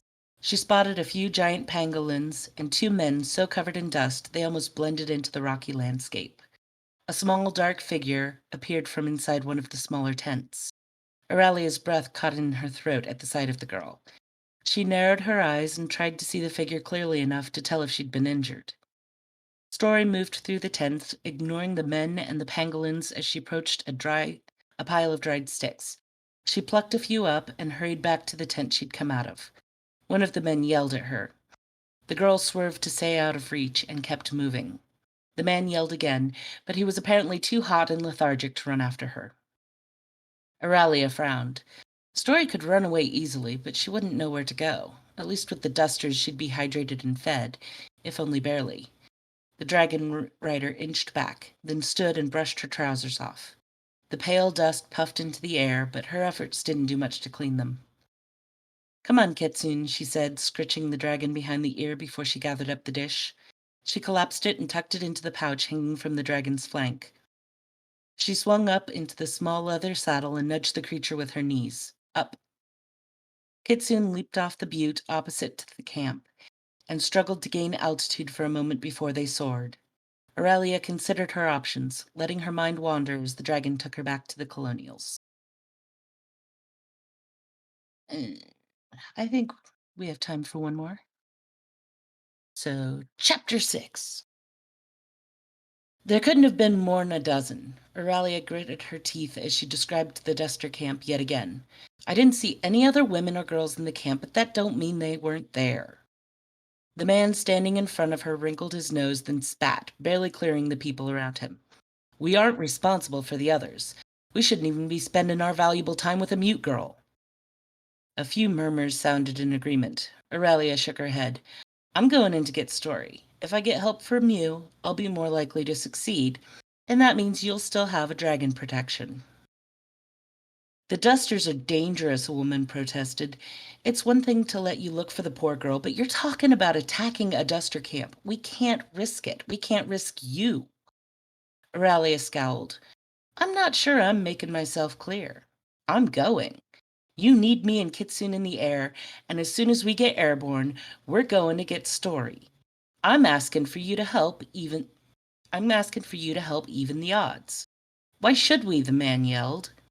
Aurelia rubbed out her nose. "Dusters are dangerous. I'm not debating that. Troy, right?" She waited for the man to nod. "Dusters are dangerous, but we can take out a small group of them.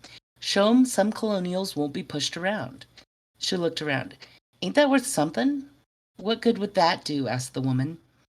The dragon rider held up her hands. "It tells 'em they can't just attack you," she said. The mutterings died down. Aurelia looked around slowly. "Right now, you all are ripe for the picking. Dusters think they can just swoop in and snatch the women and children. All they got to worry about is me and the Panguards." Aurelia dropped her hands to her hips. "What if we showed 'em you'd fight back? That'd give 'em something new to consider. You wouldn't be helpless colonials ready for plucking. You'd be another fight they'd have to win." Troy snorted. "They would win." Aurelia nodded at him. "Maybe, but they'd still think about it, and that might keep 'em from making a run on this camp. It might be enough to keep your little girl safe." Troy looked over at Janice. His expression softened. Aurelia watched as the idea sunk in. It was an outside chance that fighting would keep the Dusters at bay, but she was trying to get people to change their mindsets from victims. Troy cleared his throat. "You have a point," he said. "Count me in." And I'll just end it there. You have to read the end. That's evil. I couldn't break the trend of, cliffhangers. You do still technically have 10 minutes if you want them. Yeah. Yes, I do. That's awesome. Okay, so you want to read the end, you can find it here, which is clever. Yeah, like almost literal cliffhanger. And it's authorgoddess.com to find all your work, I believe. Indeed. Awesome. I'm a big fan of Sarah's Rune Spells series, but I love all of her work. We met through writing. Sarah's actually one of the first friends I made that was through writing and the writing business. We were part of a group of people who were all like buddies helping each other out, get things rolling in indie and small press publishing. And yeah. Although that is not actually how we met. That's true. You had me on your podcast, as I recall. That's right. You Yes. was an author, and I was interviewing authors, and I went, you. Sarah used to have a podcast called the Pagan Musings Podcast. And I had written The Witch's Eight Paths of Power, which was my first published book. And they had me on the show. And we hit it off because, yeah, because we're the same kind of weird, I think. Error. Reboot the universe. No, we can't have this. Yeah. Yeah, we're odd ducks. We are. But in the best way, I think. Oh, yeah. Sarah, of course, is also one of the Game of Thrones co-conspirators and the Writer's Conduit co-conspirators, and just an all-around good bean. And definitely check out her streams for her writing advice and her business of writing advice, which is always on point. Right, definitely recommended. So I'm typing that in, which is why I sound distracted, because I am, because I'm doing that. Awesome. Yeah. So to address some of the comments, I write a lot about food, don't I? Like, wow. My people are always eating. I think writing about food is a good trick, actually. It says so much about world building, and it's such an easy tool for that, right? It is, but I mean, at the same time, when is the last time you did anything with friends where food wasn't involved? Right? Like, that's how we work. That's how you get two of us together and we're like, food? Yep, from weddings to funerals, we eat. Yep. Yep. Food is a great tool for world building. I think I signed up to do a panel on this. But, I mean, okay, first of all, it shows you climate. It shows you culture, trade routes, politics, fashion, economics, right? There's so many things depending, and it's all in there depending on what is being served and what happens around what is being served, right? So, yeah, it's a great tool. Yeah. Yeah. Also, I love your genetically modified cats become dragons. I think that is the neatest thing ever. Yeah. What other semi non-microscopic creature would you genetically modify to be a dragon? It's like, yeah, it's cats. Yeah, obviously they're the only ones with the right attitude anyway. Yeah, that's perfect. Yeah, I mean, can you imagine trying to train a dragon that was a genetically modified dog? Yeah. Oh, I'm gonna bounce around and try to please you, and I'm like, 15 feet long. Yeah, no. Only German shepherds. Yeah. Like, you'd have to use only certain breeds for that. But yeah. Yeah, definitely. That makes sense. I agree with Chris. The same kind of weird would be a great title for something. Indeed. That would be a great title for the fanfic anthology. Oh, you know what? It totally would, actually. Good thinking. Yeah, there we go. Okay. I wasn't sure, but I think I like that. I think we might roll with that. That's cool. I like that a lot. Yep. Yeah.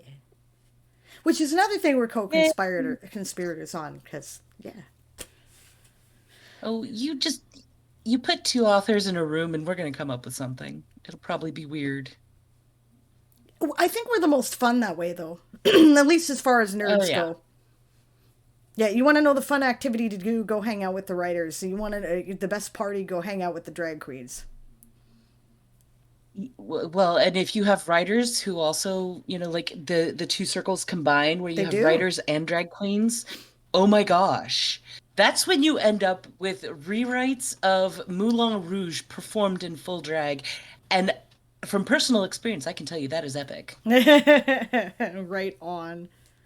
Yeah, which reminds me, I have to get writing on that fanfic anthology. Oh yeah, me too. I'm way behind. I think everybody's behind, so we may have to extend some deadlines depending. We'll have to see. I'm not going to say that at this point because with the deadline coming up, it'll whip our asses in gear and we'll get to work. But yeah, too many people taking too many projects on is what it is. Daz has hers plotted. Speaking of too many projects, I do have one other project that I'm working on this month. Oh, do tell.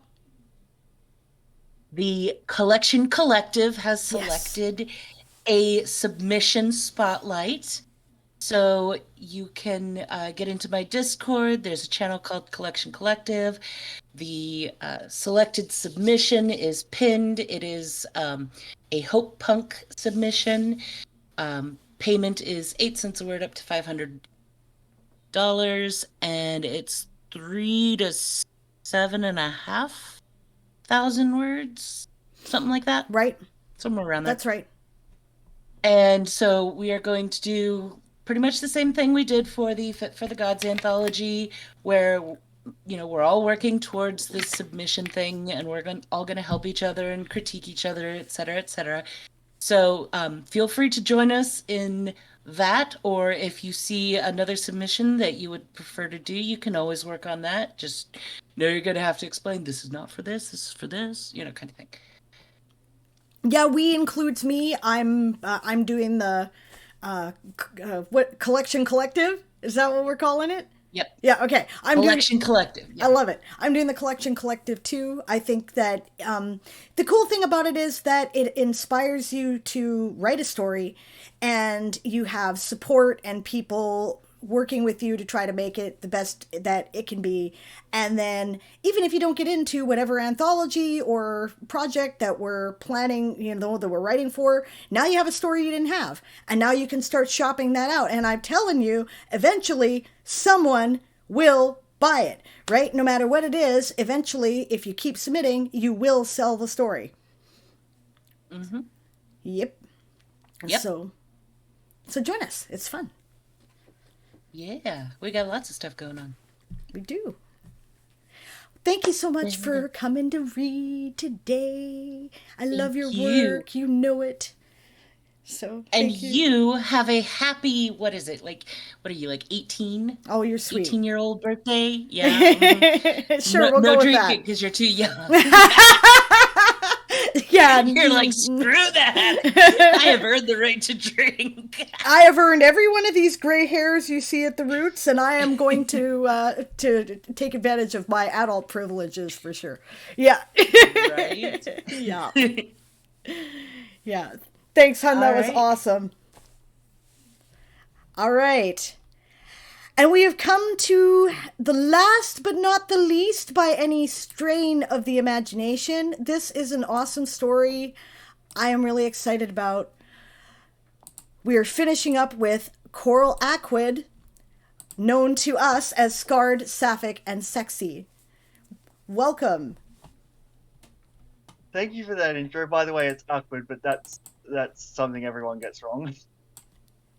Even me, I thought it was Ikeyed when I picked it. Oh, did I? Did I screw it up? Yeah, it's okay. It's like one very slight difference. It's Aquid, but it's not a big. It's not a big deal. Didn't I say Aquid?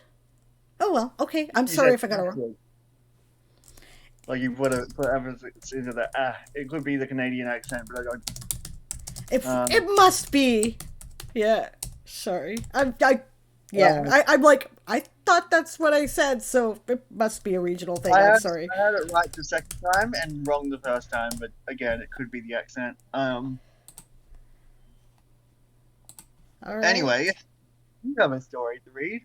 That is Call Me I'm Lonely. Now, this has recently been, I've submitted this to Split Lip magazine. Hoping that they do allow simultaneous submissions, but honestly, I don't know where. But, didn't be very hard though. If anyone has suggestions where I can put it, by the way, feel free to let me know in chat or message, whatever. Because I honestly don't know where it would fit. At least in current submissions. If you see me looking away, I'm looking at chat, so. Yeah, fair enough. Anyway, Yeah, so here it is. Just a few warnings, just a heads up. It does have euthanasia, like animal euthanasia and pet loss. As so, this Call Me I'm Lonely. And watch me find 5 mistakes in the final edit. Oh yeah, we all Anyway, do. yeah. The rattle of the mixer in the spray can drowned out Jen's internal screaming. Each hiss of propellant as she arced the can through the air was a blade against all that had. Creeping, pearlescent drips of paint mimicked the tears that had streaked her face till she lost the ability to produce them. Her therapist had told her to try art therapy. It wasn't working. Still, every night, Jen snuck out to pay homage to her lost love, staining uncaring brick with the browns, reds, and whites of his fur. The world always went wild for stories about lost love, but it was clear most people had never lost something they truly cared about. Jen's face contorted under her ski mask, and she let out a wheezy, "Ah," the closest thing to crying she could muster these days.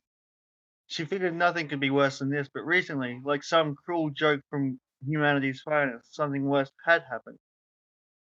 Carelessly scrawled over the meticulously depicted fur of her pet was the ultimate sign of disrespect. The message in black marker read, "Call me, I'm lonely, 0491570156. Jen considered calling the number to give the person a piece of her mind, but she realized it could just be fake with the number of a prank. Oh well, there was only one right response to having her art desecrated like this. Jen opened up her paint bag and went to work. This time, she recalled a memory of playing with her beloved, the face he made that almost looked like a human smile. She painted it bigger than she'd ever attempted. Standing on a milk crate, she strived to reach as high as possible. I'm a fighter, she thought. I'll show this disrespectful fuck that when they strike at me, I'll only strike back harder. Jen sat on the torn. This is a. There was a pause there.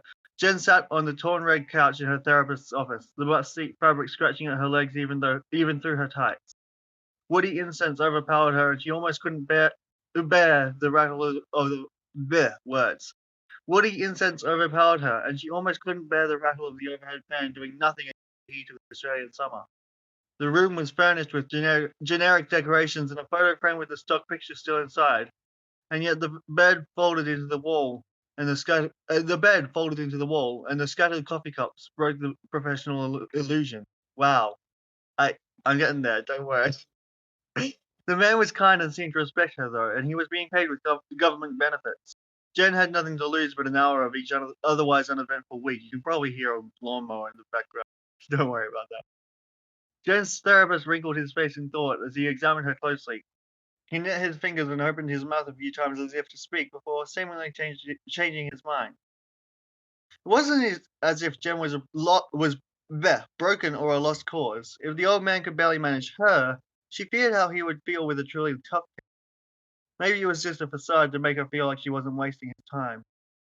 Finally, he spoke up, his tone gentle but laced with barely concealed concern. Genuine? Probably. She doubted he was that good of an actor. So it happened again. Jen nodded and passed him a Sanrio pop socket clinging to the back of the Nokia G50 smart model. The incident clearly displayed the words, "I don't have much time on this. Please call 0491570156 and ask for Haley." Have you considered the number?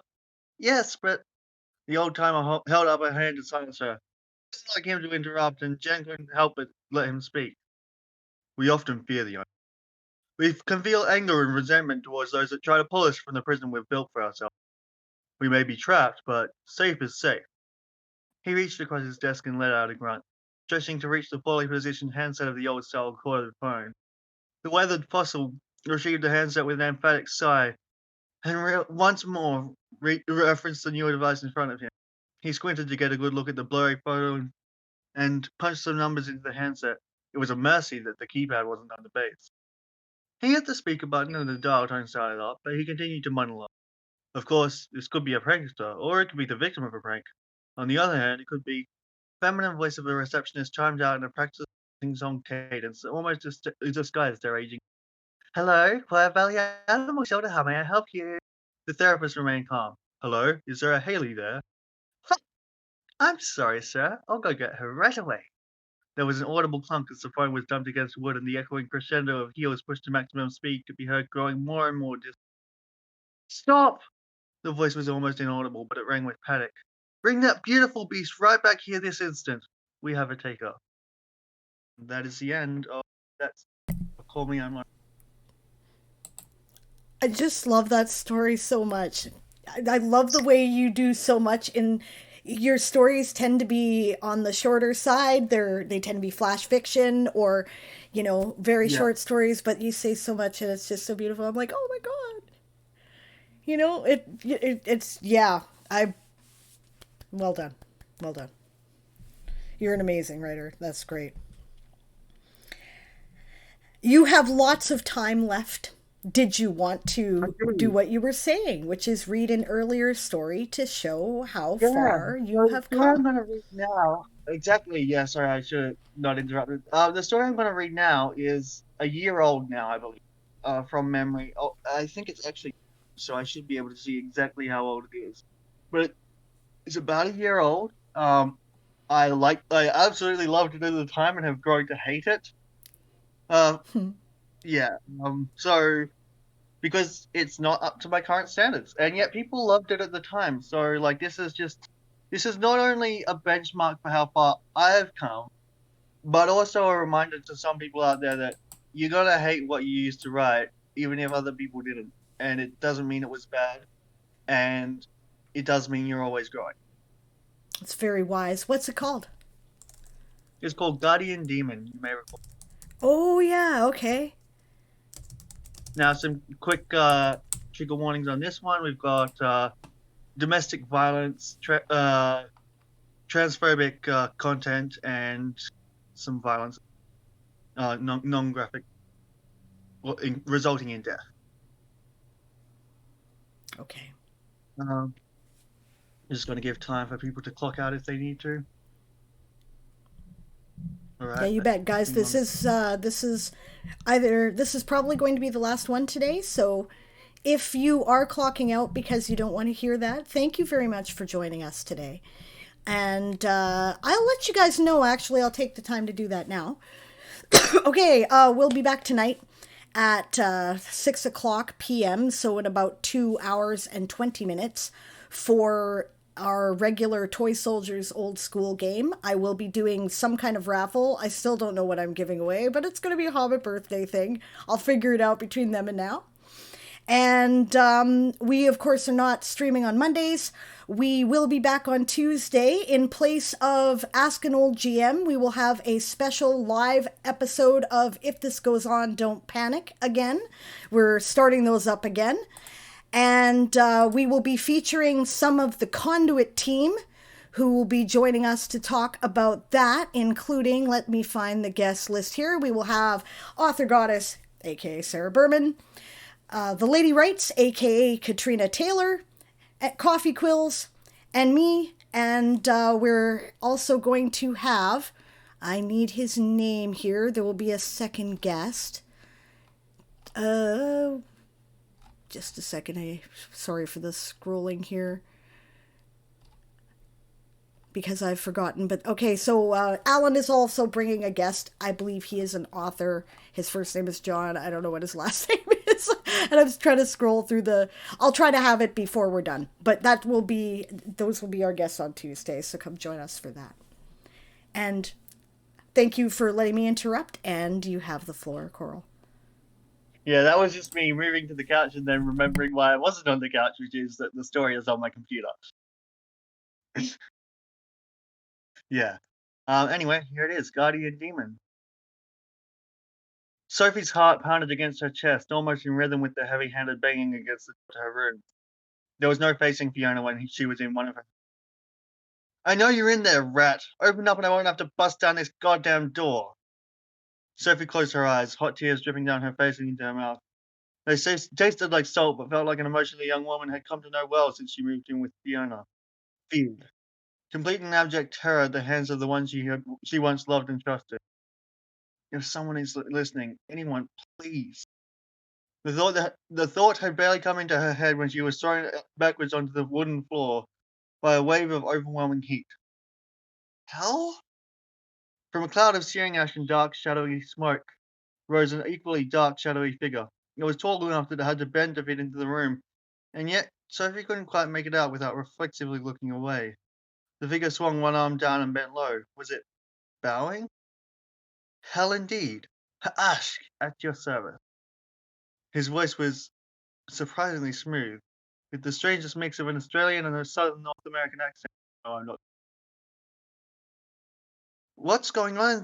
Fiona couldn't finish her sentence before the terrifying being thrust a disproportionately large clawed hand through the door, shattering it and dropping Fiona to the ground in a heap.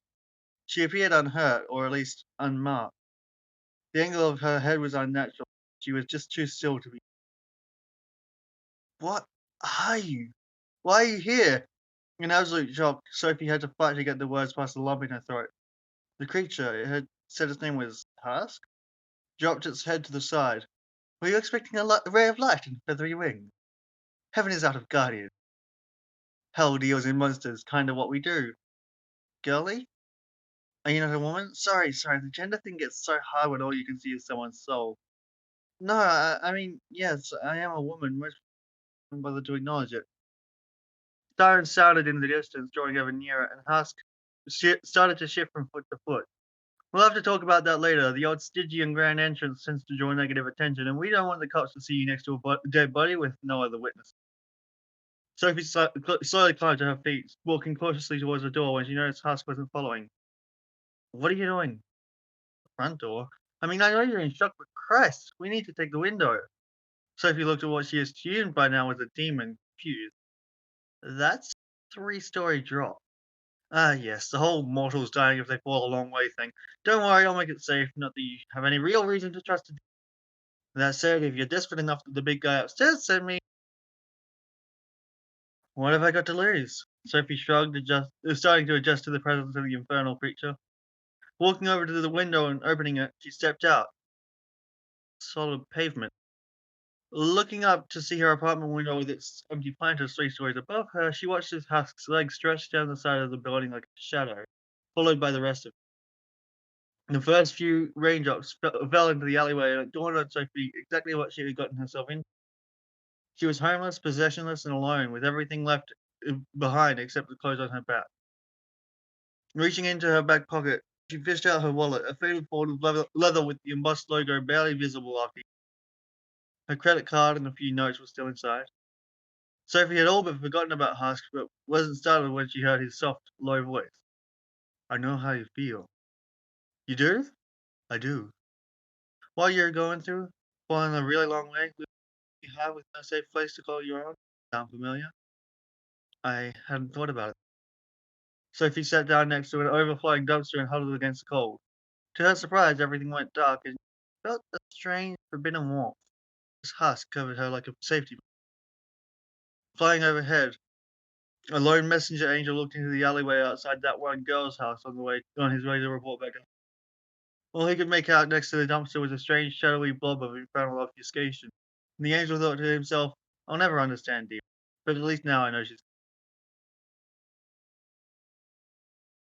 God, that was painful.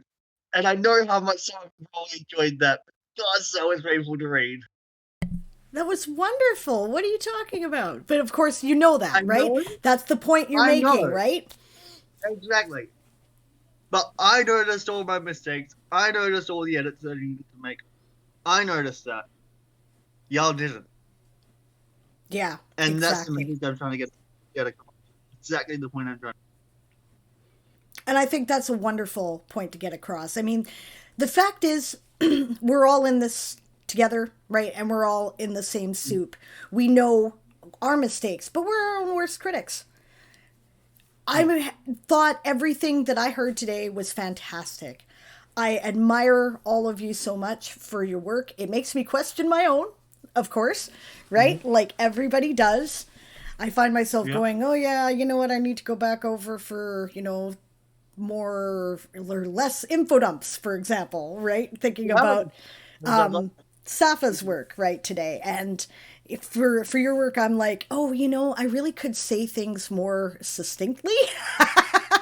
And you start to question your own work, right? Chris's characters make me think, have I realized my characters sufficiently, or are they kind of wooden by comparison because his characters are so Yeah. good? And you do that, right? But Yeah, you do. nobody else is going to notice, right?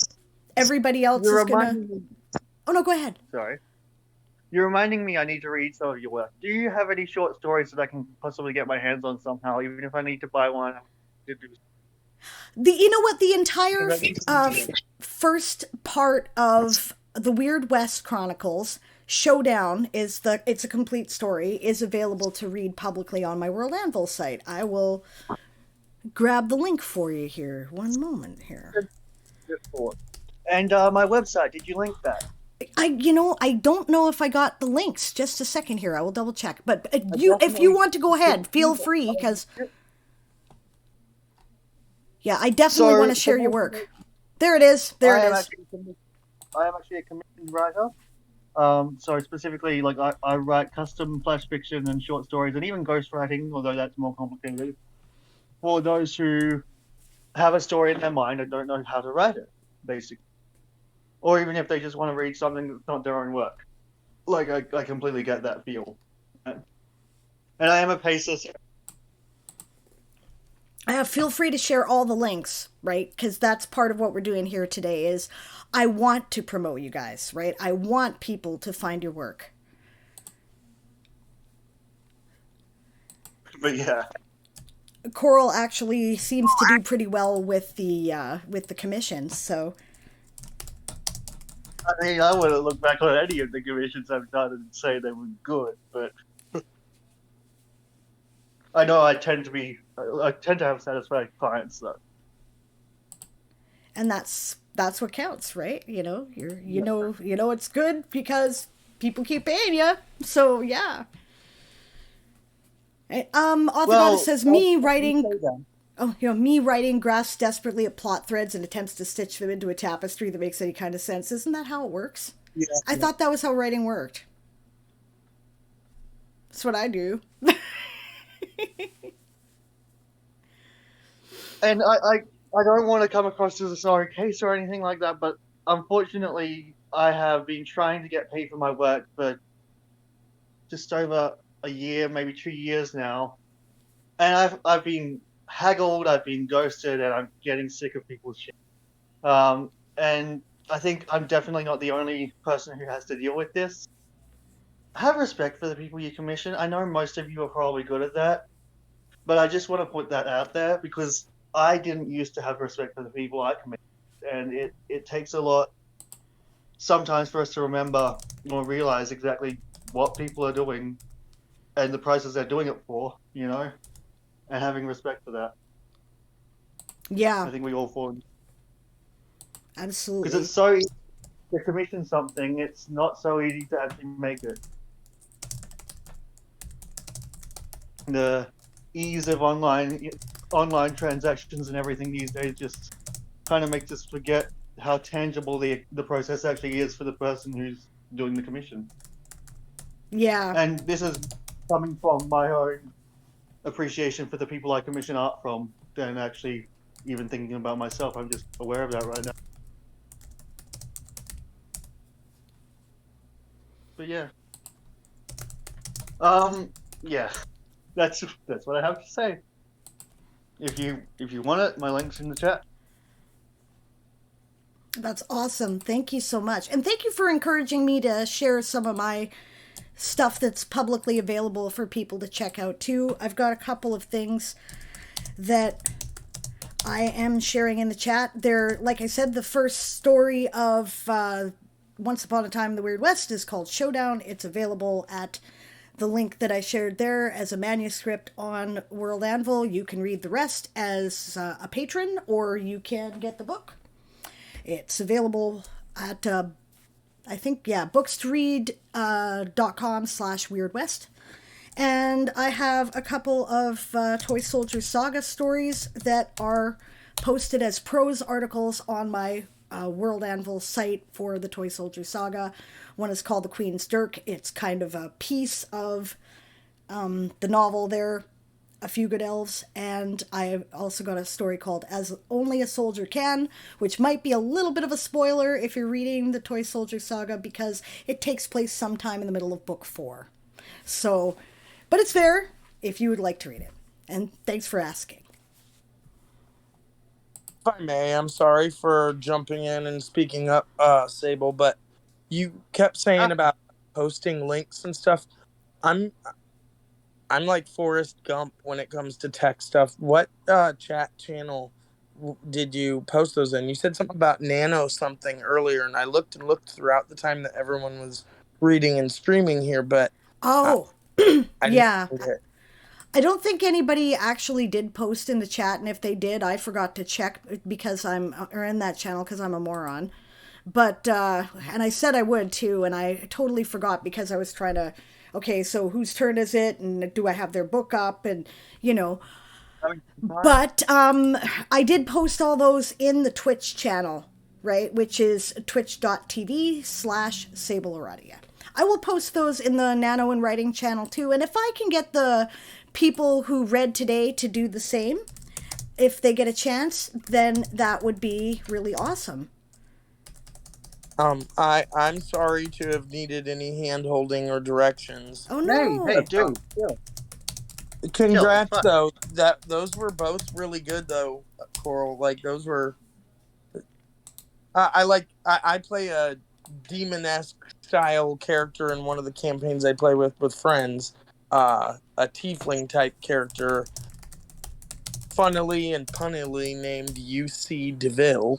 But just the personality that you could convey so quickly of an infernal being, like having a completely alien mindset of, oh yeah, the mortality thing, you'll die if you Yeah, just jump out the window.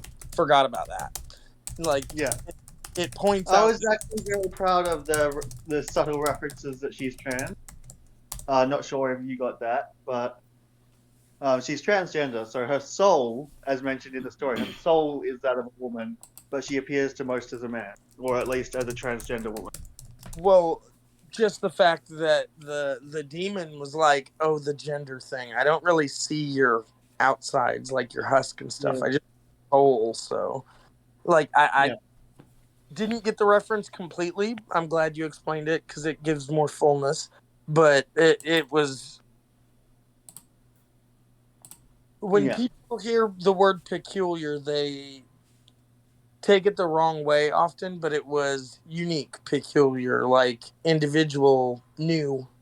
Peculiar thought provoking, not peculiar, confusing and confounding. Right. That's what I mean. It was like nuance. Yeah, I enjoyed. and, Thank you for letting me and I listen. would describe my style as nuanced as a sledgehammer, but also nuanced. Yeah, Like I hit hard, but I hit specific. right. Everybody did like that's why I put stuff in the general chat channel on the Discord here, Sable. I didn't want to at everyone for the third time today.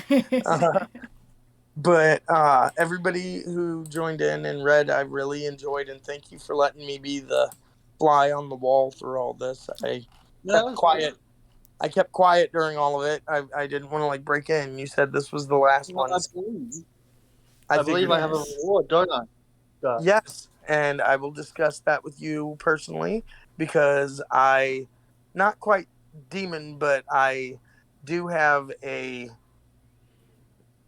place where what we were talking about would fit. Like, I just yeah. want to make sure that I characterize it properly. If So, you're okay explaining what that is, I'm okay with you okay to explain what that is. But if it's a spoiler to a story or something, then I won't.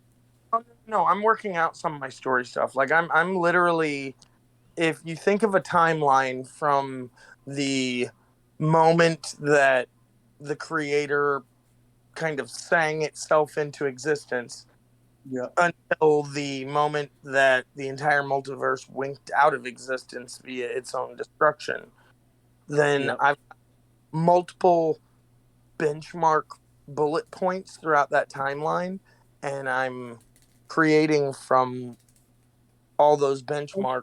It's okay for me to say what the reward was, so people aren't wondering.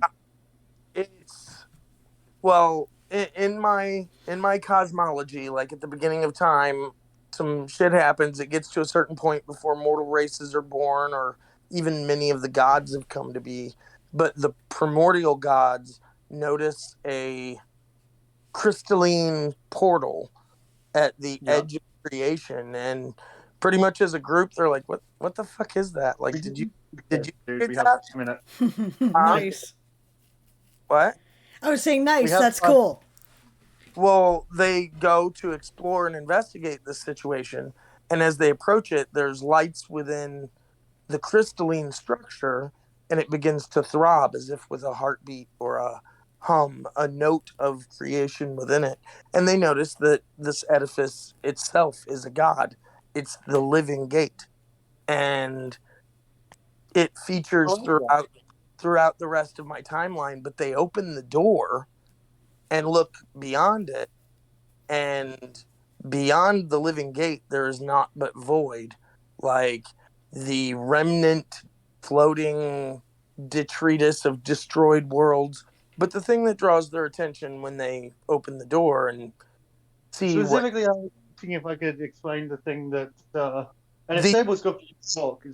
Oberith, which would be creatures from a different multiverse that has Oh, already been okay. destroyed, they're what remains. They're the conceptual things that have become basically elder evils beyond physics applying to them. They need no creation to exist within it. But things like irrational fear, things like, self. Anxiety. Um, Brain but weasels, basically. what's that? What we would call in this community brain weasels. Yeah, pretty much like our own poltergeists and things that haunt us, but they're not even like freeformed. They're like things we fed and created of our own. But you totally put yours on a leash and you did what you didn't. You were saying at like 10 o'clock you didn't think you could do this, and you totally did. That's So right. high five to you. Okay, As far as gang. Honest, I'm sorry. I've got to interrupt you because I've got to close out the stream here. Right? no, Yeah. I would love to say thank you so much to all of you who came to share and read today. You were amazing. Please go check out their work. You know, and work on your own stuff, guys. Right? The difference between a published and an unpublished author is a lot of persistence and a little luck. That's it, guys. That's it. Oh, just a heads up with my website. It does have a mobile number on there, but it's not currently active.